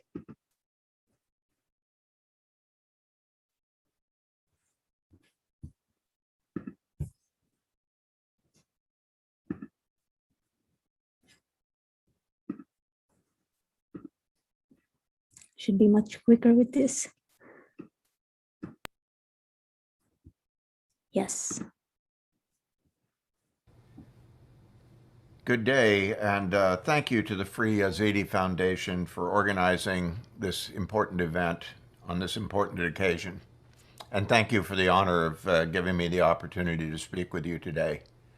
I'd hoped to be able to do this in virtual person, but unfortunately events conspired to prevent that. So I'm happy to be able to participate via video, and my colleagues will be here to help respond to any questions and comments that may occur during the panel discussion. But again, thank you so much for this opportunity. This is a somber day of commemoration and remembrance. Today's event provides us all an opportunity not only to reflect on what has happened to the Yezidi people, it also gives us the opportunity to recommit ourselves to justice and accountability for the victims and survivors of the atrocities committed by ISIS against the Yezidi community. In 2014, the events we commemorate today were occurring, and I was serving in the leadership of the Human Rights Bureau here at the State Department. We were in close touch with a number of Yazidis who were on Mount Sinjar, or fleeing up to Mount Sinjar at the time, and who were describing to us in real time the horrors that they were experiencing. But we used this information not just to get a sense of what was going on, but also to try to do something operational to help as we could.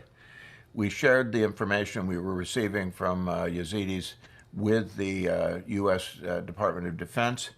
They in turn used that information along with other information they obtained to plan military operations, initially to provide humanitarian assistance, food drops and the like, to the people who were fleeing from ISIS, but also where we had the opportunity to engage in combat operations against ISIS convoys, where we judged that by doing so we would be able to perhaps help some of the people who were being kidnapped and enslaved by ISIS escape their fate. Clearly this was not nearly enough to stop the genocide that was occurring, but at least for those of us involved, it allowed us to do something that we hoped would at least mitigate some of the worst consequences that were occurring at the time. But I think more importantly, beyond the period in which this was occurring, it gave us all a sense of why it was so important for us to be committed to trying to help in bringing about the defeat of ISIS and justice and accountability for their crimes in the future. And indeed, in 2016, Secretary of State Kerry determined that ISIS was indeed responsible for genocide against Yazidis, Christians, and Shia Muslims. He also decided that ISIS was responsible for crimes against humanity and ethnic cleansing directed against those same groups. And the United States became committed and remains committed to supporting Yazidis in their demands for justice and accountability for these crimes. We support criminal prosecutions, truth-telling, memorialization, psychosocial assistance, and reparative measures. In addition, we continue our efforts to facilitate the safe, voluntary, dignified, and informed return of displaced members of the Yezidi community to their homeland. The U.S. government has provided nearly $500 million in assistance to help Yazidis and other displaced Iraqis in the north of Iraq. Additionally, we have provided humanitarian assistance since 2014. This includes emergency assistance to hundreds of Yazidi former captives of ISIS, such as legal, psychosocial, medical, and reintegration support. Much has been done, but there is much still to do. Hundreds of thousands of Yazidis remain in displacement camps. Many are missing. In March of this year, the Iraqi Council of Representatives undertook an important step by passing the Yazidi Female Survivors Law. The United States will continue to support the critical work of the Iraqi government in implementing the law. We will advocate for the government of Iraq to robustly fund and staff the important mission of the Survivors Affairs Director General.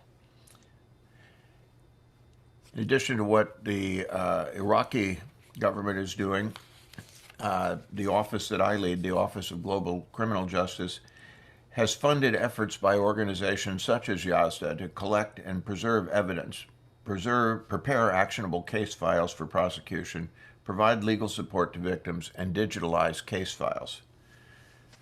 The work of recovering from genocide requires the participation of every office and bureau in the State Department working on Iraq. Our policy and our programs are united in this aim. We continue to work with civil society and the government of Iraq to make sure we never again see such atrocities. And our goal is that the religious and ethnic components not just survive, but thrive in their ancestral homelands. The United States also supported the government of Iraq when it requested the United Nations Security Council to establish UNITAD to support Iraqi efforts to hold members of ISIS criminally accountable by collecting, preserving, and storing evidence. These investigations have built a strong evidentiary foundation for use in national and international criminal prosecutions as they come to pass. The United States State Department has provided nearly $9 million to UNITAD since its inception. As UNITAD continues its work under a new special advisor, we know its success will require strengthening relationships and partnerships with Yazidi communities and organizations. Organizations such as the Free Yezidi Foundation support documentation efforts and offer assistance in exhumations and efforts to return remains of loved ones.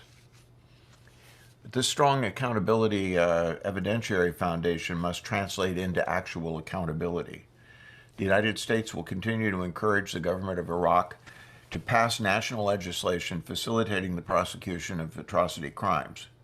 We call upon the Council of Representatives to take immediate steps to consult with all relevant stakeholders to advance and finalize the draft law that will provide Iraqi criminal jurisdiction over genocide, war crimes, and crimes against humanity. It is important that ISIS members be prosecuted for these atrocity crimes that they have committed, rather than only for their membership in a terrorist organization. The crimes we remember today are conduct-based offenses. They require a full accounting in order to advance deeper sense of justice for the victims. The harms that have been suffered cannot be addressed solely through criminal justice. Ensuring that survivors can know the fates of their loved ones and claim their remains is another important task before us. The United States fully supported the process of exhumations of at least 16 mass graves at Kocho village. And the subsequent identification and reburial of the remains we also supported. This process reaffirmed the dignity of victims and indicated our respect for the community's traditions. This effort required the full cooperation of and coordination with the affected Yezidi community, the government of Iraq, the Kurdistan regional government, and international organizations. We hope this process provided some measure of peace and contributed towards a sense of justice. To those who suffered the horrific crimes committed by ISIS, no words I can say can convey the full extent of our sympathy for you and your loved ones. What you have suffered touches not only your own communities, but all of us. So on this 7th year of commemoration, I offer you not just words of sympathy and remembrance. I offer the continuing commitment of the government of the United States of America to support your efforts for accountability, justice, and peace. The road is long and difficult. The going is slow, but we will travel together. Thank you, and thank you for all the work that you have done and for this conference today.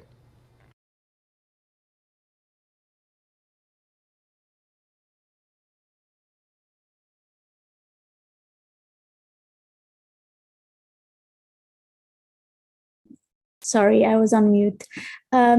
Thank you, Ambassador Kozak and Coordinator McGurk. Again, these messages to our community are very important. I want to just go quickly back to August 2014. I know the Yezidi community and I myself as well, we tried very, very hard to raise awareness about the plight of our people. And we had the feeling that no one was hearing us. But it is true that the people around the world can always count on the United States to step up wherever is necessary. And it brings many tears back to myself, because at the moment that former President Barack Obama said, we heard the cries from the Yezidi community, and this may constitute to genocide, and we are going to start to fight against the Islamic State. It were those words that finally lifted something from our shoulders, as we internationally, the Yezidi community, were trying so hard to convey what was happening to our people. Prevention of genocide is not happening, and why? So this is why today we have a panel called the American Perspective, because people like the Yezidi community look up to the United States to see what the decisions will be for their own lives and protection and well-being and future. So let me go to Ambassador Rapp. Ambassador Rapp, who directed the Global Criminal Justice Office when this genocide was unfolding. Ambassador Rapp, you can give me your remarks. Well, I'm honored to be with you today and share with you this commemoration of this horrific genocide, which unfolded 7 years ago today.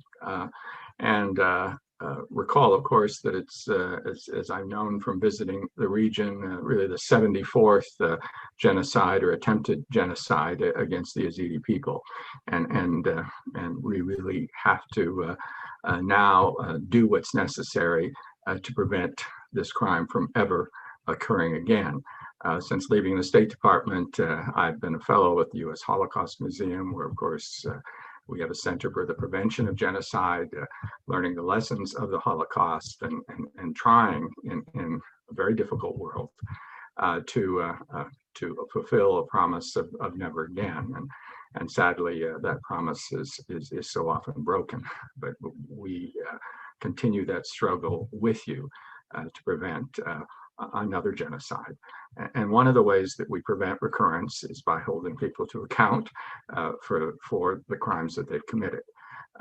There are, of course, as Ambassador Kozak said, many elements to justice after the commission of mass atrocities such as genocide, crimes against humanity, and war crimes. These are crimes that are recognized as international crimes and can frankly be prosecuted anywhere. Where the suspects can be found, at least that's allowed under international law. It's not always reflected under domestic law. But justice does involve, first and foremost, establishing the truth. That's the thing the victims need the most. But of course, once you've established that truth, the demand is all the greater for prosecutions of those that made these crimes happen. And beyond that, of course, reparations for those victims. And as someone who's prosecuted internationally in the Rwanda tribunal established for the United Nations for 6 years, and then as chief prosecutor of the Special Court for Sierra Leone, I know that even where we've been successful in holding high-level perpetrators to account, quite often the courts don't have provision for reparations. And that's so essential to justice for those that have suffered, and individually from the loss of their loved ones, or from injury to themselves. And all of this goes together into non-recurrence of these crimes. The challenge here, and it is quite a different one than we face in other situations. As I said, I was a prosecutor at the international level for 6 years, head of the Office of Global Criminal Justice from 2009 to 2015. And quite often in other situations, we had a real difficulty bringing the suspects to book. Relatively few of them were available to arrest. They were protected by their own regimes, or protected by powerful allies. And the usual challenge in international justice is no one to bring to court, no one of the high-level suspects in particular. That's not the situation with ISIS, thanks to the efforts, the brave efforts of Iraqi forces, coalition forces, and others to defeat ISIS, though it's not completely defeated, but certainly to free Sinjar and northern Iraq. But that isn't enough to establish justice and to prevent these crimes from happening again. You need to hold people to account. And we have thousands now in custody in Iraq, where they're generally, and so far, only prosecuted for essentially membership in ISIS and given either a death or a life sentence, but without processes that really respect the victim's right to the truth about what happened to them, to the recognition that crimes of international nature, such as genocide, were committed against them and their communities. We lack that. At the same time, we have more than 10,000 ex-ISIS combatants being held in the autonomous areas of northeast Syria. And at least 1,500 of those are citizens of European countries, many of which refuse to take their own people back. And so we've got a lot of suspects in custody. And without the trials, because there's not legal authority in either Syria or either in Iraq, as we heard from Ambassador Kozak, efforts continue, we hope at the national level, to establish a court that would have jurisdiction for war crimes, crimes against humanity, and genocide. And of course, in Syria, we're dealing with them being held by a non-state actor that could try them, but providing the sort of level of assistance and security to do that in northeast Syria would be very difficult. And so as we look at this horrendous crime, which of course the United States recognized as a genocide, which is very important, as Ambassador Kozak said in March of 2016 by Secretary Kerry, we need to bring some people to trial for genocide and for war crimes and for crimes against humanity. And thus far, except for a handful of cases in Germany, we haven't seen that. And I think that's extremely important, to do that for the benefit of the victims. It's also important, I think, for the prevention of violent extremism. I know as a prosecutor, prosecuting for terrorists or membership in ISIS or material support of a terrorist organization. In America, we can prosecute for material support of a designated terrorist organization and get a life sentence if death results. And those are easier charges to prove, but it's then easier for the accused that are on trial to present themselves as martyrs, as people who are fighting for the pure Islam and to wrap themselves in that flag, as opposed to presenting evidence about the cruel and outrageous and addictive and selfish acts that they committed against children, against young girls, against old men and women, against helpless and innocent victims. And that's why those kind of trials are so important.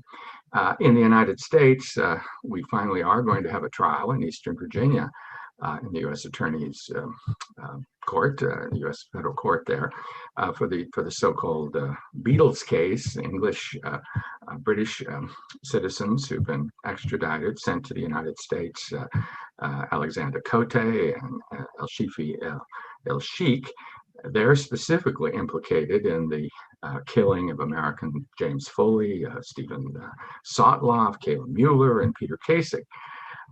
And they are charged with, of course, material support to a terrorist organization, which resulted in death. And they're also charged, I think it's important to recognize, with conduct-related crimes like kidnapping and hostage-taking and that kind of thing. But even though we have a Genocide Act in the United States since 2007 that applies to anyone present in the US, and even though we have a war crime statute that was last revised and would apply, I think, rather well as of 2006, they're not charged with those crimes. And I can understand the challenge as a former United States attorney of tying, for instance, the Yezidi genocide, establishing conspiracy that broad and showing the specific intent. There's also, of course, if it's a war crime, you have to tie it to the war. And of course, the acts against the Yazidis were brutal crimes against civilians that many say, well, that's not a war crime. War crimes are when you kill prisoners. But that's those of us who tried these cases know that these crimes in which people attack enemies, civilian enemies, are also war crimes. But those crimes aren't charged. Of course, I think this emphasizes the importance in the United States also for passing a statute on crimes against humanity, because if we did have a crimes against humanity statute in the United States, these guys could be charged with crimes against humanity, persecution, and torture, and inhumane acts, and murder, and imprisonment, international crimes. But I think this emphasizes the importance of putting together the cases that would allow Yazidi victims to testify if they're willing, and for there to be specific justice, findings by the court that they were victimized. And I think that that's so important, not only for the prevention of extremism, but also for the prevention of future genocides against the Yazidi. I'll have other things to say. I'll yield to, I always go on longer than I should, but I'd like to talk as well about the United States working with our allies in what we can do to improve this situation.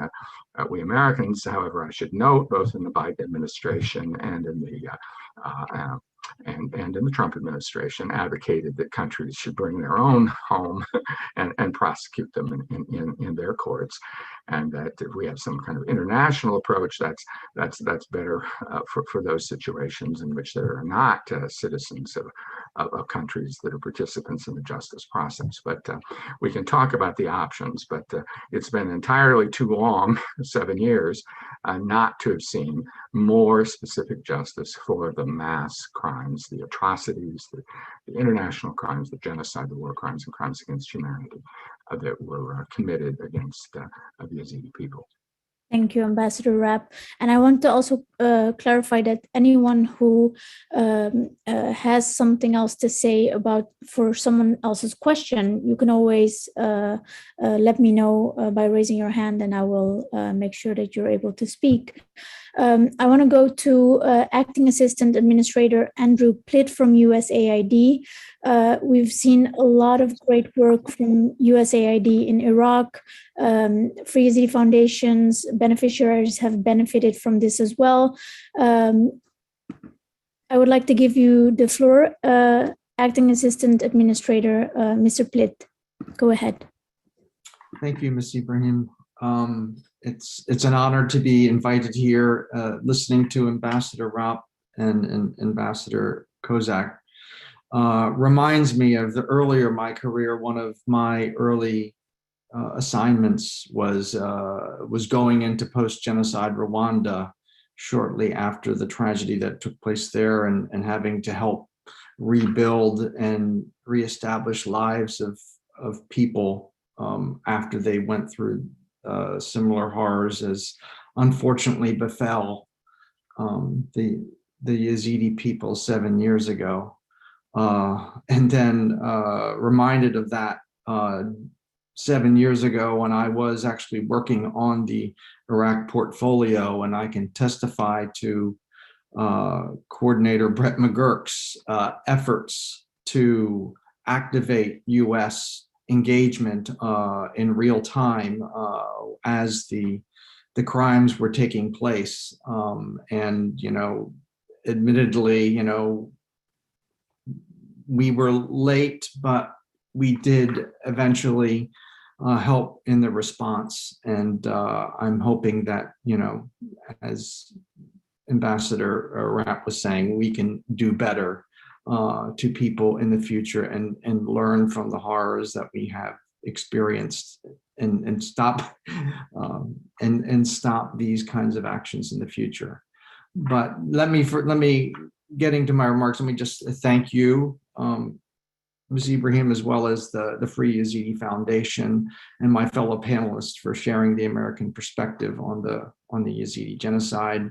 I'm certainly deeply honored to have been invited to speak on the solemn occasion that marks the 7 years since the tragedy befell, and as well as befell the Yezidi people, as well as other impacted communities in Iraq, such as the Christians and others in the Nineveh Plains. The hard work done by many of you over these many years, not only to raise awareness, to bring assistance and to bring assistance and healing to survivors as well, but as well to honor the remembrance of the lives lost. It's inspiring, the work that your organization does. So we're fortunate that the extraordinary strength demonstrated by those who survived the atrocities and the genocide perpetrated by ISIS have been able to rise above the horrendous circumstances of those events. So as Iraq's Yazidis and other impacted communities continue to return to their homes, slowly as it may be, and rebuild their communities to recover from the atrocities of ISIS, we collectively must continue to take the steps to ensure a brighter future for the next generation, to build a foundation from which the Yazidis and other communities that survived ISIS can successfully recover. The United States and the international community has worked with local communities and the Iraqi government to try to improve the material well-being of the survivors. USAID, for whom I work and represent, and as well as other agencies, have supported the rehabilitation of people's homes. We've restored electricity and water systems and rebuilt schools and clinics. Of course, this has enabled families displaced by ISIS who have returned to their communities to have access to the essential services that they need to send their children to schools and to obtain medical treatment. Indeed, the US government has funded activities in Sinjar and across Iraq to rebuild more than 130 schools, 57 health centers, 62 water treatment plants, 17 electric utility substations, and other projects that have enabled 4.9 million Iraqis to return home. Of course, it was mentioned, not enough, because while 150,000 may have returned to Sinjar, there's still 300,000 Yazidis living in tent communities that need to have improvements made before they can return voluntarily to their homes. ISIS's trail of destruction through Sinjar and the Nineveh Plain shattered an economic ecosystem that provided livelihoods for some of the most diverse communities in Iraq, which were most likely to earn their incomes through private sector entrepreneurship. So while the rehabilitation work that we've done for local infrastructure has brought back employees responsible for those operations and maintenance, it's also imperative that we revive the private sector businesses in areas liberated from ISIS to get the economy working through businesses and markets. To this end, USAID has been working with business recovery and economic development services to assist local firms to begin recovery and to improve the operations, which lead to a more long-term sustained employment. However, in addition to improvements in the infrastructure and support to economic recovery, access to justice for survivors, as Ambassador Rapp and Ambassador Kozak plainly stated, that access to justice and stable and inclusive local governance is critical to build on and extend these gains to future generations so that they can thrive despite Iraq's struggles in the present and in the past. So the United States and the international donor community also funds psychosocial support for survivors of ISIS atrocities, legal assistance, and assistance with formally documenting the experiences that could later be used as evidence to help seek justice. We provide comprehensive package of livelihoods, legal and social cohesion services to support the return and the recovery of the vulnerable ethnic and religious minority communities in northern Iraq, including Sinjar. And we take a highly integrated multi-sectoral approach that tailors services to the unique, the unique needs of the historically Yazidi and other communities, as well as the population that's been displaced as a result of the ISIS incursion and atrocities. For instance, I would note that we've piloted programs with the Free Yezidi Foundation and other local Iraqi organizations to integrate the case management services, to support women who have survived gender-based violence. We've also worked with your foundation to train young women to resolve cases of gender-based violence in a survivor-centered way with a human rights perspective. So I look forward to the interesting, wide-ranging discussion that we may have for the remainder of our time. So I yield back to you. Thank you very much. Let's turn now to Ms. Katerina Vodovat, currently leading the State Department's Office for Global Women's Issues. First, yours.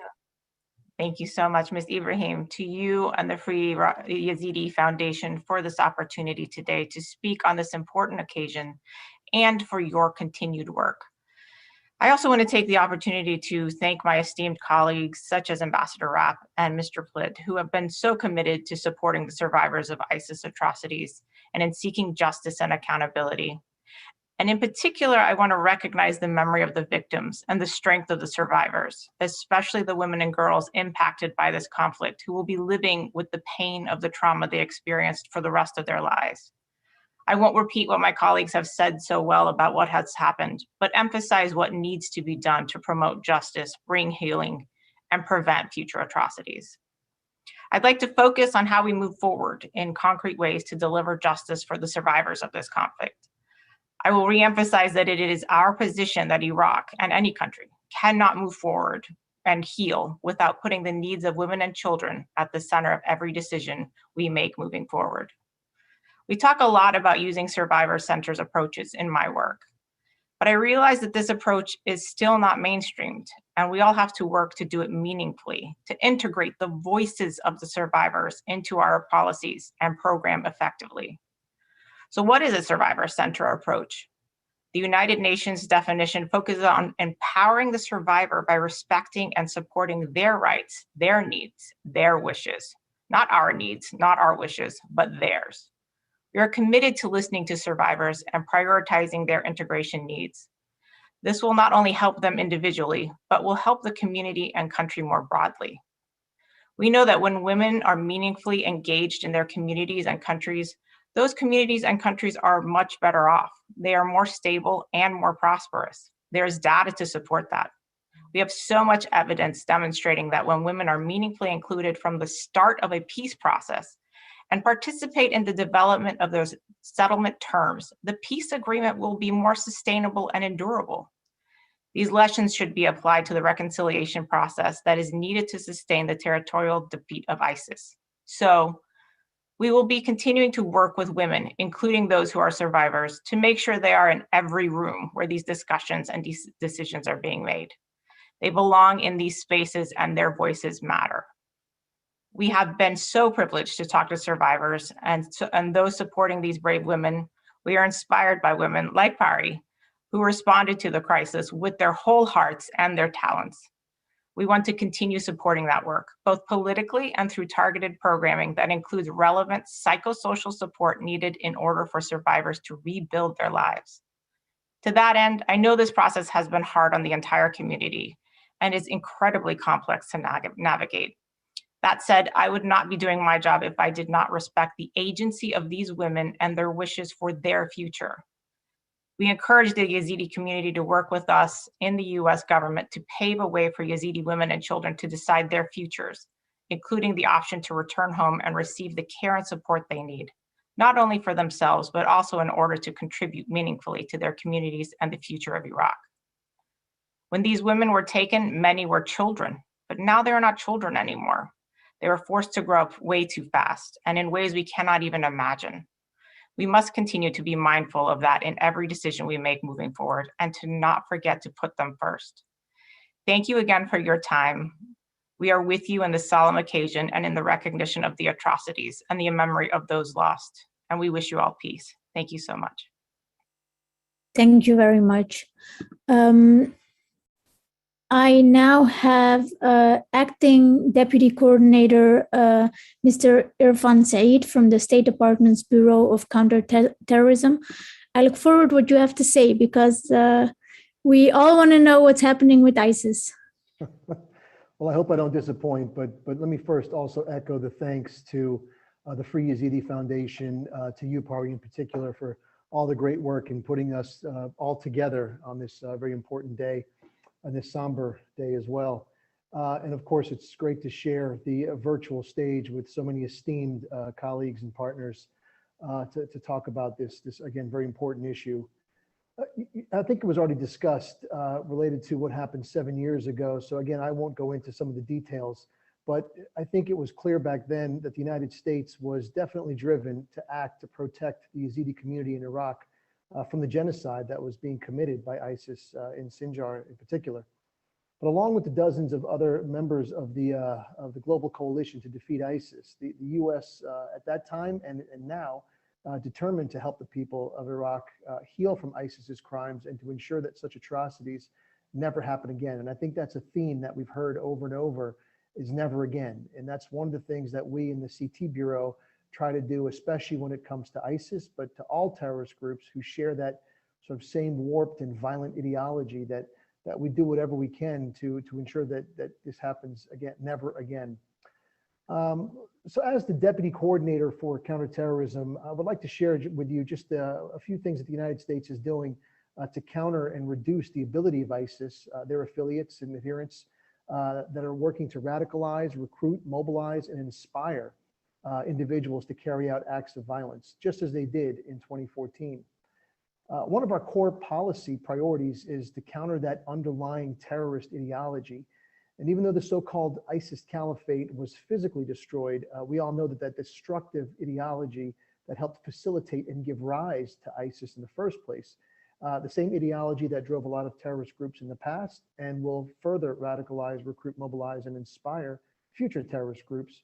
We know that that ideology still exists. It appeals to some, especially amongst the youth. But I want to talk a little bit about something Ambassador Rapp talked about earlier, which was the importance of prevention and this term countering violent extremism. For us, it's the main approach that we use to reduce the ability of terrorist groups to, again, radicalize, recruit, mobilize, and inspire, and to address the conditions that are conducive to the spread of violent extremist recruitment and radicalization.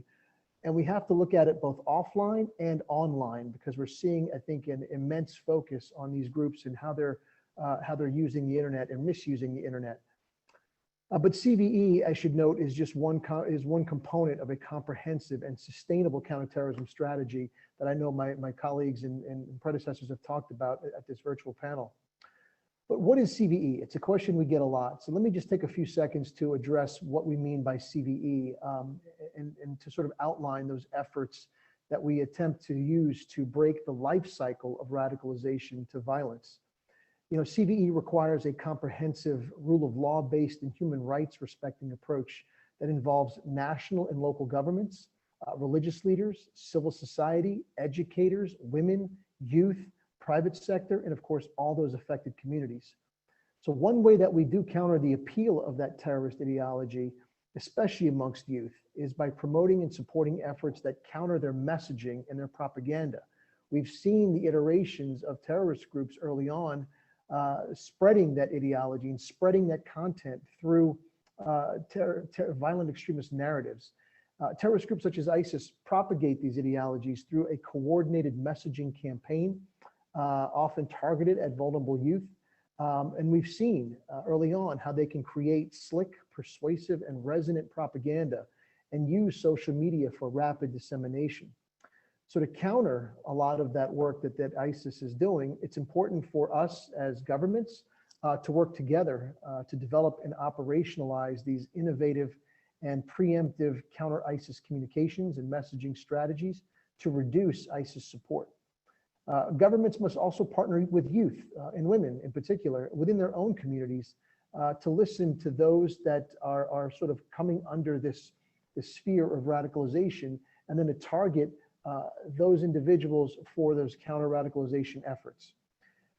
We must also help Iraq and other countries affected by ISIS to build resilience against ISIS narratives by enhancing our media and digital literacy of youth to think critically and challenge ISIS terrorist ideology, which I talked about earlier. One of the things that we're seeing today is sort of a movement towards misinformation and disinformation and how it spreads unchecked on platforms. So, one of the things that we try to do is engage social media companies. We try to engage other governments as they engage social media companies. But I think more importantly, we have to engage the youth so that they understand what misinformation and disinformation is, but more importantly, how they create narratives to respond. And one way we do this at the State Department is by supporting a program called Invent to Prevent, which is a university-based semester-long program which encourages students to push back against violent extremist narratives on their campuses and in their communities. And we bring experts from around the world, including from social media companies, to help build that capacity of local youth. So when we talk about building that capacity, we do that in three very important ways. Number one, we're working to discredit and counter ISIS propaganda, disinformation, including that justification to violence used by terrorist groups. Number two, we're supporting targeted local communication campaigns among vulnerable populations. And number three, we are amplifying and empowering local voices to develop and disseminate alternative narratives, hopefully creating positive, measurable change. So when it comes to implementing these counter messaging efforts and counter narrative campaigns, I want to highlight some of the work that some of our global partners around the world are doing.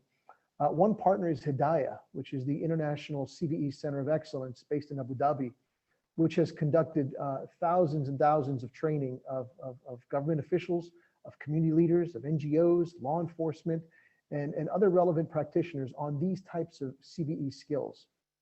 Another international partner is the Sawab Center, also based in Abu Dhabi. Now, this is a joint UAE-US digital communications hub to combat violent extremist ideologies online and promotes positive narratives. This center has launched over 52 campaigns and has over 8 million followers across its various social media platforms. And of course, I can't stress enough the great work that the De-ISIS Coalition communications work that's happening, again, by our global partners around the world.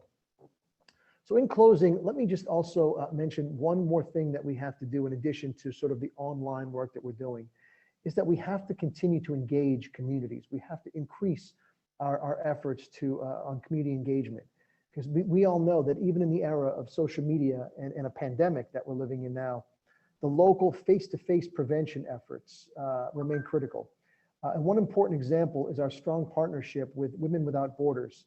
And we work with them to engage community leaders, practitioners, and family members who have been directly impacted by terrorism through workshops that promote dialogue and resilience building.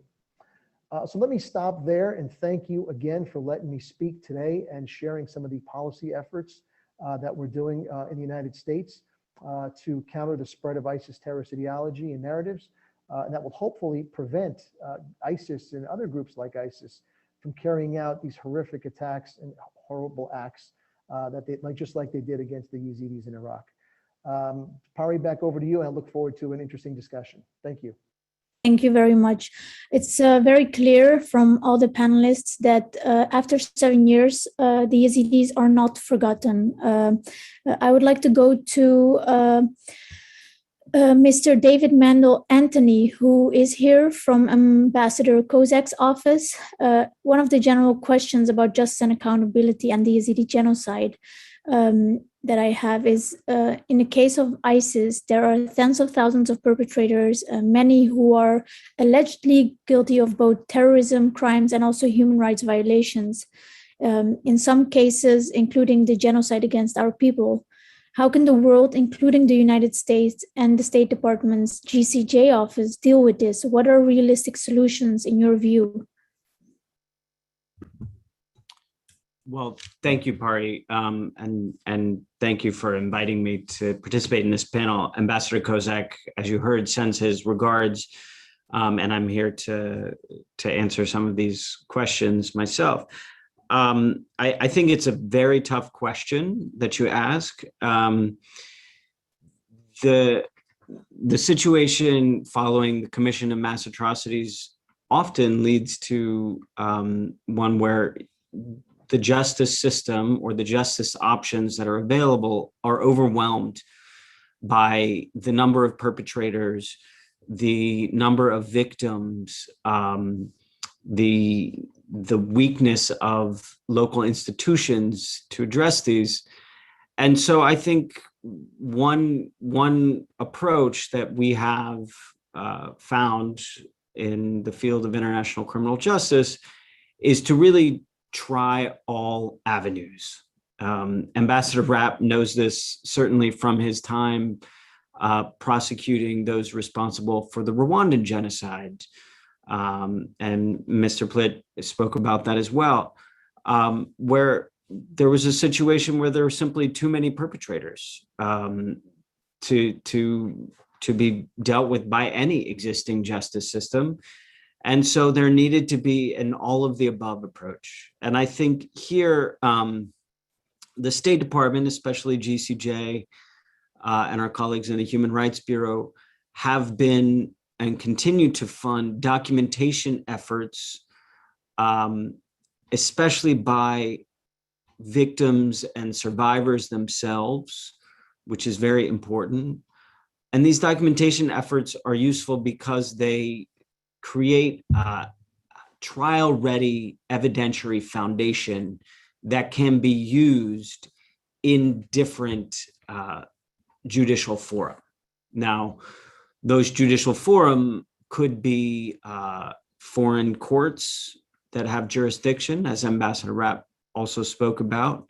We're starting to see more and more where international courts are not an available option, that national jurisdictions are taking up the need for justice and responding to the call, and where they have jurisdiction and where it is appropriate for them to do so.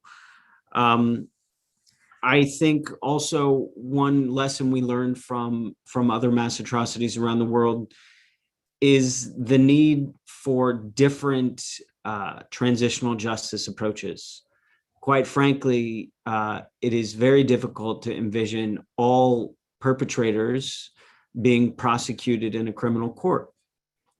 And so the approach of the international community in the past has oftentimes been to focus on those most responsible for the atrocities, the architects and the masterminds who, in the words of Justice Jackson, set in motion these events. And by doing so, we also send a very strong signal, hopefully a deterrent one, that fits very well in with what my colleague was saying about our counterterrorism approach, that no one is beyond the rule of law. No matter how big, no matter how powerful, the rule of law should stretch to encompass their crimes. So it's these varied approaches I think the State Department is using and pursuing, supporting documentation, supporting all available forum for prosecution, focusing on, where possible, on those most responsible. And also, finally, I think recognizing that there are many aspects to justice, that it is not just criminal accountability. Redress takes many forms, which is why we've been proud to support efforts to reclaim the remains of loved ones. There will need to be, I think, going forward, increased focus on memorialization living memorials, not just static statues. But we are now 7 years since these horrific events, and we have to prepare for the day when we have to teach the next generation about what happened. And that is a form of memorialization too. Finding the ways to support survivors in expressing through art, through education, through curricula, through film, history in ways that endure as lessons for us all. So I'll stop there, and thank you for the question. Yeah, I would agree. And I think just in general, Yazidis have a lot of expectations. Every year, the expectations dwindle down and people lose hope. But it's good to see that the US is dedicated, especially on justice and accountability. For the viewers at home, the Global Criminal Justice Department of the State Department, the office, has been a supporter of Yazidi civil society organizations to, as you said, go for justice and accountability, document what the crimes were, work together with investigative bodies like UNITAD and IIIM to ensure that we are prepared whenever we find the perpetrators and cases are brought forward. So thank you for your answer. I would like to go to Ambassador Rapp. I would like to begin with you with a comparative question. So you have worked on justice and accountability for so many years in different circumstances, in different areas in the world. What did you find striking about the Yazidi genocide in terms of the crimes that were committed and the challenges or possibilities of pursuing justice? Well, as I said earlier, there are so many suspects, so many detainees that are available to charge, which is unlike other situations. But the challenge here is, of course, we're talking about a non-state actor. It pretended to be a state, the Islamic State, and it did have a structure. But proving that structure and the order of command and exactly where people were at particular times is quite challenging with a terrorist organization, where we're used to situations with governments where you can get insider witnesses, as we do against organized crime, who will testify against others. And that is much more difficult within a group that's religiously based in their view, and whose family members will face retribution for their testimony. So the largest challenge we have is connecting the individuals to the acts and then putting trials together on that basis. And that's why what David has talked about and Ambassador Kozak earlier, it's important, of course, to document what happened to the individual victims, and certainly for them to provide information on what they know of the people that did it to them, and when and where and how, et cetera. That's very important. But those of us that have prosecuted at the international level know that the challenge is often the linkage, linking other actors to those crimes, particularly high-level people that made it happen. Of course, many of our ISIS high-level individuals were killed during the conflict, though I think the reports of some of their deaths are exaggerated, and we've got evidence that they are in Turkey and elsewhere, and there are high-level actors. But to combine the evidence of the perpetration on the ground with the responsibility on high is a real challenge. And here, since there is the possibility of prosecuting on terrorism only, if they were a member of a terrorist organization, there's a temptation, as with the Iraqis, to just stop there.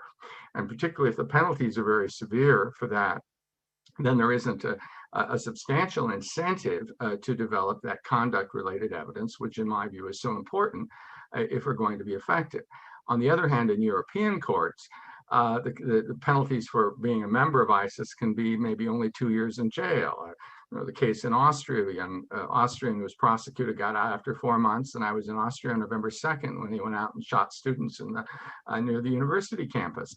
And so people say, oh, we don't want to take these people back because if we charge them, we'll only get a short sentence and then they'll be back out in our communities. And I'm sympathetic to that. In the US, the laws on terrorism are much tougher, and people that are ISIS members would tend to get a sentence of even without any proof of conduct for up to 20 years. And so there is that aspect of it. Now, what that requires is then the evidence of their conduct. And if in a few European courts, it's been possible to add to the war crimes case another case, most typically that they were seen with severed heads or something like that. But then you can't prove that they are the ones that did the murders. So they get an extra 2 years for attacks on human dignity, et cetera. And so you're not able to put cases together. Now, that's why the documentation is important. What UNITAD is doing, though UNITAD, of course, is generally to help the Iraqi system where they don't yet have a genocide, war crimes, or crimes against humanity statute. And there's a limit to what UNITAD can do with the Iraqis because of the existence of a death penalty and that being a UN organization. UNITAD has helped some European prosecutors put some cases together, like a case involving Camp Speicher killings that was prosecuted in Finland, and they've been helping in the German cases. But there's this trove of evidence in Syria, the telephones and the drives, et cetera, that have been obtained from those who retreated into Syria and were really the leadership of ISIS. And that's where, as Brett McKirk will talk about, where ISIS was fundamentally defeated in Raqqa and in the border areas with Iraq. And frankly, there are thousands of phones and hard drives, et cetera, which really need to be analyzed in terms of localization of where people were, information about the orders. Because there are massive amounts of documentation, which I know UNITAD is working on from materials that they've recovered, particularly in Mosul. And so that's what is needed to put together the conduct-related cases. And that's still an enormous challenge. Now, people call for a tribunal to do that, and a tribunal traditionally does that. But frankly, there needs to be a more coordinated, if we don't have a tribunal, a more coordinated approach to gathering the evidence, which various organizations like CIJA, which I'm chair of the board of, we're gathering that information and trying to work as well, even with the Syrian Kurds, though of course there's security issues and problems during COVID, et cetera.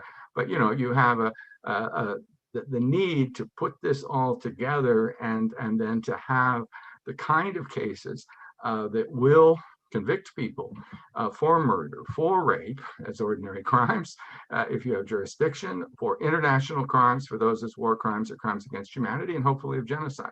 So that's what's critically needed, and that's still a challenge, and one that the world hasn't yet met. But it's you can say 7 years is a long time. In many of these situations, I mean, we're still prosecuting Rwandan cases in Europe. There's still a couple of cases of Nazis that are still being prosecuted against 90-year-olds. It doesn't, I'm not sure the victims to wait that long, but it is important to send a signal that when crimes like these are committed, there is no rest in this life. That eventually you'll face justice. So we need to continue this work and ensure that we can present the cases for arguably international crimes, but at least for conduct-related crimes, and obtain significant sentences for those that are responsible for horrendous brutality against the Yezidi people and other victims. Yes, you are right. And I think that most of the time our people get unhappy about the fact that it takes so long. Why is it taking so long? But I think our people don't really realize that even genocide recognition for many genocides has taken many years before the recognition came. So if we look at from start to finish, the amount of days that it took the US to make the decision that what happened to the Yazidis might constitute a genocide, and they started to attack the Islamic State, that was quite quick compared to other genocides. The cases that we're seeing in Germany and prosecutors around the world working on cases regarding the Yazidi genocide, we are moving ahead. We are making efforts, and I think we should not underestimate that as a Yazidi community who is working towards this. It may take long because we are dealing with missing family members, and I want to go to Mr. Plitt. We are dealing with, as you said, the reconstruction of Sinjar. My question to you is, USAID has done a lot of important things for communities in Iraq to help rebuild. There's been a lot of investment from the US government and the American people to ethnic and religious minorities in Iraq to rebuild their lives. Where do you see meaningful progress, and where are the gaps that are difficult issues that need to be tackled? Thanks for the opportunity to respond on that. Certainly, there's probably more need than there are resources, so there are inevitably are gaps, but certainly USAID and other elements of the US government will remain committed to addressing the needs to the extent that our resources can in northern Iraq for the Yazidis and particularly for the Yazidis and other ethnic minority communities. I think one of the biggest challenge right now, particularly in regard to Sinjar, is the security situation and getting the authorities, whether they be the KRG or the government of Iraq, to work together to address the security situation, and as they address it, to involve the Yazidi community. I know there is an effort, and I think we advocate for engagement of the Yazidi community to be involved in addressing the security situation, standing up a security force that addresses the insecurity that exists in terms of the other armed groups that are there, and create a threatening situation which deters the 300,000 Yazidis who are displaced from wanting to come back. And so I think that's one of the, at least as far as Sinjar and parts of that area of Iraq, is getting at the security situation, and they're only really going to get at it if they involve the communities themselves as to how to address it. And so I would highlight that. I mean, there's always, there are, between the Europeans and the US, we are all planning for resources to continue to try to address the needs. As I was saying, we're trying to focus a little bit more of our efforts on getting the economy going, and offering opportunities to promote entrepreneurship and others, so that businesses can start to thrive, and hopefully that just by creating more opportunities and getting markets going, that will hopefully send the signal that it's time for others to maybe come back. Albeit the security situation certainly still needs to be addressed, but you obviously need both. You need both security to be addressed, but you also need for them to have a thriving community to come back to, not just the essential services, but opportunities for livelihoods. And so we've been having an increasing focus to see what we can do on that front. I would like to go to more the gendered aspects of what happened during the Yazidi genocide. And Ms. Vodevat, as you know, the Yazidi women were targeted based on their gender. Obviously, the crimes were like slavery, horrific sexual violence, to even girls as young as 7, 8, 9. But it also included the execution of Yazidi women above a certain age. How can we globally work to eradicate this problem of sexual violence in conflict? Thank you for that question. Such an important issue. Certainly accountability and redress, including justice as defined by survivors, especially considering how long criminal accountability really takes. Making sure that there is a survivor support, and that is fundamental through any kind of conflict. Preventative efforts such as addressing cycles of violence are really the keys to preventing or responding to gender-based violence globally, especially in conflict zones. So research has really shown that boys that are exposed to violence in the home or in their countries are twice as likely to commit gender-based violence as adolescents or adults. That's why we are such firm supporters and believers that engaging partners such as religious leaders and men and boys, pursuing appropriate justice and accountability mechanisms, and addressing harmful societal norms, as well as addressing trauma from conflict for everyone in the community, can help end gender-based violence. While I know we have a long way to go in preventing conflict-related sexual violence, the United States has seen firsthand that progress is possible only when governments, service providers, and civil society work together in a really comprehensive way. And I know President Biden has requested an update to the U.S. strategy to prevent and respond to gender-based violence globally. And that should reflect many of the lessons learned from our many years of work on gender-based violence and chart a path forward to our future efforts. And unfortunately, we have learned so much from recent conflicts, including on the Yezidi genocide, on this issue that need to be applied to prevent these crimes in the future. And we hope to continue to work with organizations like the Free Yezidi Foundation to do just that. So thank you so much. Thank you. Mr. Said, I thought you had also something to say about the gender aspects.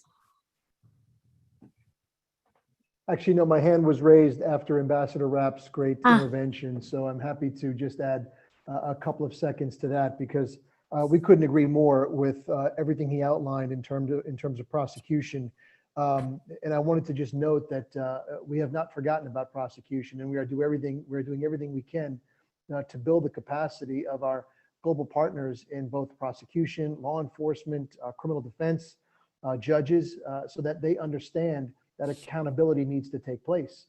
So we're working with the International Institute for Justice and the Rule of Law, which is based in Malta, under what we call a battlefield evidence program, where we are helping to train those prosecutors and judges to obtain that battlefield evidence and then finally use it and implement it in their countries of origin.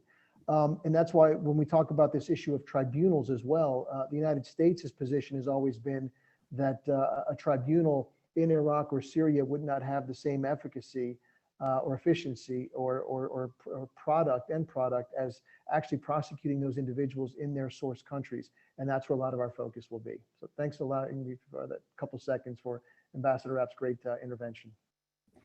Yeah, no problem. We also have a question from the audience, and I thought like maybe some would like to answer that question.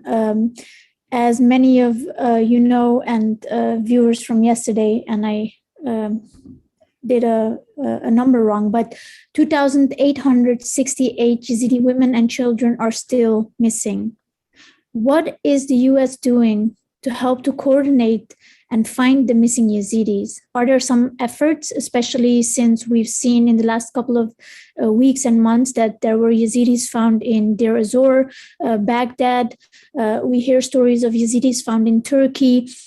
Are there any efforts that you know of?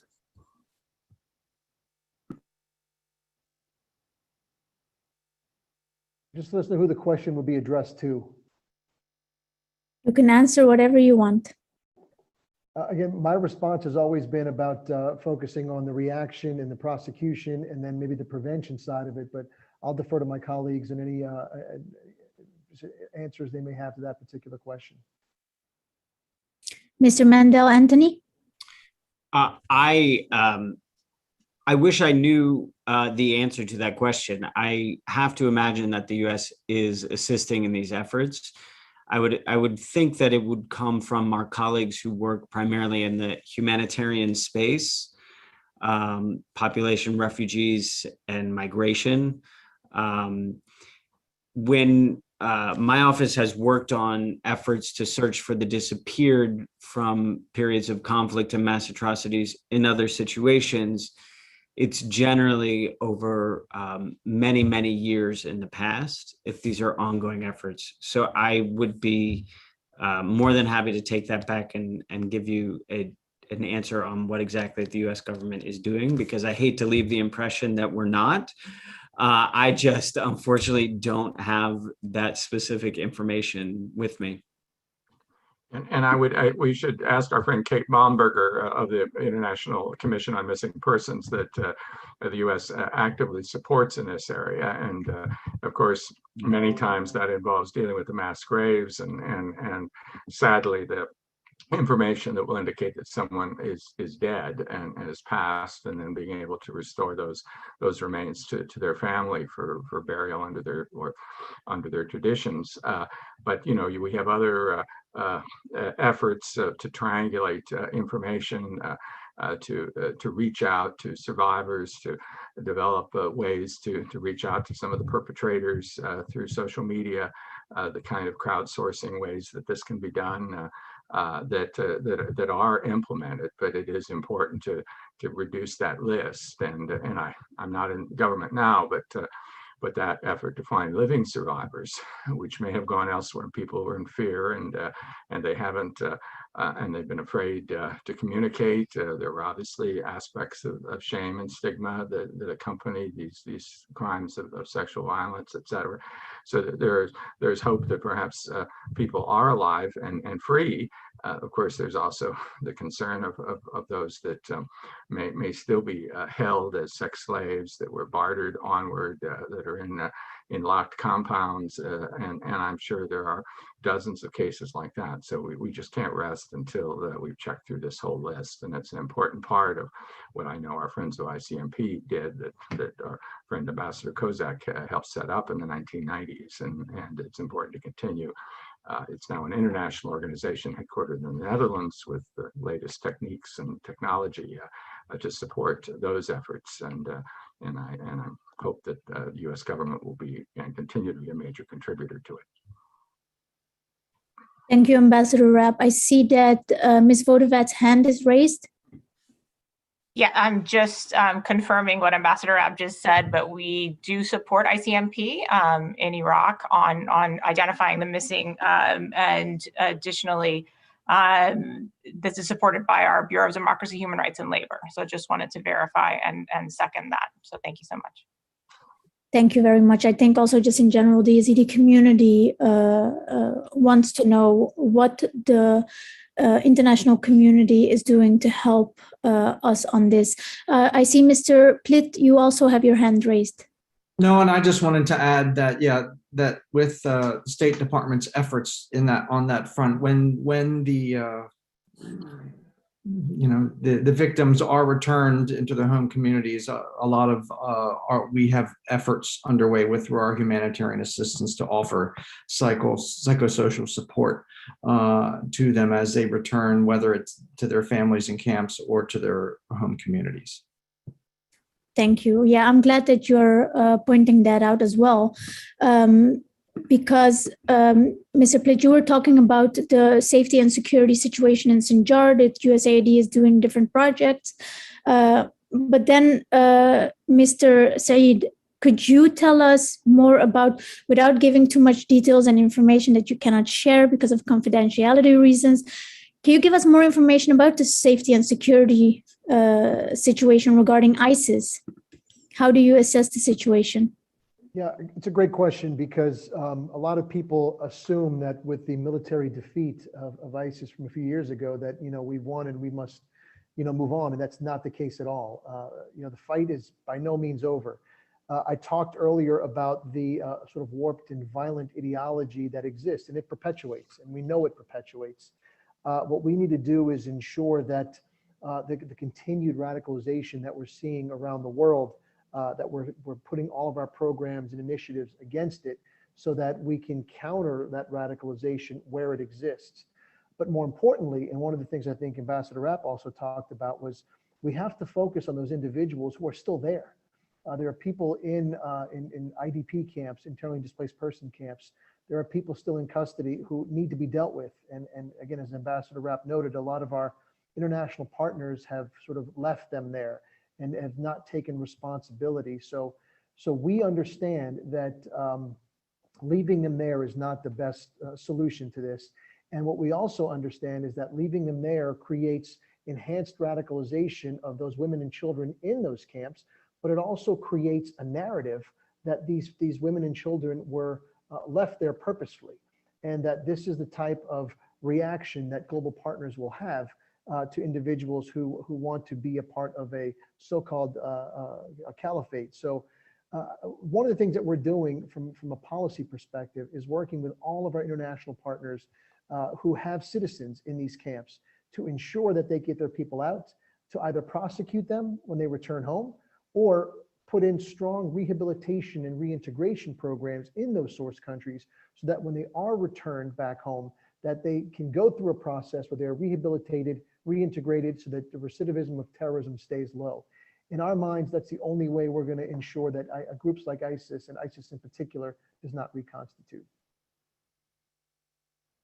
Thank you very much. And I would fully agree with what you're saying about the idea that ISIS was militarily defeated, but the ideology is never defeated.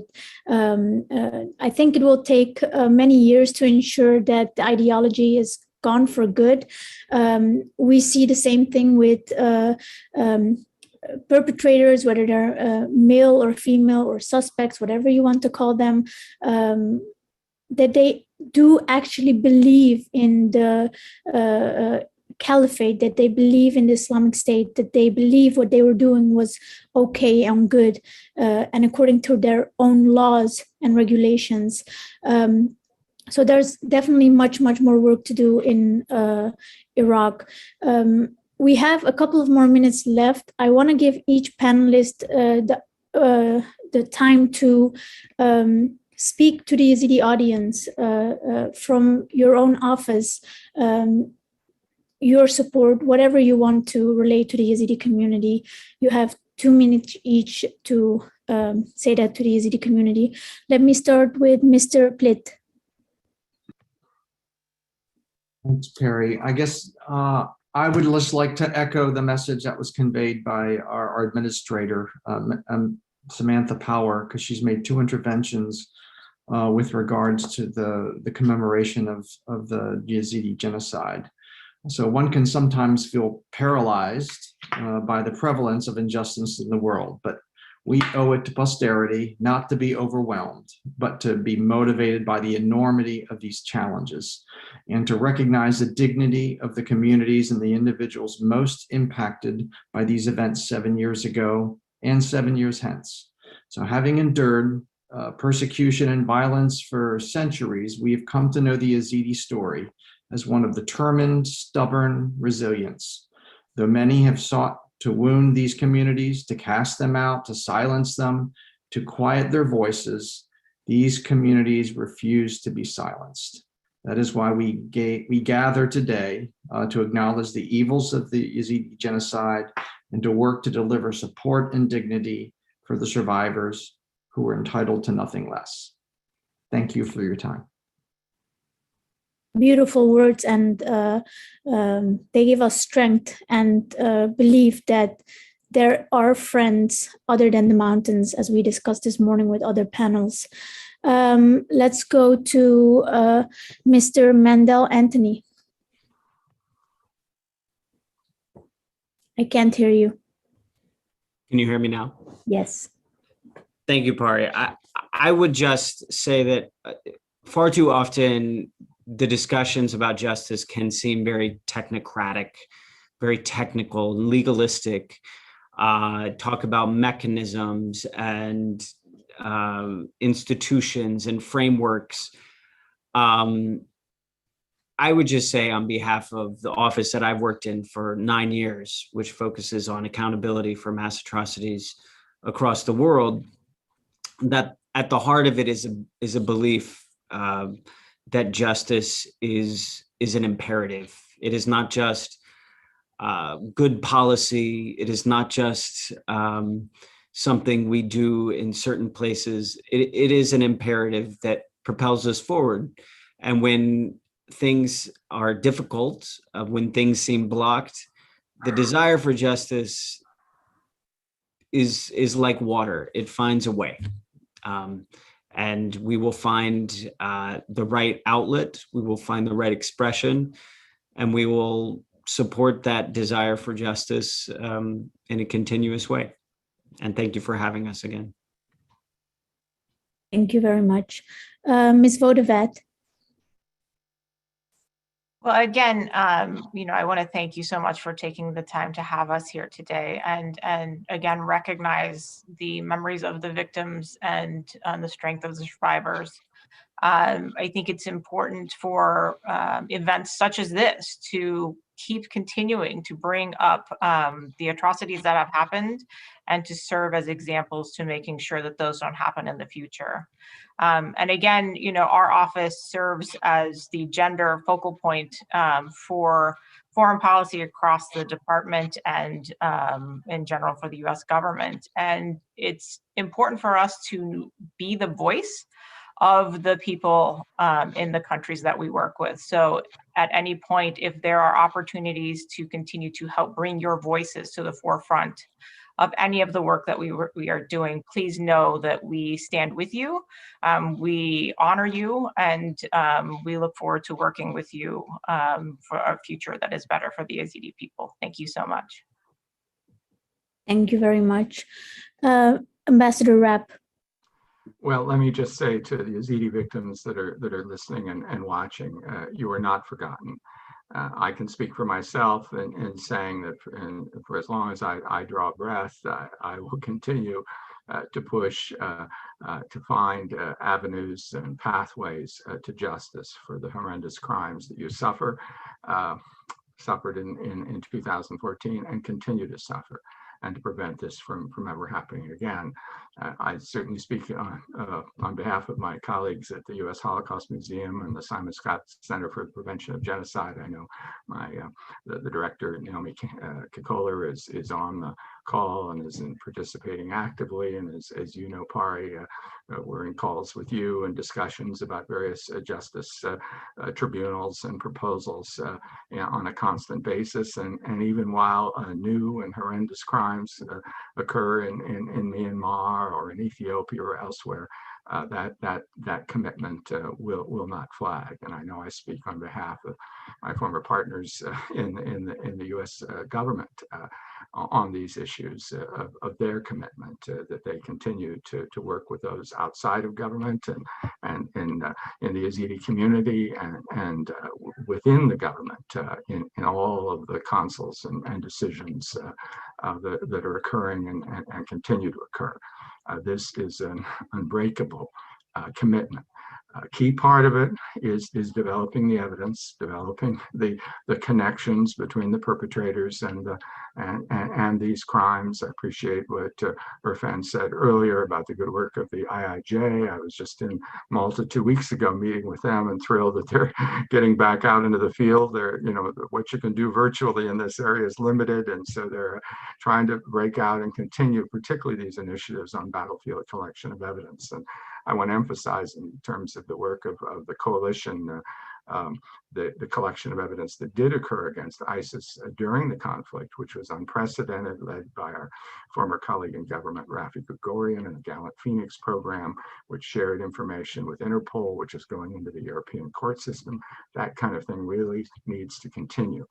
As a prosecutor, when the evidence comes to you and you've got a good case, you'll find a way to prioritize it. You'll find a way to bring it into court.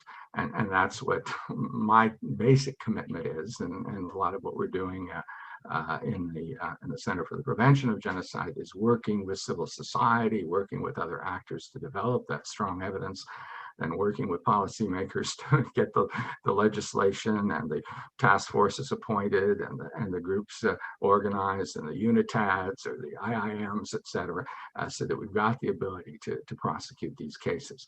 I'm confident that if you build the evidence, justice will come, and we'll continue those efforts until we have the appropriate prosecutions for genocide, the genocide committed against the Yazidi people by killings, the genocides committed against Yazidi women and girls through the sexual violence, as we recognize at the Rwanda Tribunal, the way in which genocide can be committed through the acts of sexual violence, even without the death of the victim, because it's such a way in which a group is destroyed.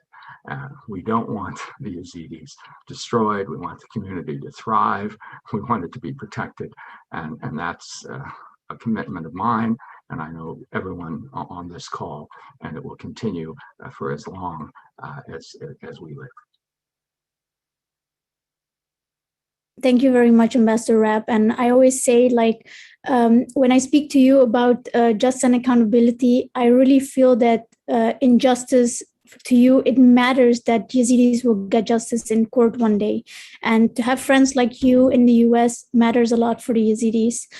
Mr. Saeed, let's get to you. Thank you. On behalf of the CT Bureau, I'll say we stand with you. We continue to fight for justice and accountability.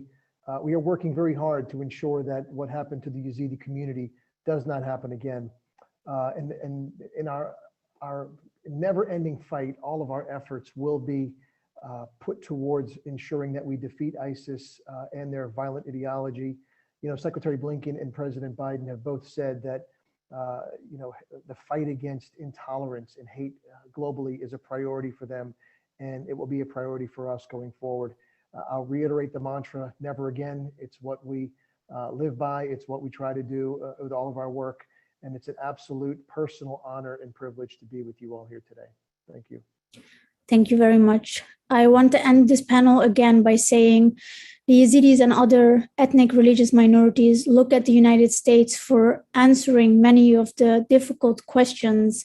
You may not always have the answers to our people or the answers to other people who are being persecuted, but you are the one that is acting most of the time, immediately when something horrible like the Yazidi genocide is happening. And we will never, ever forget that you were the ones that took the first step and that made the international community start to react against the Islamic State. Imagine what could have happened more had you not reacted. So I want to thank all of you, and let's remain in touch because there's so much more still to do. Thank you all. Thank you. For the viewers who are just joining, this is the Free Yazidi Foundation's commemoration of the Yazidi genocide, the attacks that happened in August 2014. We are now switching over to our concluding panel, and I'm going to give the floor to my dear friend, Ms. Naomi Kikoler, who has been one of our biggest supporters since the very start of the genocide. Naomi, can I see? Yeah. I'll ask also all the panelists to start their video. You will see a pop-up appear on your screen. Great.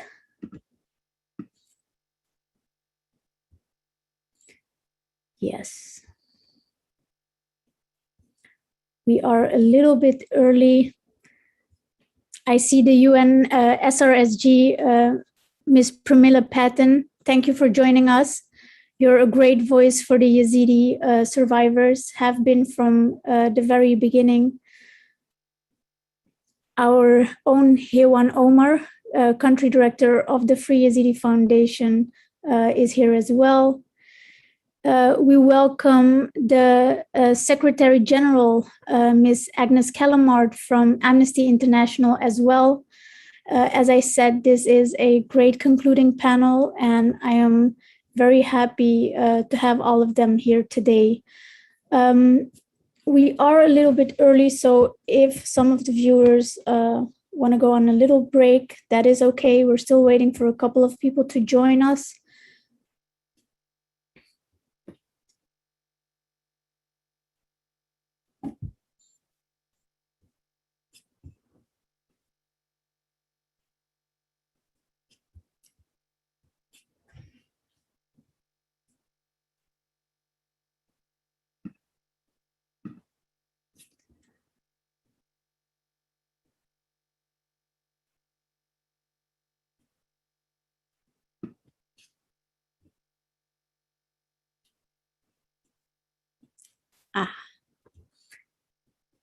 Hi, Naomi.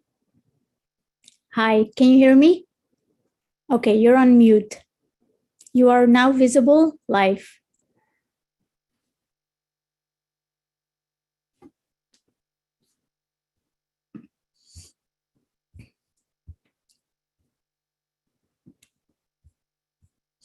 I've just given everyone a few minutes to take a break if they want to, and then come back online.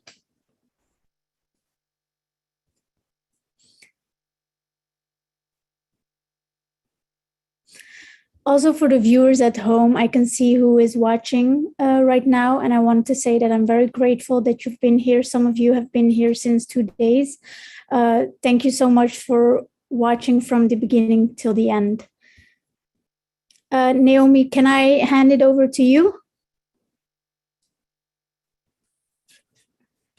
Thank you so much, Pari. It is a deep honor to be here gathered with you today to mark this somber occasion and critically to discuss the path forward and reflect on what is needed to help the Yezidi community. 7 years ago, the Yezidi community experienced a genocide that was in many ways foreseeable. The international community took action to halt the crimes, but it was for too many, too little, too late. I recall men from Kocho, survivors of a massacre, telling me that as they heard American planes overhead, they thought we will be saved, but they weren't. Their wives, mothers, daughters have been taken. Many remain missing. Their sons, brothers, and fathers executed. We tend to think, in part because of how the Yezidi genocide has been chronicled, that it was a genocide committed primarily against women. But it was a crime that affected the entirety of the Yezidi community, and the unique needs of each members of those communities are things that we hope to discuss in today's panel.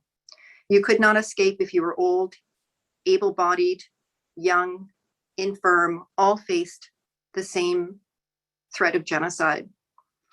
As one woman in Shari camp said to me, there is no humanity. They're killing us like we are chicken or sheep. There is much that needs to be learned from the commission of the genocide about how the crime came to be and what needs to be done to prevent it in the future. Today, the community faces a precarious future, one where justice efforts remain nascent, where security in Sinjar is fragile, and where many face an indefinite future displaced. On behalf of the United States Holocaust Memorial Museum, as an institution, we are deeply moved by the courage and resilience of your community.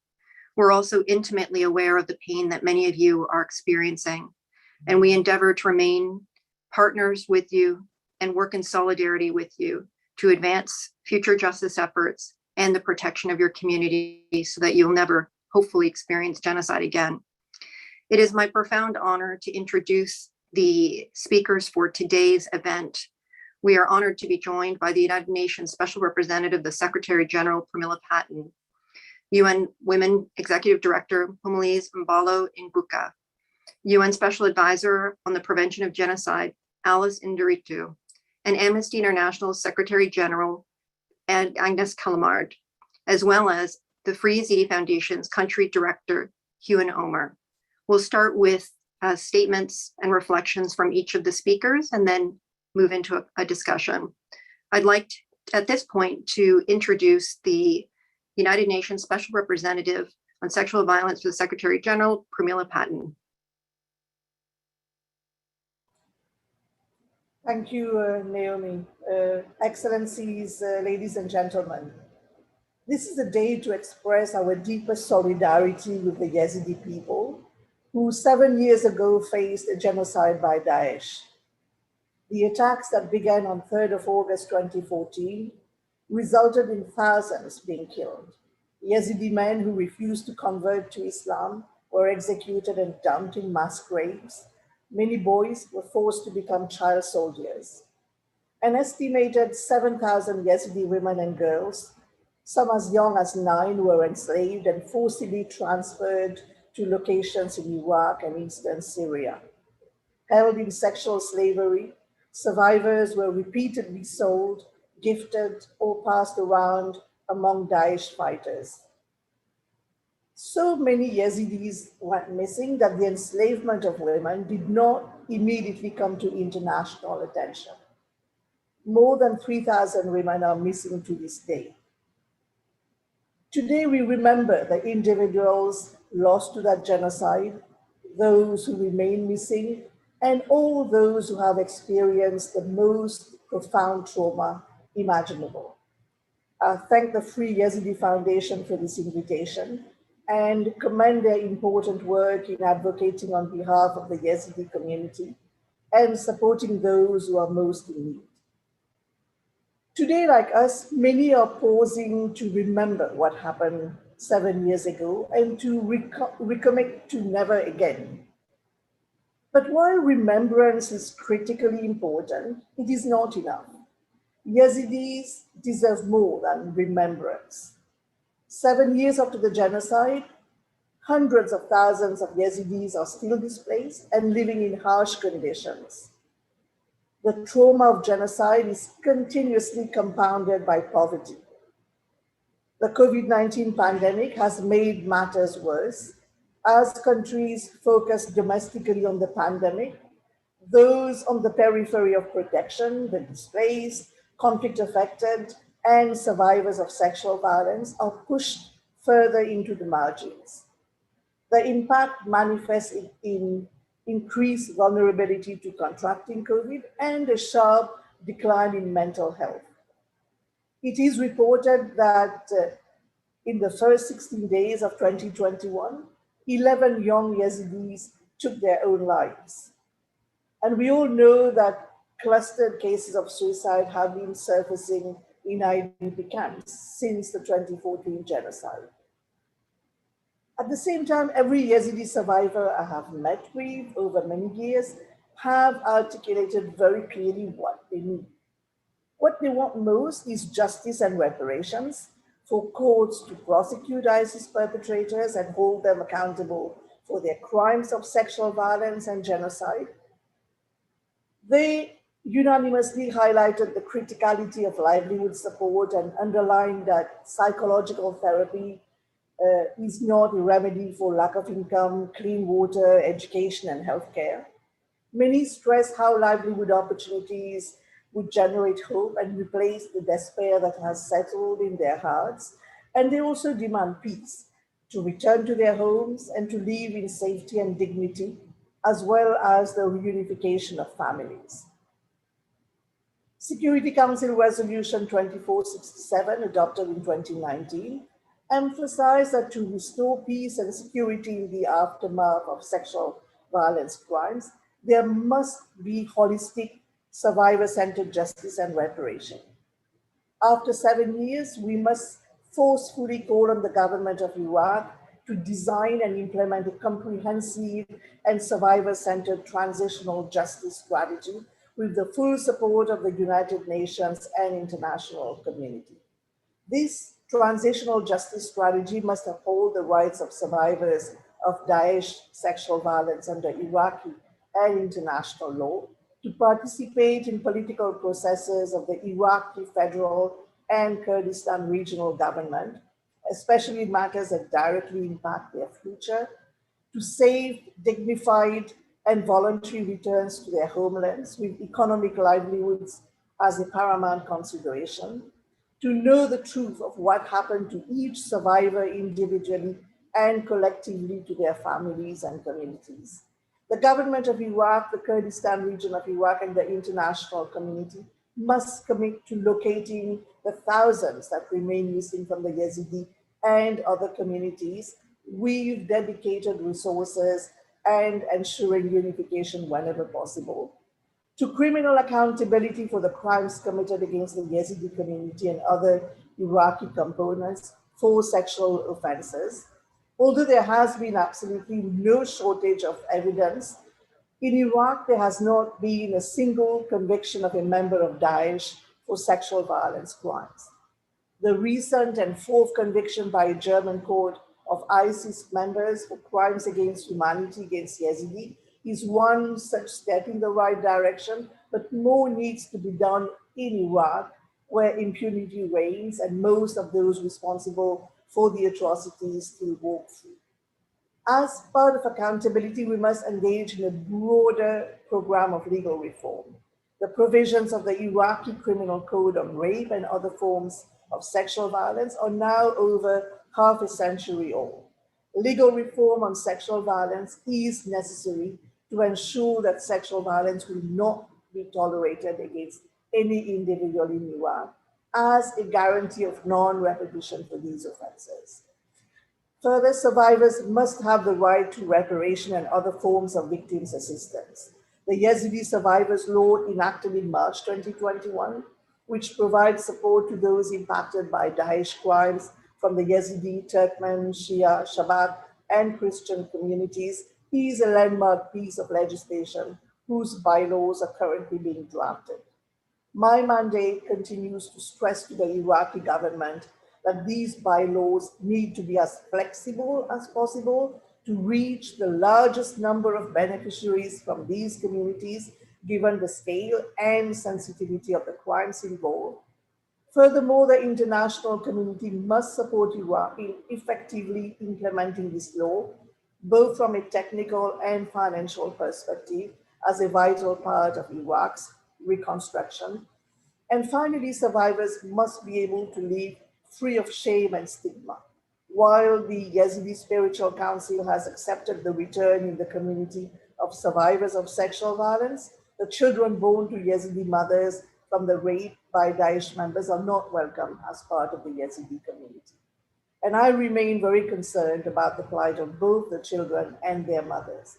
Women bear the burden of the trauma of enslavement and rape, along with stigma and shame of wishing to care for their Daesh children. While these are difficult cultural and religious matters, both these mothers and their children are entitled to full civil, political, social, and economic rights. My mandate continues to support projects in Iraq pursuant to the joint communique signed between the government of Iraq and the UN to prevent and respond to conflict-related sexual violence of 2016. And to conclude, my message to the Yezidi community is that I am with you. I will continue to advocate for you and will continue to do so until you are safe, until you get justice, and until you have what you need to heal and flourish. Thank you. Thank you so much, SRSG Patton, for those incredibly powerful and moving comments. I'd like to welcome UN Women Executive Director Melissa Mblambo Nguka. I'm so sorry, the last name. Thank you. Thank you very much. Don't bite your tongue. Excellencies, colleagues, good afternoon.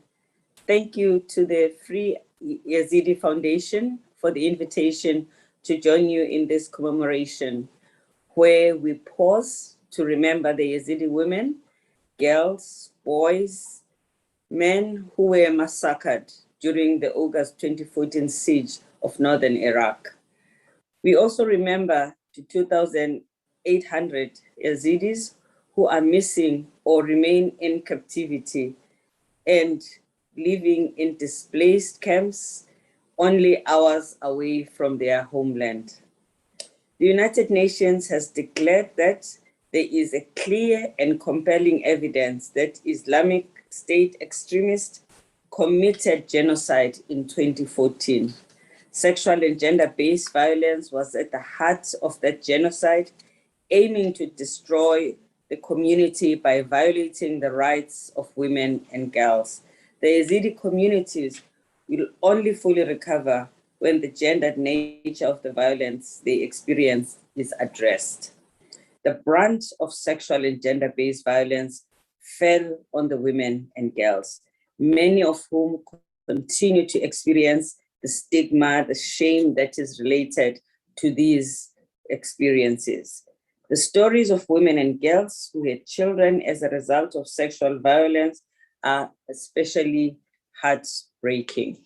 7 years after the attack on Senja, we see incremental progress toward accountability in the form of the Yezidi Survivors Law, the work of UNITAD, and a handful of criminal prosecutions. But clearly, we need much more. The types of justice efforts to provide redress for past violations are essential. But as important as these efforts are to prevent the future violations, much more needs to be done now and in real time. Gender inequality is at the root of all sexual and gender-based violence, including the violence experienced by the Yezidi women and girls. To stop atrocity crime like genocide, we need bold, transformative action to advance equality and protect and promote the rights of women and girls, especially those from minority ethnic and religious groups, like we saw in the case of the Yezidi. UN Women is committed to rooting out gender inequality by supporting and working in solidarity with women and women's organizations around the world, including the Free Yezidi Foundation. Through the UN Trust Fund to End Violence Against Women, we have supported the Free Yezidi Foundation with the opening of a women's center to provide psychological and trauma support to women and girls who have experienced violence and stigma. Globally, UN Women works to raise awareness on the gendered causes and dynamics of atrocities and to place gender equality and women's rights and leadership at the center of the UN Women's work to prevent conflicts and violence. UN Women leads the UN system on the implementation of the Women, Peace and Security Agenda, which is focused on women's meaningful participation in peace and security decision-making, the prevention of conflict, the protection and promotion of women's rights, and gender equality in peace building and recovery.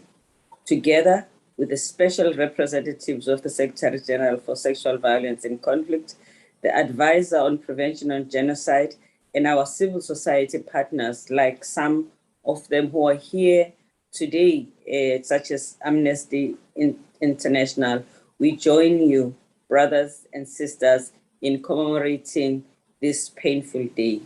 As UN Women, we will continue to elevate the importance of gender-sensitive and gender-responsive solution in addressing the issues of justice, transition, and reintegration. Thank you. Thank you so much, and especially for starting with that grounding of the reminder that there are over 3,000 people who are still missing, the critical importance of ensuring that women have a seat at the table as we discuss what the future of Iraq looks like and the future of the Yezidi and other vulnerable communities. It is my real honor to, at this time, introduce the United Nations Special Advisor on the Prevention of Genocide, Alice Nderitu.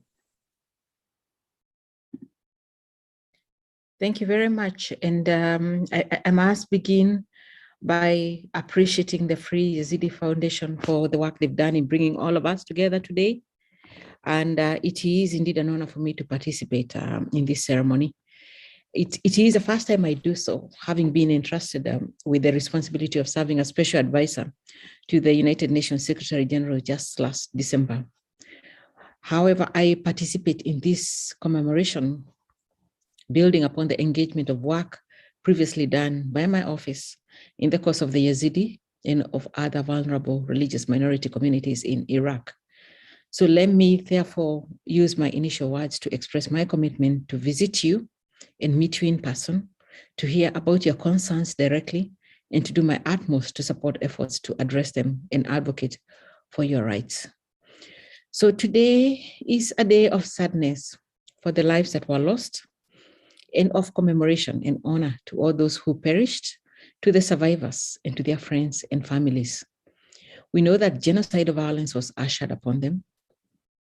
We know that women and girls were abducted, that sexual violence was used as a tool for war and intimidation. Religious sites and cultural symbols were destroyed.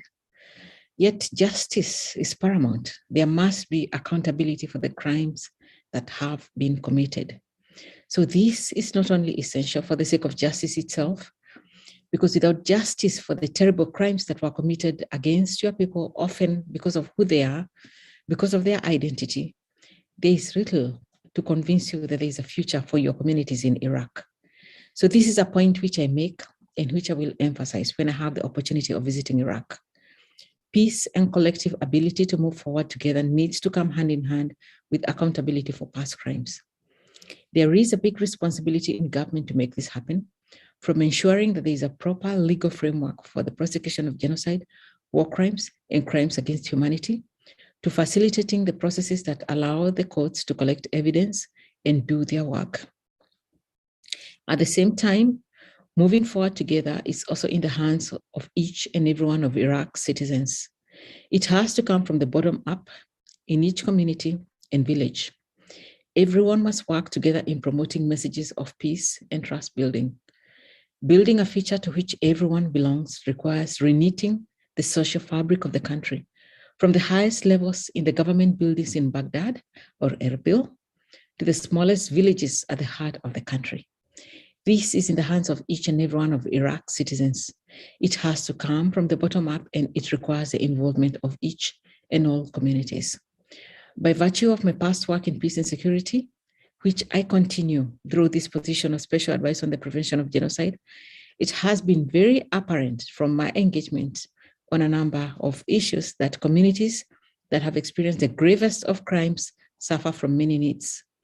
Yet, perhaps there's no stronger collective need than that of recognition of their suffering. When there is no sufficient criminal accountability for the horrors they have experienced, their suffering is being denied. When no sufficient efforts are made to ensure reparations for those crimes, their suffering is being denied. When long-standing patterns of discrimination and vulnerability persist, their suffering continues to be denied. Suffering that is denied results in social deficits that are strongly detrimental to prevention. So many of the concerns my office has had in respect to Iraq did not start with the emergence of Daesh, nor have they ended once this group was militarily defeated. Minority communities still feel vulnerable and consider that government authorities do not do enough sufficiently to protect not only their linguistic, religious, or cultural heritage, but their very physical integrity.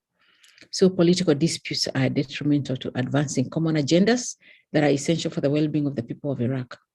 Building such joint agendas constitutes a prerequisite for prevention. And in fact, one of my first correspondences when I assumed my position back in December 2020 was with an Iraqi coalition organization advocating for reparations for the crimes committed by Daesh. There is no such thing as a joint agenda on this matter, and it remains essential that reparations are prioritized. This coalition made a clear connection between the importance of reparations and other accountability elements and the imperative of prevention. I cannot but fully agree on the importance of addressing the entire range of elements connected to transitional justice in order to build a future in which all communities can feel represented and where the risk of commission of atrocity crimes is significantly reduced. So I intend to work with my United Nations colleagues in the country in their efforts to achieve full accountability. I intend to work with my United Nations colleagues here at the UN headquarters, some of whom you have heard from today, the head of UN Women. You've also heard from Phumzile Mlambo, and you've also heard from SRSG Pramila Patten. And I intend to work with them to achieve full accountability and to strengthen the collective ability to move forward. And part of this work will also involve supporting religious leaders and actors in implementation of the Interfaith Statement on the Victims and Survivors of ISIL, adopted in March 2020 during the visit of my predecessor, Adama Dieng, under the leadership of UNITAD and with my office's support. So with my office as the United Nations focal point on hate speech, I also intend to continue prioritizing this work with my UNAMI colleagues. I do look forward to a good discussion. Thank you very much for your attention. And thank you once more for having had this event happen. Thank you and much appreciation. Thank you so much for that, especially for the reminder that we need a whole of society response in order to change the dynamics that contributed to the genocide and the continued vulnerabilities of the Yezidi and other communities. It is my privilege to be able to introduce right now Amnesty International Secretary General Agnes Callamard.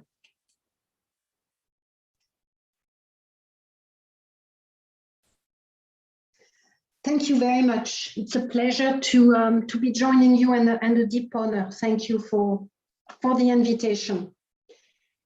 Several years after ISIL's assault on the Yazidi community on this day of commemoration, the question I asked myself when I was thinking through my participation to the panel is, have we done enough? Has the international community done enough in response to what has been done, to what has been inflicted upon the Yazidis community?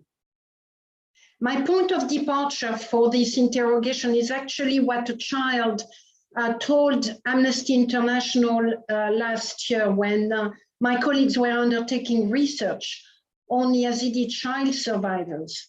We asked them about their priorities for the future, and the vast majority of them said that they most wanted to see was justice, accountability, and action to find those Yazidis who are still missing. A child told us in particular, and I quote, "Our community has been through a genocide. We are tired. We are traumatized. What I want to be done is for the world to think of those who are still missing and to do something for them. We need also the people who have committed these crimes to face justice." So when I hear those words, my question to myself, my question to you all is, have we done that? Have we provided the Yazidis communities with what they deserved? With what is their rights? I've listened to the panels all afternoon, wonderful panels and extraordinarily committed people working on behalf of an extraordinarily crucial foundation. But what have we done as an international community?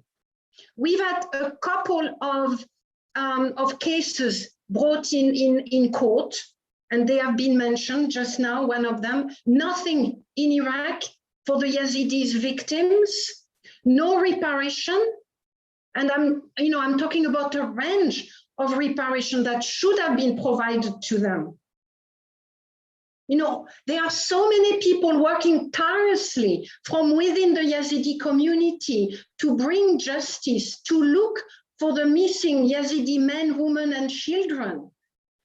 The Yazidi Foundation working non-stop for the recognition of what has been done to their communities.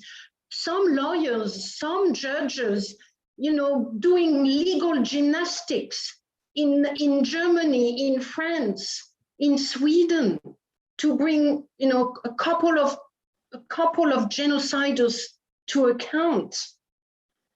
And scholars, trying to document what has been done using all possible tools. Have we done enough? Seriously, have we done enough for what has been done to that community?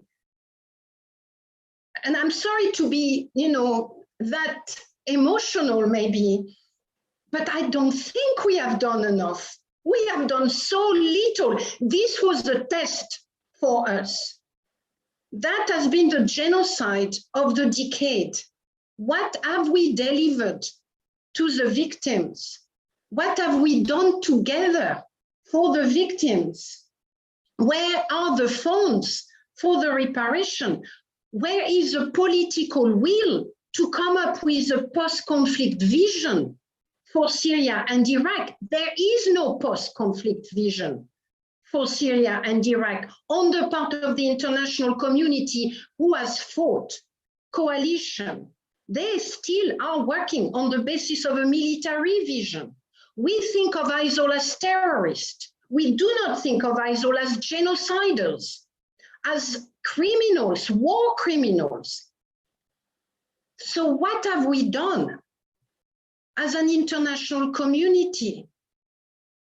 Where is the political will? Where is the money? It is a test case for us.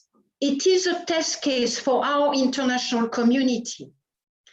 That genocide is the test case for the beginning of the 21st century. The calls that we have heard all afternoon, and I'm sure before that, because I could not hear, the UN fantastic work that has been done, but where is the political will from the political leadership? Where is the special funds for reparation for the victims? Where is that? Where are the combined effort to look for the missing ones? We have a couple of cases in court. Where is the evidence being brought together to be part of an international effort for justice? Where is that? Nowhere. It is, the single effort of SRSG, of Amnesty International, of the Yezidi Foundation, of a couple of judges that we have heard, of a couple of scholars. This is shameful. This is shameful for all of us. The international community has failed and continue to fail the Yazidi community in the same way that we failed them when the planes were above their head and they thought they will be saved. We are continuing to fail the Yazidi community and all the victims of the war. Thank you. Thank you so much for that, Agnes. And I think it'd be fair to say one never needs to apologize for being emotional when talking about genocide, especially given just the enormity of the suffering that we continue to see in this particular situation, where 7 years later, many of the people who were displaced to camps remain in the exact same camps, where people attempt to go home to Sinjar, and as we saw this past week, have to return to displacement because there is no security, as you noted, where we are celebrating one case 7 years later, where, as you said, we had to do incredible gymnastics to get to it. And you live and work and breathe this every single day on behalf of your community and on behalf of the Free Yezidi Foundation. It's a real honor to be able to turn over for you with some concluding remarks from you before we have a discussion about this. Thank you. Thank you very much, Naomi, for the introduction.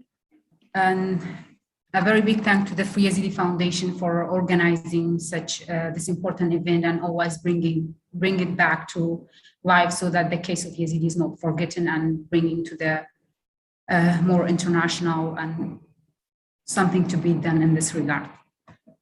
Today, with sadness and sorrow, we commemorate the 7-year anniversary of the Yezidi genocide, which was perpetrated by the Islamic State against the Yazidis on August 3rd, 2014. Those atrocities include mass killing, forced conversion, kidnapping men and women, using women as sex slaves and selling them in markets, updating child soldiers and brainwashing them and forcing them to fight.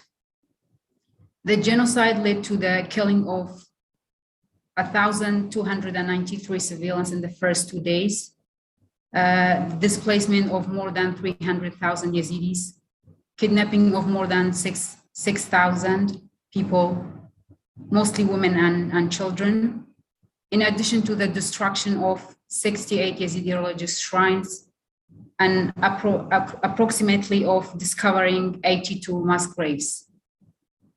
This all shows to all of us and that the crimes that committed by Islamic State against the Yazidi community are crimes against humanity and crimes of a genocide, which was recognized by some foreign countries.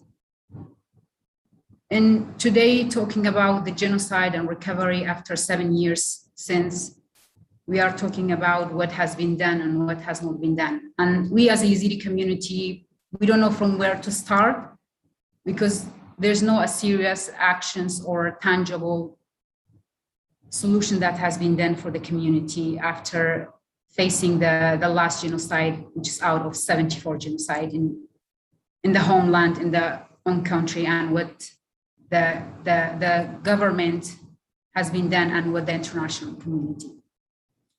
So after 7 years, we as a Yazidi individuals and as a Yazidi community, we have the indicators points and creates the feeling inside any individual of Yazidi that this genocide is still ongoing and people are not healed and are not recovered. Because we are always every year at this day, we're going to be repeating and asking and demanding and shouting with the same demands that we want. It's not different than last year or the year before or the other, because nothing has been done. So it can make us feel, okay, maybe this year is different because there's a little bit has been done in the previous year to make a little bit change in the life of the Yezidi community. The ongoing neglect and marginalization of the Yazidis and the victims and survivors of kidnapping Yazidis from both governments here. And here we can include as those what happened to Yazidis as crimes against humanity and crimes of genocide. We would be including international communities here for taking actions and supporting and how they can interfere in the cause of Yazidis. When we say we are neglected and marginalized, you are seeing a citizen of a country in your own homeland. 7 years later, we approximately 2,700 Yazidis are still missing. When we are thinking about those missing one, we are thinking on a way, is it difficult than discovering or discovering like oil under surface of earth, which they are very successful in doing that, while there's people who are on earth, they are not allocating them? Or is it harder than finding or discovering stars or on the space? So these are human beings, people who are in their own homeland, still missing for 7 years and nothing has been done. Serious actions. There are talks, there are words just to make us feel okay, Yazidi community. When it comes closer to the day of the genocide, they would say, okay, maybe giving some words so to calm us just a bit down, so that on that day we are not blaming or saying anything that make them feel that they are responsible for this. Also, the other thing, other than the missing people, we have the prolonged displacement and the effect on the future of the communities. This affects the Yazidi community in many ways. 7 years later, 70% of the Yazidi community are in there. That's what makes us more upset or angry about it, that in your own homeland, you are living in tents and nylon tents for 7 years. So until when this is going to continue? Again, marginalized, ignored. If you are living in tents, you're going to feel that. When you hear about it, it's different than being on the reality and living there every single day. So other than just being this situation under a tent, and this affects the future in many aspects, demographically, socially, economically, and educationally. And we have the most part of it is the effect on the mental health issue within the community in general, and especially one of colleagues also mentioned how from the beginning of this year we had a the suicide rate in IDP camps, losing hope, losing their self-confidence and trust, and losing that trust in anyone who even may be trying to protect them.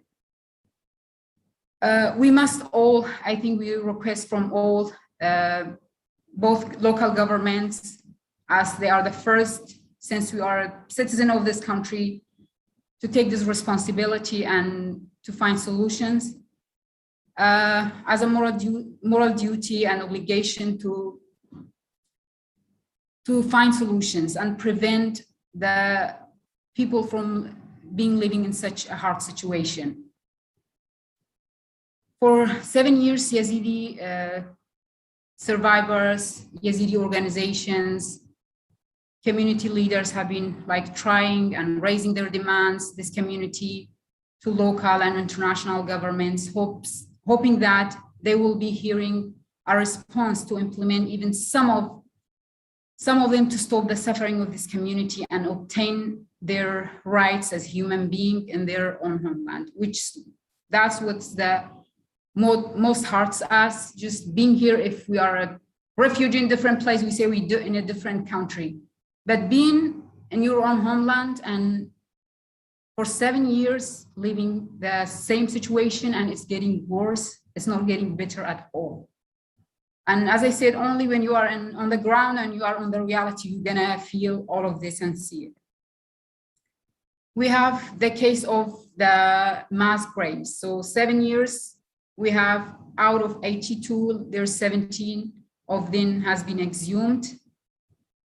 There's still, the families are waiting and to see their, at least visiting some Yazidis are trying just to protect it so that it's not diminished by rain and the situation there, and to just cover it, protect it, that their bones are there until one day people come and to do something about it.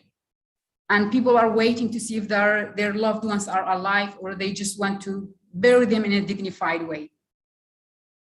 We go to this other point, like what's other point that's affecting and it's hard. We are seeing those people who committed or who participated with ISIS, our neighboring, those people who are living their life as normal, who committed those crimes, and they are living normally there. And while they cannot find those people who are in captivity, people who committed the crimes who are in the country, they are not being held accountable for what they've did. And we have many examples, those who pointed us to ISIS members, that we are this while we were in neighborhood and together. The genocide of 2014 is the most recent of the 74 genocides that the Yazidi people have suffered through the centuries, only because of their religion, their beliefs, and the misconception that we are in.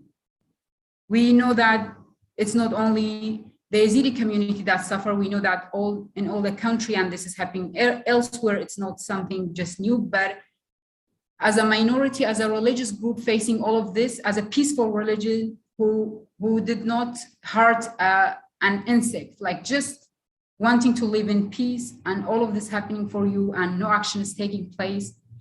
So it's not easy, and we need a serious actions to be taken. We don't want to wait for more.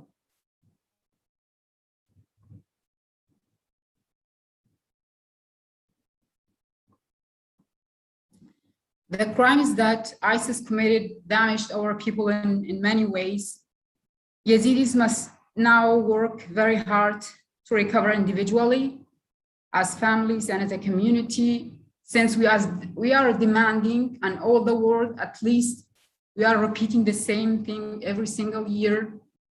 I think all those people who are in position or decision-making, whether they're international or they are from the local governments, they all know what are the needs. We don't want to say it again. We need a serious, tangible actions that solve the problems of a religious minority, as peaceful people who just want to live in peace like human beings. So today we need a great support from the international communities in this time of need. Thank you very much. Thank you, Joanna. Thank you for just giving a very personal perspective on what the failure of the international community and the failure of the Iraqi officials has meant for you and for your community and the lived reality that you face each day. I wanted to encourage all the speakers to turn their cameras back on and join a discussion. And I wanted to maybe take a theme that I think came out of many of your interventions. We'll just wait a moment for people to turn their cameras on. You know, when we think about what happened to the Yazidi community, and as I mentioned before, this was in many ways a foreseeable genocide. There were reports, including from many human rights organizations, from various UN reporting mechanisms, in the decade leading up to the commission of the genocide, of worrying attacks and the targeting of ethnic and religious minorities in Iraq. There was a dramatic uptick when, for example, US forces left the area in Nineveh, in Nineveh and Sinjar, where many of these communities were living. many of those warning signs went unheeded. We then found ourselves in June of 2014 with the then UN Special Advisor on the Prevention of Genocide issuing a statement after Mosul was attacked, warning of genocide, including against the Yazidi community.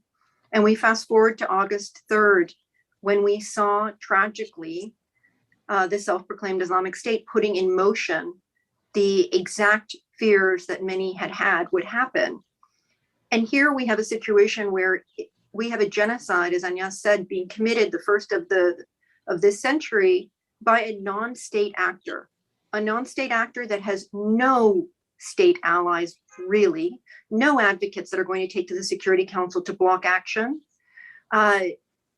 You have a non-state actor that is committing its crimes in real time, whereby Yazidi, Christian, Sabi Mandaean, and other communities are taking to social media to document what is happening to their community, where the perpetrator is taking to social media to incite these particular crimes. So we also have a genocide where we can't argue that we did not know. Perhaps we didn't know the scale. Perhaps we didn't anticipate the speed. Perhaps there is much that in terms of kind of understanding the dynamics between the various perpetrators that were unclear, but was it clear that the crimes were occurring? Yes, it was quite stark that there was an intent by ISIS to persecute this community and essentially decimate and wipe them off the face of the earth. And in the immediate aftermath, what is profoundly humbling and what remains humbling today is to have individuals like you and others who have to shoulder, in many cases, the burden of sharing experiences, often personal experiences, in order to try to galvanize political will. 7 years on, we still see, sadly, and I know SRSG Patton, this is something you've spoken quite a bit about, as have others, you've seen victims of sexual violence that have to go out and repeatedly feel as though they need to share their experiences. And it's because of the absence of action by the Iraqi government officials, by the international community to really step up and provide the support that is required, psychosocial support, a whole host of things that are needed just to sustain kind of livelihood. And that is separate from even just the pursuit of justice. So we have this really perverse dynamic where the world is committed to never again, to the responsibility to protect. Yet at the end of the day, a lot of those responsibilities fall on the local community to provide the type of support that's required at a local level and try to muster the international community's will to act.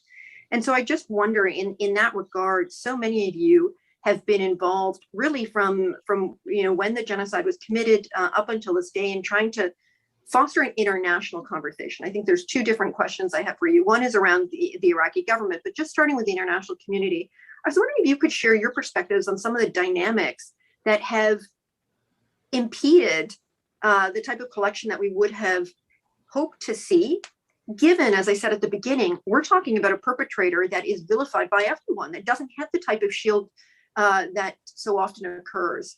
And I'm wondering, especially for those who've been working within the UN system, you're engaging with 193 member states on a regular basis. Where is the strong coalition of governments that have picked this up as their issue that they're going to champion? So I'm going to kind of open up. I don't, SRSG Patton, we've had many conversations over the years, just again, about the importance of protecting victims of sexual violence, the frustrations around the failure to advance justice, even though there's been remarkable efforts taken. Curious just your personal candid reflections on this. Well, thank you, Naomi, for this question, which is very, very broad.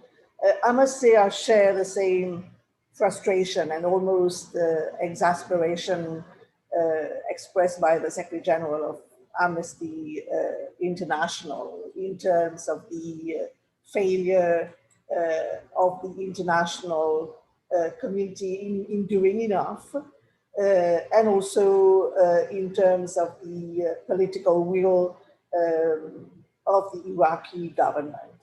But what I want to underline today is that I think we all have to bear this in mind, that this commemoration event is like different from the one that we had last year and the year before, because I think we have to bear in mind that the pandemic has made matters worse and things are going to get worse.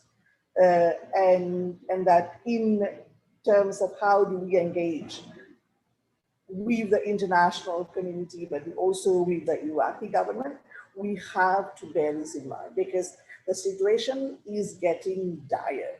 Inside the camps, unemployment linked to the pandemic has pushed many families deeper into poverty as international aid dries up. And that's the reality that, for example, my office is facing. Resources are becoming scarce. Humanitarian organization describing mental health crisis among residents. And I still recall a study published in, I think, 2018, because I was in Iraq at that time, by BMC Medicine that found that more than 80% of participants, Yezidi women aged from 17 to 75, met the criteria for post-traumatic stress disorder. And unfortunately, we do not have a precise picture of Yezidi mental health trends. It is still lacking because there is a lack of resources for research and a failure to respond to the issue's root causes. And many of you will recall what happened recently in June in one camp. I think it's called the Sharia camp in northern Iraq, where a fire had broken out. And it is reported that almost 1,400 Yezidi families were left homeless as the fire destroyed sections of their displacement. And this leads me to the question, and this is the question that I raise with the international community, with my usual donors. What does the survivor-centered approach mean from the perspective of the Yezidi? Because a survivor-centered approach means that you prioritize the rights, needs, and wishes of the survivor. But we're not saying that. Can we say that we are really treating the Yazidi survivor with the dignity and respect that they deserve? It's also crucial to their ability to seek justice and to their healing process. So we know what the Yazidi. That's what I said. That they articulate very clearly what their needs are, but we're not responding. And my frustration is that I have a joint communique on the prevention and response signed between the United Nations and the government of Iraq as far back as 2016, which is very comprehensive with the priority areas, including legal reform, justice and accountability, the provision of services, including livelihood support, reparations for survivors of sexual violence and children born of rape. It was already in that joint communique, and engagement with a range of actors, religious and tribal leaders, civil society, women's human rights defenders. It's all there, black on white. The Iraqi federal government and the Kurdistan regional government appointed focal points for the implementation of this communique. And yet it has, my visit in Iraq was extremely frustrating, because when I engaged with the High Judicial Council, for example, to discuss justice and accountability, and what I was told was that it's easier to prosecute for affiliation to terrorist group and to have an open and shut case. And I recall I reminded the Minister of Justice that in Geneva at a session of the Human Rights Council, he was the one to refer to ISIS as a terrorist monster and to talk about the sexual violence, to focus on the sexual violence, the enslavement, the captivity of women. And I said, but if there is no prosecution for sexual violence, there will be no historical record of what happened to these women.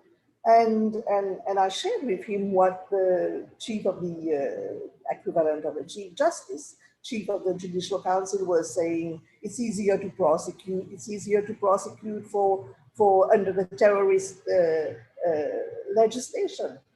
So I intend to return to Iraq because, of course, COVID has impacted on the work. I intend to return to Iraq with my technical team, for example, on the 19th of June to commemorate the International Day on the Elimination of Sexual Violence in Conflict. My office has launched a model legislative provision and guidance, which, you know, if there is the political will and we roll it out in the country, which I stand ready to do in Iraq,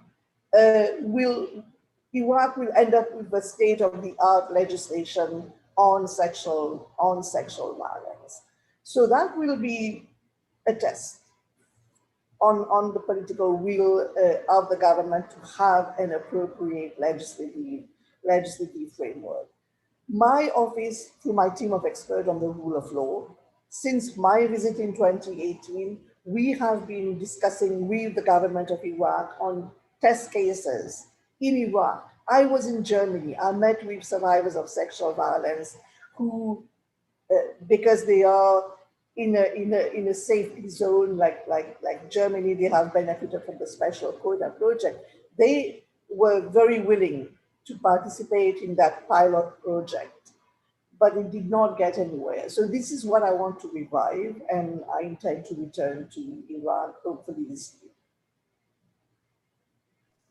Thank you so much for that. I'll stop here, but I can come back on other issues, but I'm sure that my colleagues at the UN, the Executive Director of UN Women, or Alice and Deary, to the Special Advisor on the Prevention of Genocide. But the challenge is going forward is going to be resources. That much I can tell you. Through UN Action Network, my office has supported a number of projects because I have 20 UN agencies and entities that form part of UN Action Network.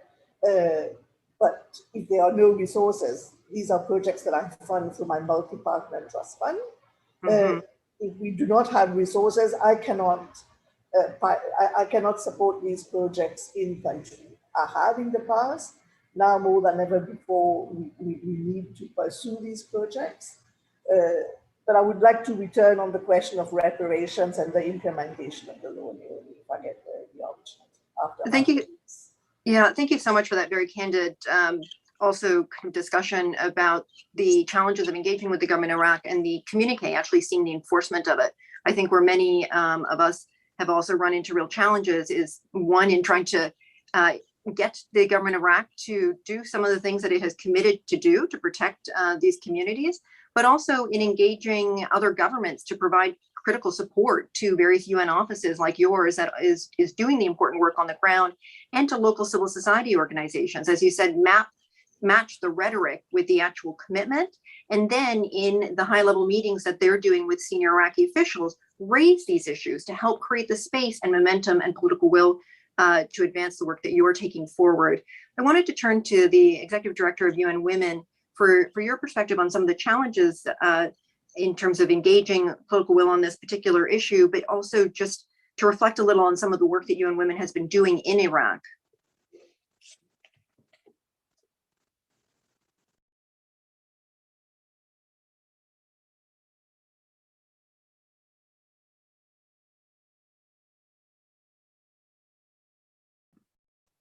It is muted.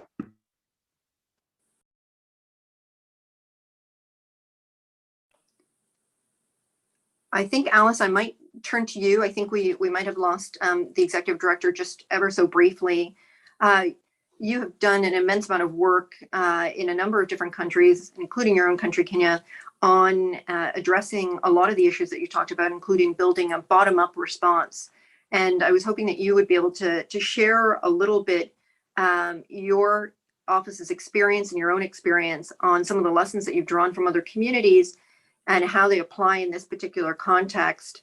I know you have not had a chance to go to Iraq as of yet, but sharing your thoughts would be very helpful.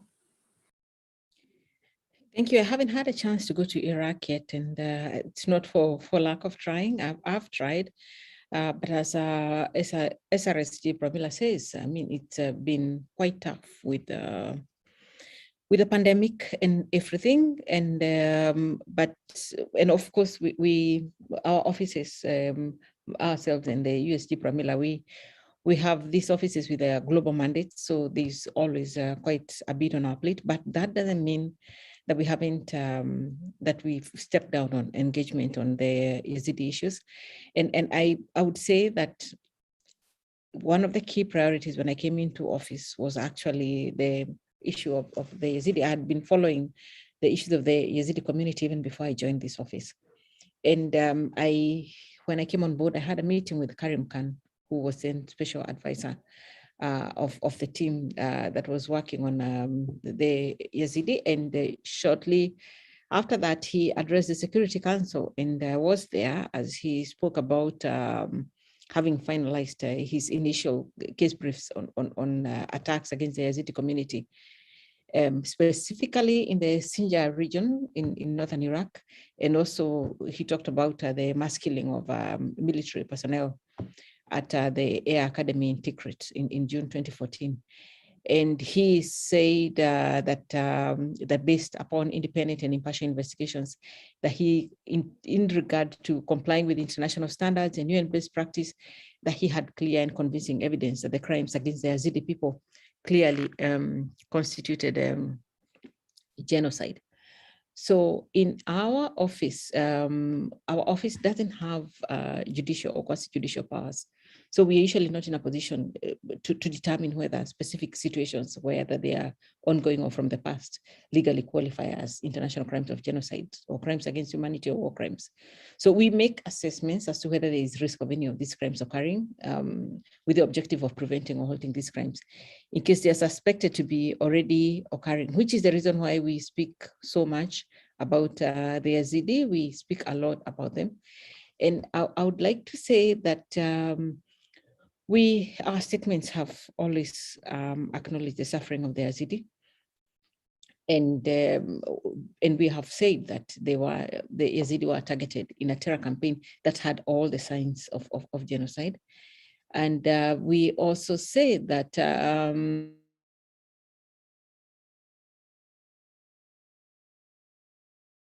group, but in relation to all that,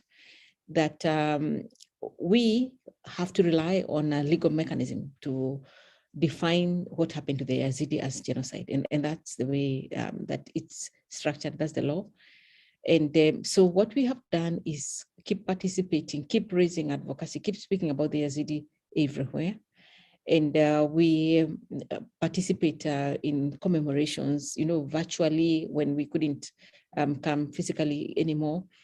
And our message has always been to turn around the question on recognition towards calling for the establishment of the proper accountability mechanisms, so that in the sense that the absence of an accountability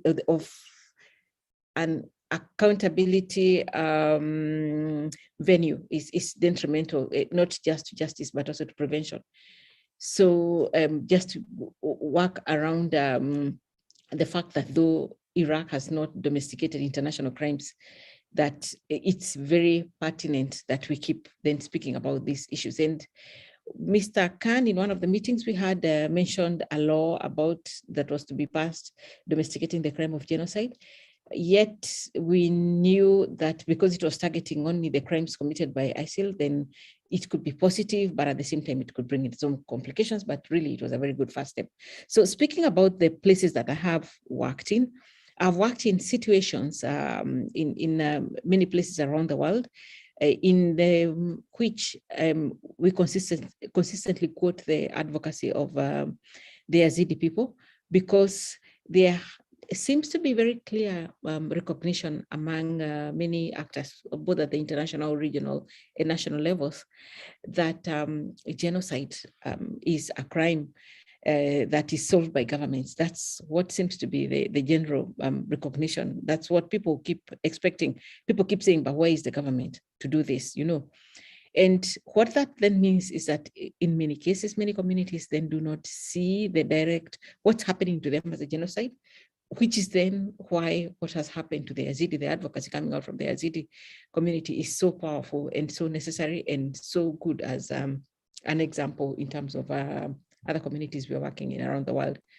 So, of course, all is not lost. Even with or without COVID, we continue to advocate, we continue to not keep quiet, we understand the power of the offices that we hold in ensuring that the voices of the Yazidi community continue to be heard.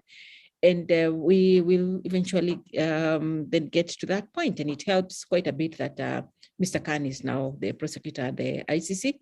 I've had meetings with him in that capacity as well. And so therefore, in summary, I would say that this, working with the Yazidi, as I said in the speech that I made earlier, working on Yazidi issues remains a key priority for this office. It's not something that we are going to step back from. And at the earliest opportunity, I'm going to ensure that I go there. Thank you. Thank you so much. I think a high-level démarche will be much appreciated at this particular stage.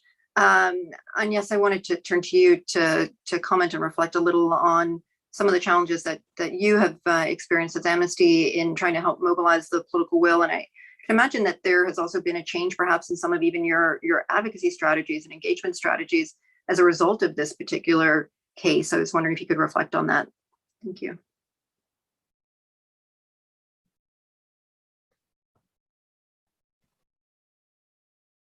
Thank you, Naomi. I'm not sure which case you were referring to just now.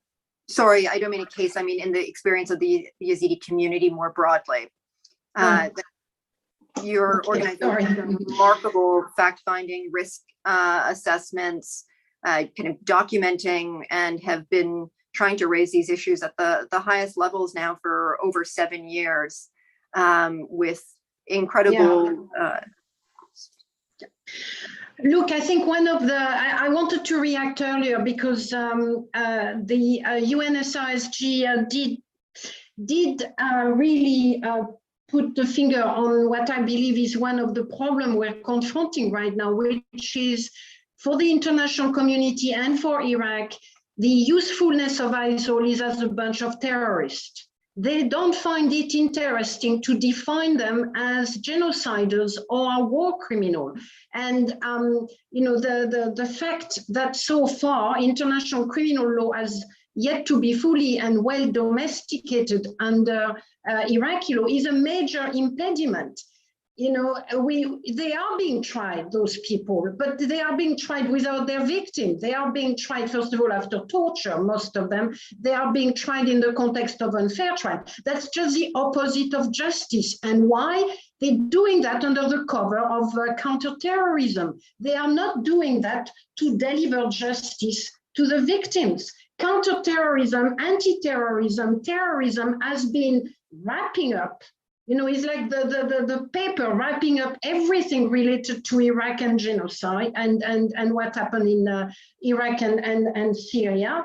And that is what we are fighting against at the moment. It is very difficult to unwrap this and said, no, not just to the Iraqi government, by the way, to Western governments as well, to all the members of the coalition. They find defining ISIL as a terrorist group using counterterrorism. It's not just in Iraq, even in the cases that were talked about this afternoon, you know, that's what they are.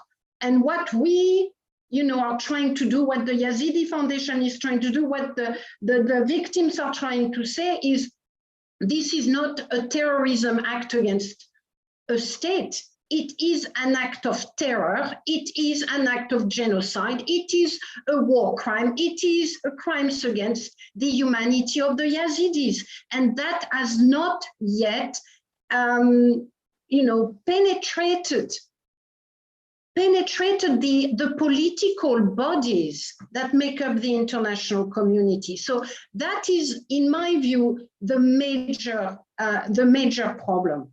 We have not yet, you know, come up with, we here today, but, you know, people who have power right now, they will continue to think of ISIL as a threat against the state. They will not talk of ISIL as a bunch of criminals that targeted Yazidi women, that enslaved Yazidi women. So they will only say that when it is serving political purposes. What do we need? It's very clear we need some kind of international, regional, or hybrid tribunal. We need the political commitment. We need to be creative because the context is not that easy. I get that. It's not easy. Where are where are even the basic effort? There was one 4 years ago driven by Sweden and then nothing. Where are the basic effort to set up a tribunal? To think creatively, what do we do? What kind of hybrid tribunal? How can we convince Iraq to, to really move forward with this transitional justice and so on? And if we can't, why not look at other options for a tribunal? That is not there yet. We are doing it. We are doing the thinking, and the Yazidi survivors are reminding us every year and throughout the year, the SRSG, but the political bodies are not there in terms of that kind of thinking. Now let's talk about the money issue. I think it's fundamental. And I think one of the last speakers, sorry, I forgot her name, was, spot on. So we have money to go to the moon. We have money to send, we don't have money to look for 2,800 missing people. I mean, come on, reparation. I worked, before I joined Amnesty International, I worked with a bunch of lawyers trying to get reparation to victims, to Yazidi women victims whose perpetrator was Australian. We fought the case in court. They fought the case in court. I just provided support. They failed. The court in Australia refused to acknowledge the link between the perpetrators and the victims. They tried to argue that the other thing they're trying to argue is that right now, under a Security Council resolution, all states are supposed to impose sanction on the assets that have been related to ISIL, leaders and so on. And there is a lot of assets. So where are those assets? First of all, no state except one or two are actually moving forward and declining what kind of asset they have received or taken from ISIL. So that's one thing. There is no transparency there in terms of asset related to that armed groups. And the second issue is that even if there is transparency, it's not being used for reparation funds for the victims. I don't know where the money is going. Okay, sanctions are a complex issue, but again, there are possibilities. And even if it takes several years, we need political will. We need a couple of states to say, right, that's going to be my priority. There are assets being frozen, linked to ISIL. Let's quantify those assets. Let's put them into a fund for reparation, and let's help those women and men in those IDP camps. Let's help the woman who needs psychosocial, all the needs that they have because of the trauma. There are options, but what I don't find is, I do see quite a lot of individual driven commitment, but where are the political establishment? Where are the political bodies who could say, I'm going to make it a priority. It may take years. There will be an hybrid tribunal. Let's put the evidence together. Let's create a fund for the victims. Where is that? So that's, I think, where are the problems and what could be done? Thank you so much, Agnes, for that. I mean, I think that it's fair to say, as the last 2 days have shown, governments feel no cost for the inaction, and they see no strategic value, sadly, in working on this and advancing this. And it's true for the Yazidi community, it's true for the Rohingya community. Arguably, we could say the same with the Uyghur, even in the context of China, where we have many different dynamics. And it doesn't bode well for future communities. As we sit here and talk about the Yazidi community, I'm watching what's happening to the Hazara and other in Afghanistan. And it's unfortunately feeling a little bit like deja vu.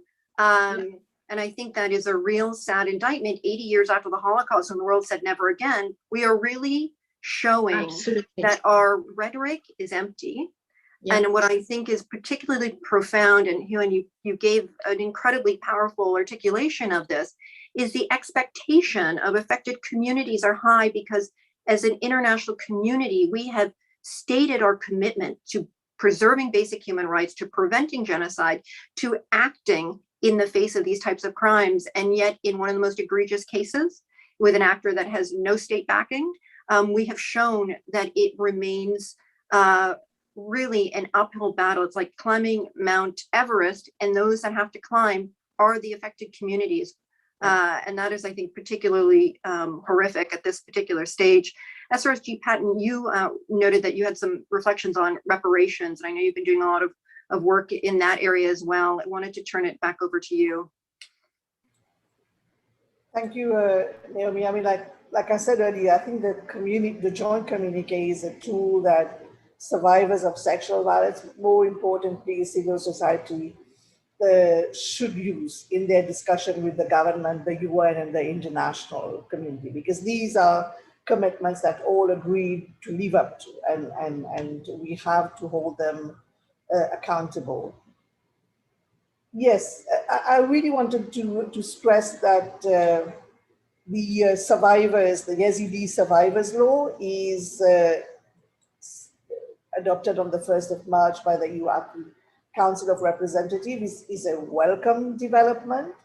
And to a significant extent, the law is a tribute to all the brave survivors of ISIL sexual violence who have come forward to demand justice and reparations for the crimes committed against them and their communities. It's a beautiful piece of legislation that provides for measures of reparation, rehabilitation, and reintegration for victim survivors from the Yezidi, Turkmen, Shia, Christian, and Shabak communities of abduction and other crimes, including sexual violence by ISIL. The provision for pension, land, education, as well as a quota in public sector employment for survivors of ISIL, including survivors of sexual violence crime, is also a major milestone for transitional justice in Iraq. The legal provisions declaring ISIL's policy of rape and sexual slavery against Yezidi and other minority groups, including the Turkmen, Shabak, and Christian communities, that would constitute genocide and crimes against humanity, is also an important recognition for survivors and a direct rebuke by the Iraqi people of ISIL's heinous crime. What is critical now is really for implementation. And reparation, it's true, can help restore a sense of dignity and justice, can address the profound consequences of sexual violence, and can help break the cycle of gender-based discrimination. So its full implementation is critical. Currently, what's going on is bylaws are being drafted, and there is a working group that has been set up. I know that IOM is part of that working group, and my office, through the UN, through the team of experts on the rule of law, they are working in close collaboration with IOM, because we are not per se part of that working group, but since IOM is there and we have supported projects submitted by IOM on reparations, we are working closely. And already I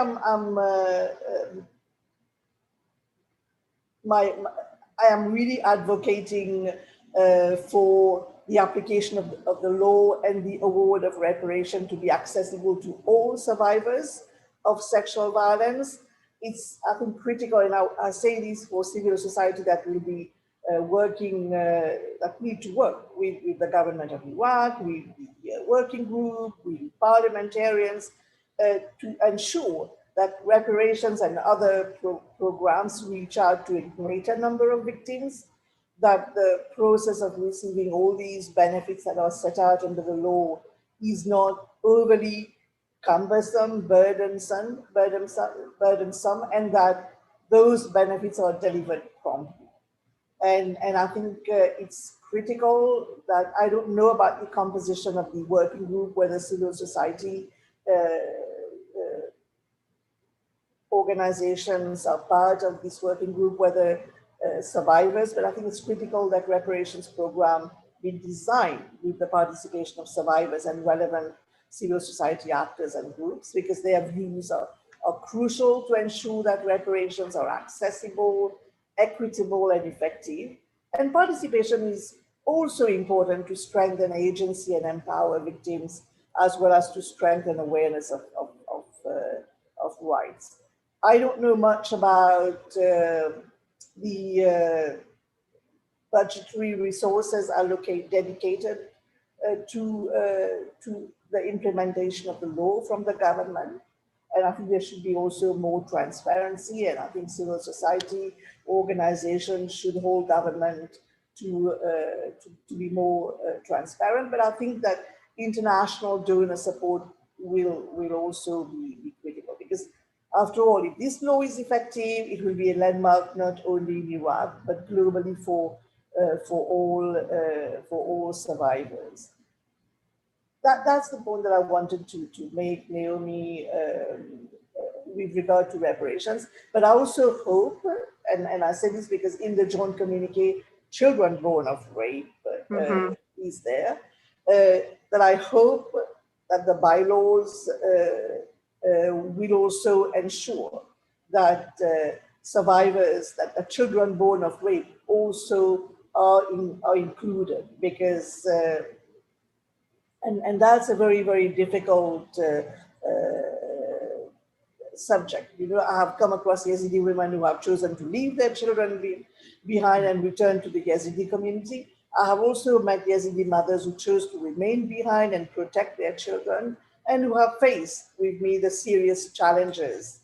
And we know how these women bear the burden of the trauma of enslavement and rape, along with stigma and shame of wishing to care for their children. And if, I don't know whether you know that in Iraq, these children, I mean, like their mother cannot pass the name over to them, cannot transmit her nationality or her religion. And I had a very long discussion with the then Prime Minister Al-Abadi in 2018. And there has been, unfortunately, a significant policy gap, because for too long, national and international policymakers had largely overlooked the protection needs of the children born of sexual violence and their mothers. And through my advocacy since 2017, when I took office, Security Council Resolution 2467 for the first time has addressed the protection needs of both children born of rape and their mothers, and recognized that they have rights under both CEDAW and CRC, both ratified by Iraq, and that the women and girls who become pregnant, they have different and specific needs from the children, that they are connected, distinct, sometimes life-threatening and enduring risk and harms faced by the mothers and their children. And Resolution 2467 has urged states to recognize the equal rights of all individuals affected by sexual violence, the mothers and their children, in national legislation consistent with their obligations under CEDAW and CRC. My office has been tasked to prepare a special report for the Secretary General, which I will submit before the end of the year. And again, that will be extremely important for survivors, for the civil society organization, for the international community. That will be, again, a test for the Iraqi government in terms of its political will in honoring the engagement it took in that joint communique of 2016. Thank you so much for that, SRSG Patton. You know, I'm really struck, your office has done remarkable work. I'm really struck, though, you know, the United Nations is an organization of member states. You have Security Council resolutions that state really remarkable and lofty principles that need to be advanced. Your work is reinforced or should be reinforced by member states raising these issues in all of their encounters with Prime Minister, President, others in the Iraqi government. And all too often that's not the case, or it's not getting the level of attention that is required. And so, it is really at this moment, falling back on something that Agnes had said, it is a moment of reflection for the entirety of the world to ask, how serious do we take these commitments? Are we comfortable with having yet Security Council after Security Council resolution passed and then no follow-up, no enforcement, no real accountability to ensure that those words that are hard fought for their inclusion in resolutions actually have meaning? And that, I think, is the challenge for the future, given just how desperate the current situation is. I wanted to maybe just for closing thoughts, Agnes, just turn to you just for your, you gave a very strong articulation of what some of the gaps are, just kind of a reassessment or suggestions on the way forward, if you were to. I think we have an impressive normative framework. I mean, it's not for want of international norm and standards. The Resolution 2467 is so rich, there's so much in it, whether it is legislative framework, whether it is children born of rape. I mean, like, for example, we know that when I was in Newark, I met with survivors of sexual violence who had been released from captivity at least 3 to 6 months and had not received any psychosocial or medical care for fear of being interrogated, for being detained because they are treated as affiliates or intelligence assets and not victims. And 2467 is about all that. So I think for me, my priority now is about unpacking 2467 and moving, and this is what I tell the international community. It's about turning resolutions into solutions, turning commitments into compliance. And I think that is the one and only way forward. You were speaking, I think we're all kind of applauding with that. And yes, I want to turn to you for final thoughts before we turn to Pari.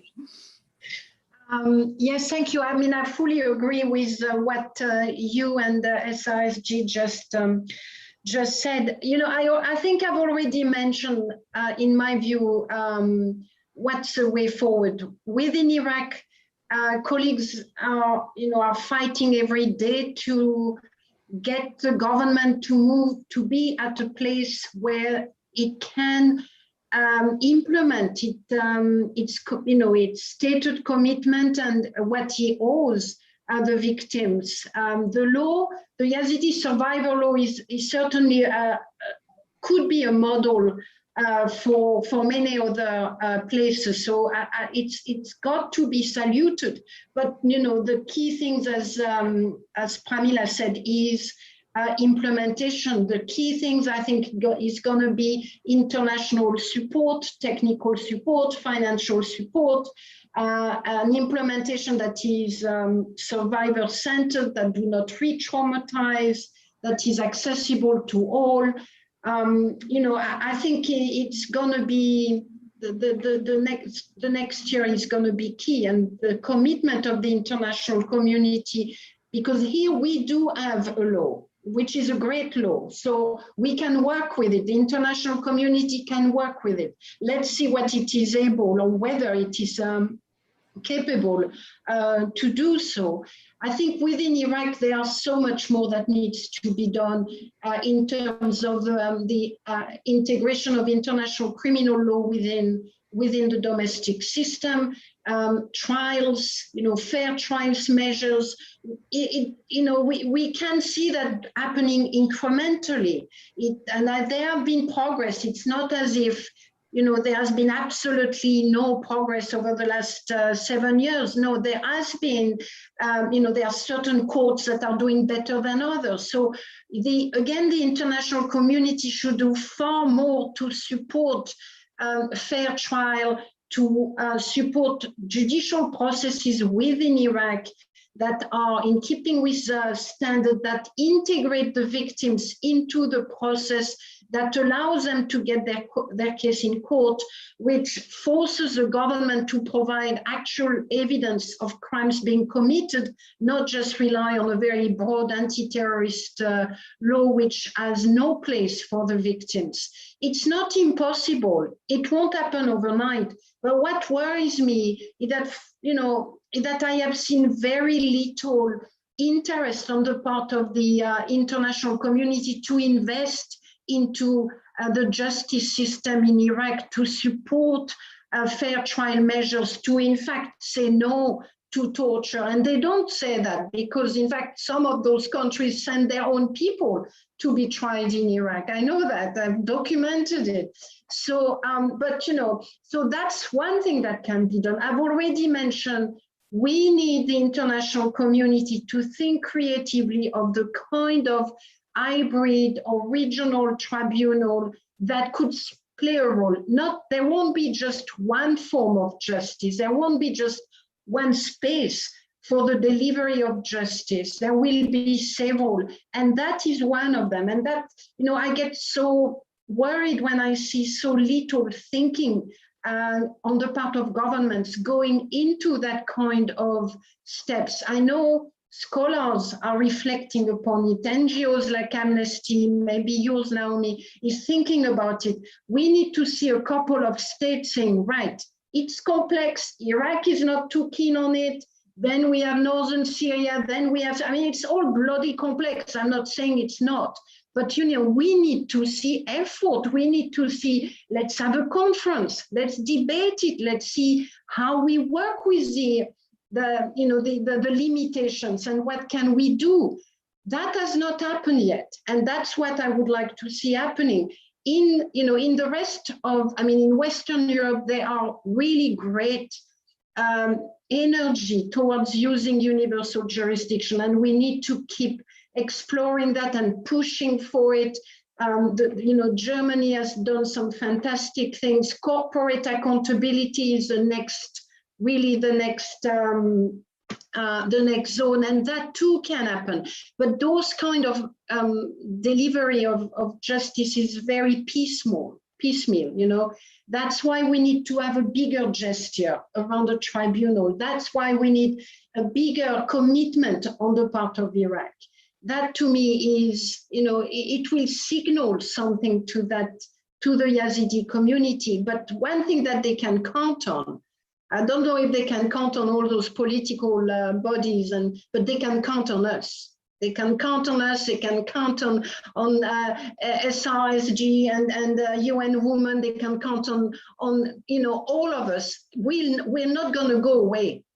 We'll be here. We'll continue the fight. That I know. I know I'm speaking for myself, but I know I'm speaking for everyone that I have worked with for the last 6-7 years around that issue. So much commitment and hunger and drive to do something.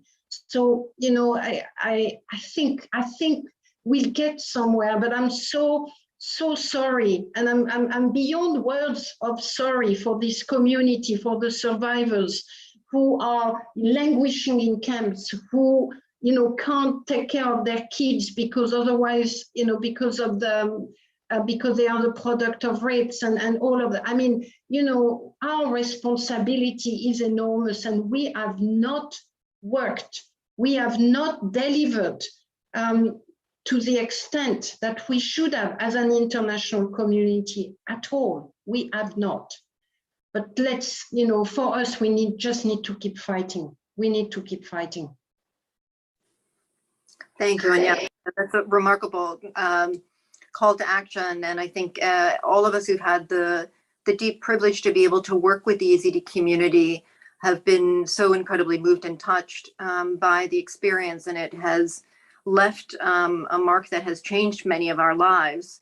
But it's also one of those bittersweet moments where we wish that we would never have even had to do the work, or in many ways met many of you, even though that has enriched our lives so much, because those are relationships that have been born out of the worst possible types of crimes that could occur, and out of failure by so many.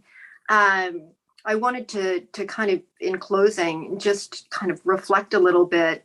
As I mentioned before, in 80 years of the study of genocide prevention and the creation essentially of this field and of our advanced understandings of human rights, of armed conflict, I am struck at times by how governments, international organizations have really struggled to understand at times what some of the needs are of local communities. And as you've said, the needs have stayed the same every year at the anniversary. We hear the same calls. Every year for 7 years, we've heard people call for justice, not just at the international level, local perpetrators, their neighbors who turned them into ISIS, people who they know are living in exile. And it is remarkable to see what Germany has been able to do in terms of stepping into that role.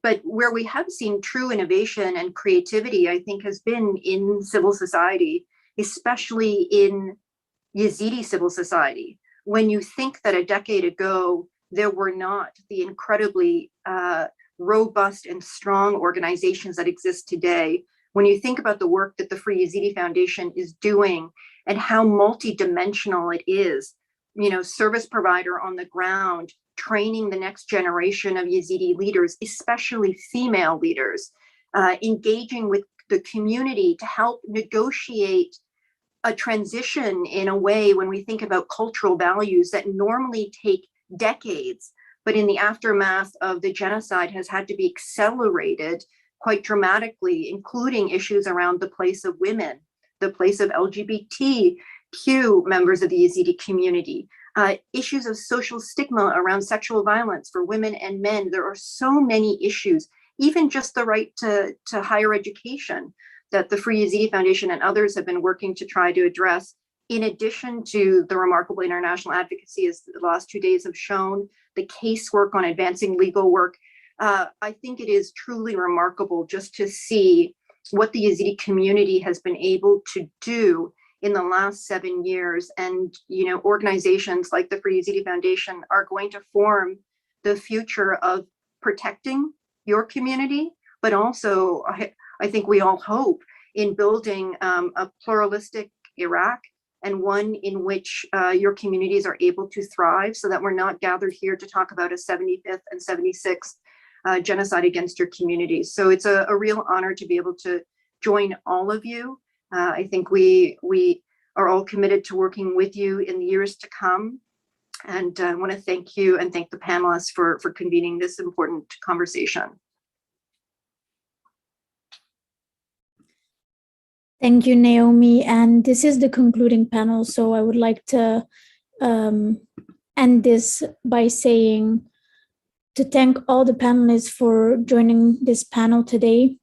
The points that have been raised are very important, and points that we have raised over many, many years now. And Hewan, when you had tears in your eyes, I got tears in my eyes as well, because doing this work for 7 years is long, and it takes a lot of energy. And I remember that when I first started the Free Yezidi Foundation, and my friend who was there at that moment is watching this online as well, I thought like, oh, I need to do something for the Yezidi community. And I couldn't come up with a name. And I had on my t-shirt, Free Yezidi Women and Free Yezidi. And then my friend said, you should call your organization Free Yezidi. I cannot believe that after 7 years, we are still asking the international community to free our women and girls. It is really a shame on the international community that this is just going on and on and on. The international community knows and realizes that the Yazidis have no rights in Iraq, that we are not treated equally, that we are seen as kafir, that people do not eat our food because we are Yazidis, we are non-believers, we are devil worshippers. But the international community could have, in these 7 years, done something to bring at least these women and girls back, or find out where they are, even if they are dead. But it's unfair to just remain silent and pretend that their voice doesn't matter. There's many talks about like doing things for women and girls around the world. And I know that the SRSG's office, Ms. Pramila Patton, your office has done amazing work and tried so much. And I know that there are so many roadblocks constantly and hurdles that make things more difficult. But I hope that everyone that hears this and is here as a panelist keeps trying to raise awareness about the women and girls that are still in captivity. It is not fair to them to be silenced and not speak about them as if they are forgotten, because they are not. We have mentioned a couple of things. Bringing back our girls is the number one for this year that we try to emphasize. Just implementation of the Sinjar Agreement, ensuring that Yazidis are involved in the decision-making. Equal opportunities for the Yazidi community. The Yazidi Survivors Law and the implementation of that.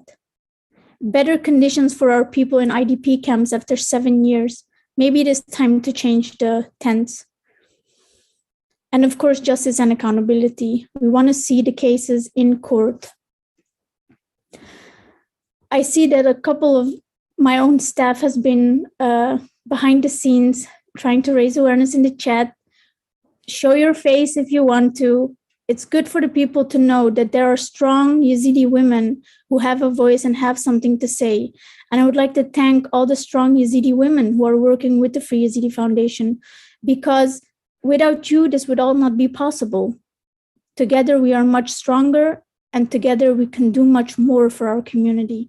And I see a very good future for our people. I hope that things that happened in August 2014 will never, ever happen again. But Naomi, as you know, we can never be sure and say that this will never happen again. There might be a spotlight today on the Yazidi community, and there might be a moment that we will be forgotten again because there's another disaster somewhere else. We're trying to look for sustainability. We're trying to look for justice and accountability.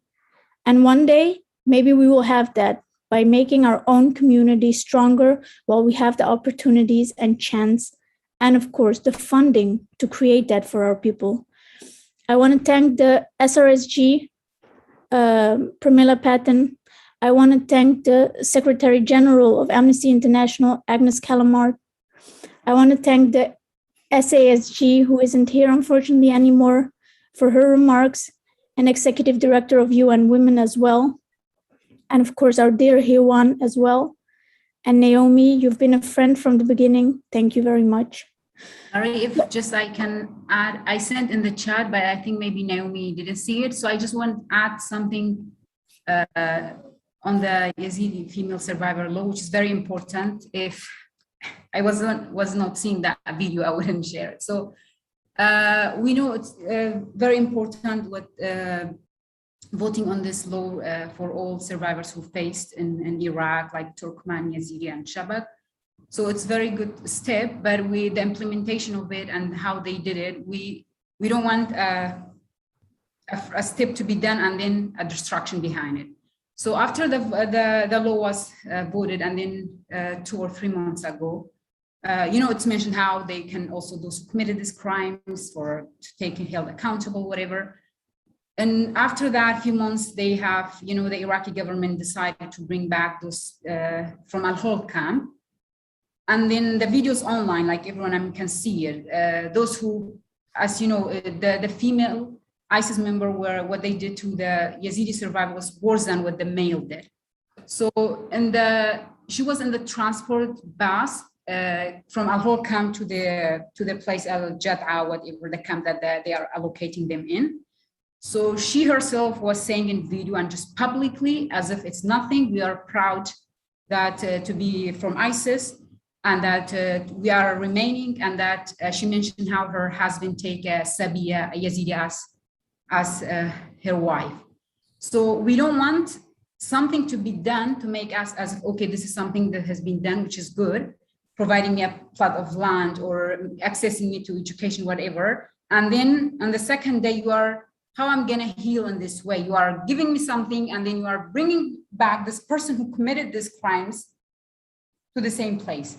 So just in implementation, there's a little bit of so it should be in a way that to be very careful, because she was saying everything how, so she was an ISIS wife or a family member, while they turn back, and it's mentioned in the law how if those who committed like those crimes against those survivors, they are, but that's showing us now how what's gonna look like. Give me something and then behind me you're gonna destruct something else. Yes, you make a very good point. I've seen the video as well. For the viewers here, what Tewan is mentioning is that there is a video online where the ISIS women from different places in Syria were brought back to Iraq by the Iraqi government to a camp. The female members of the Islamic State do not have any regret that they joined the Islamic State, that their husbands were raping Yezidi women, that the Yezidi women were bought as sabaya, slaves of the Islamic State, and then eventually raped and sold many times. You make a very critical point. The idea that the Iraqi government is showing emotion, is showing solidarity with the Yazidi community by passing this survivors law is not the only thing that needs to be done, right? We also need to have justice and accountability. How your idea is, how is it possible that a woman that speaks in that kind of language is just allowed to walk and roam freely in Iraq, and we should all pretend as if nothing happened? It's just very normal to pretend as if Yazidis are kafirs, non-believers, devil worshippers, and they should be treated like that. And this is seen as normal. Very good that you're saying this, and I think that the SRSG, Pramila Patton, can make a note of this as well, since she is really strong for ending sexual violence in conflict. It is not acceptable to take Yazidi women and sell them as sex slaves and be raped again and again and again. Thank you for saying this, Hewan. This is the end of this panel. Thank you all for joining us, and I hope you have a good evening. And if there are any questions, please send them to the Free Yazidi Foundation. Again, very grateful for all of your participation. Have a good night. Thank you.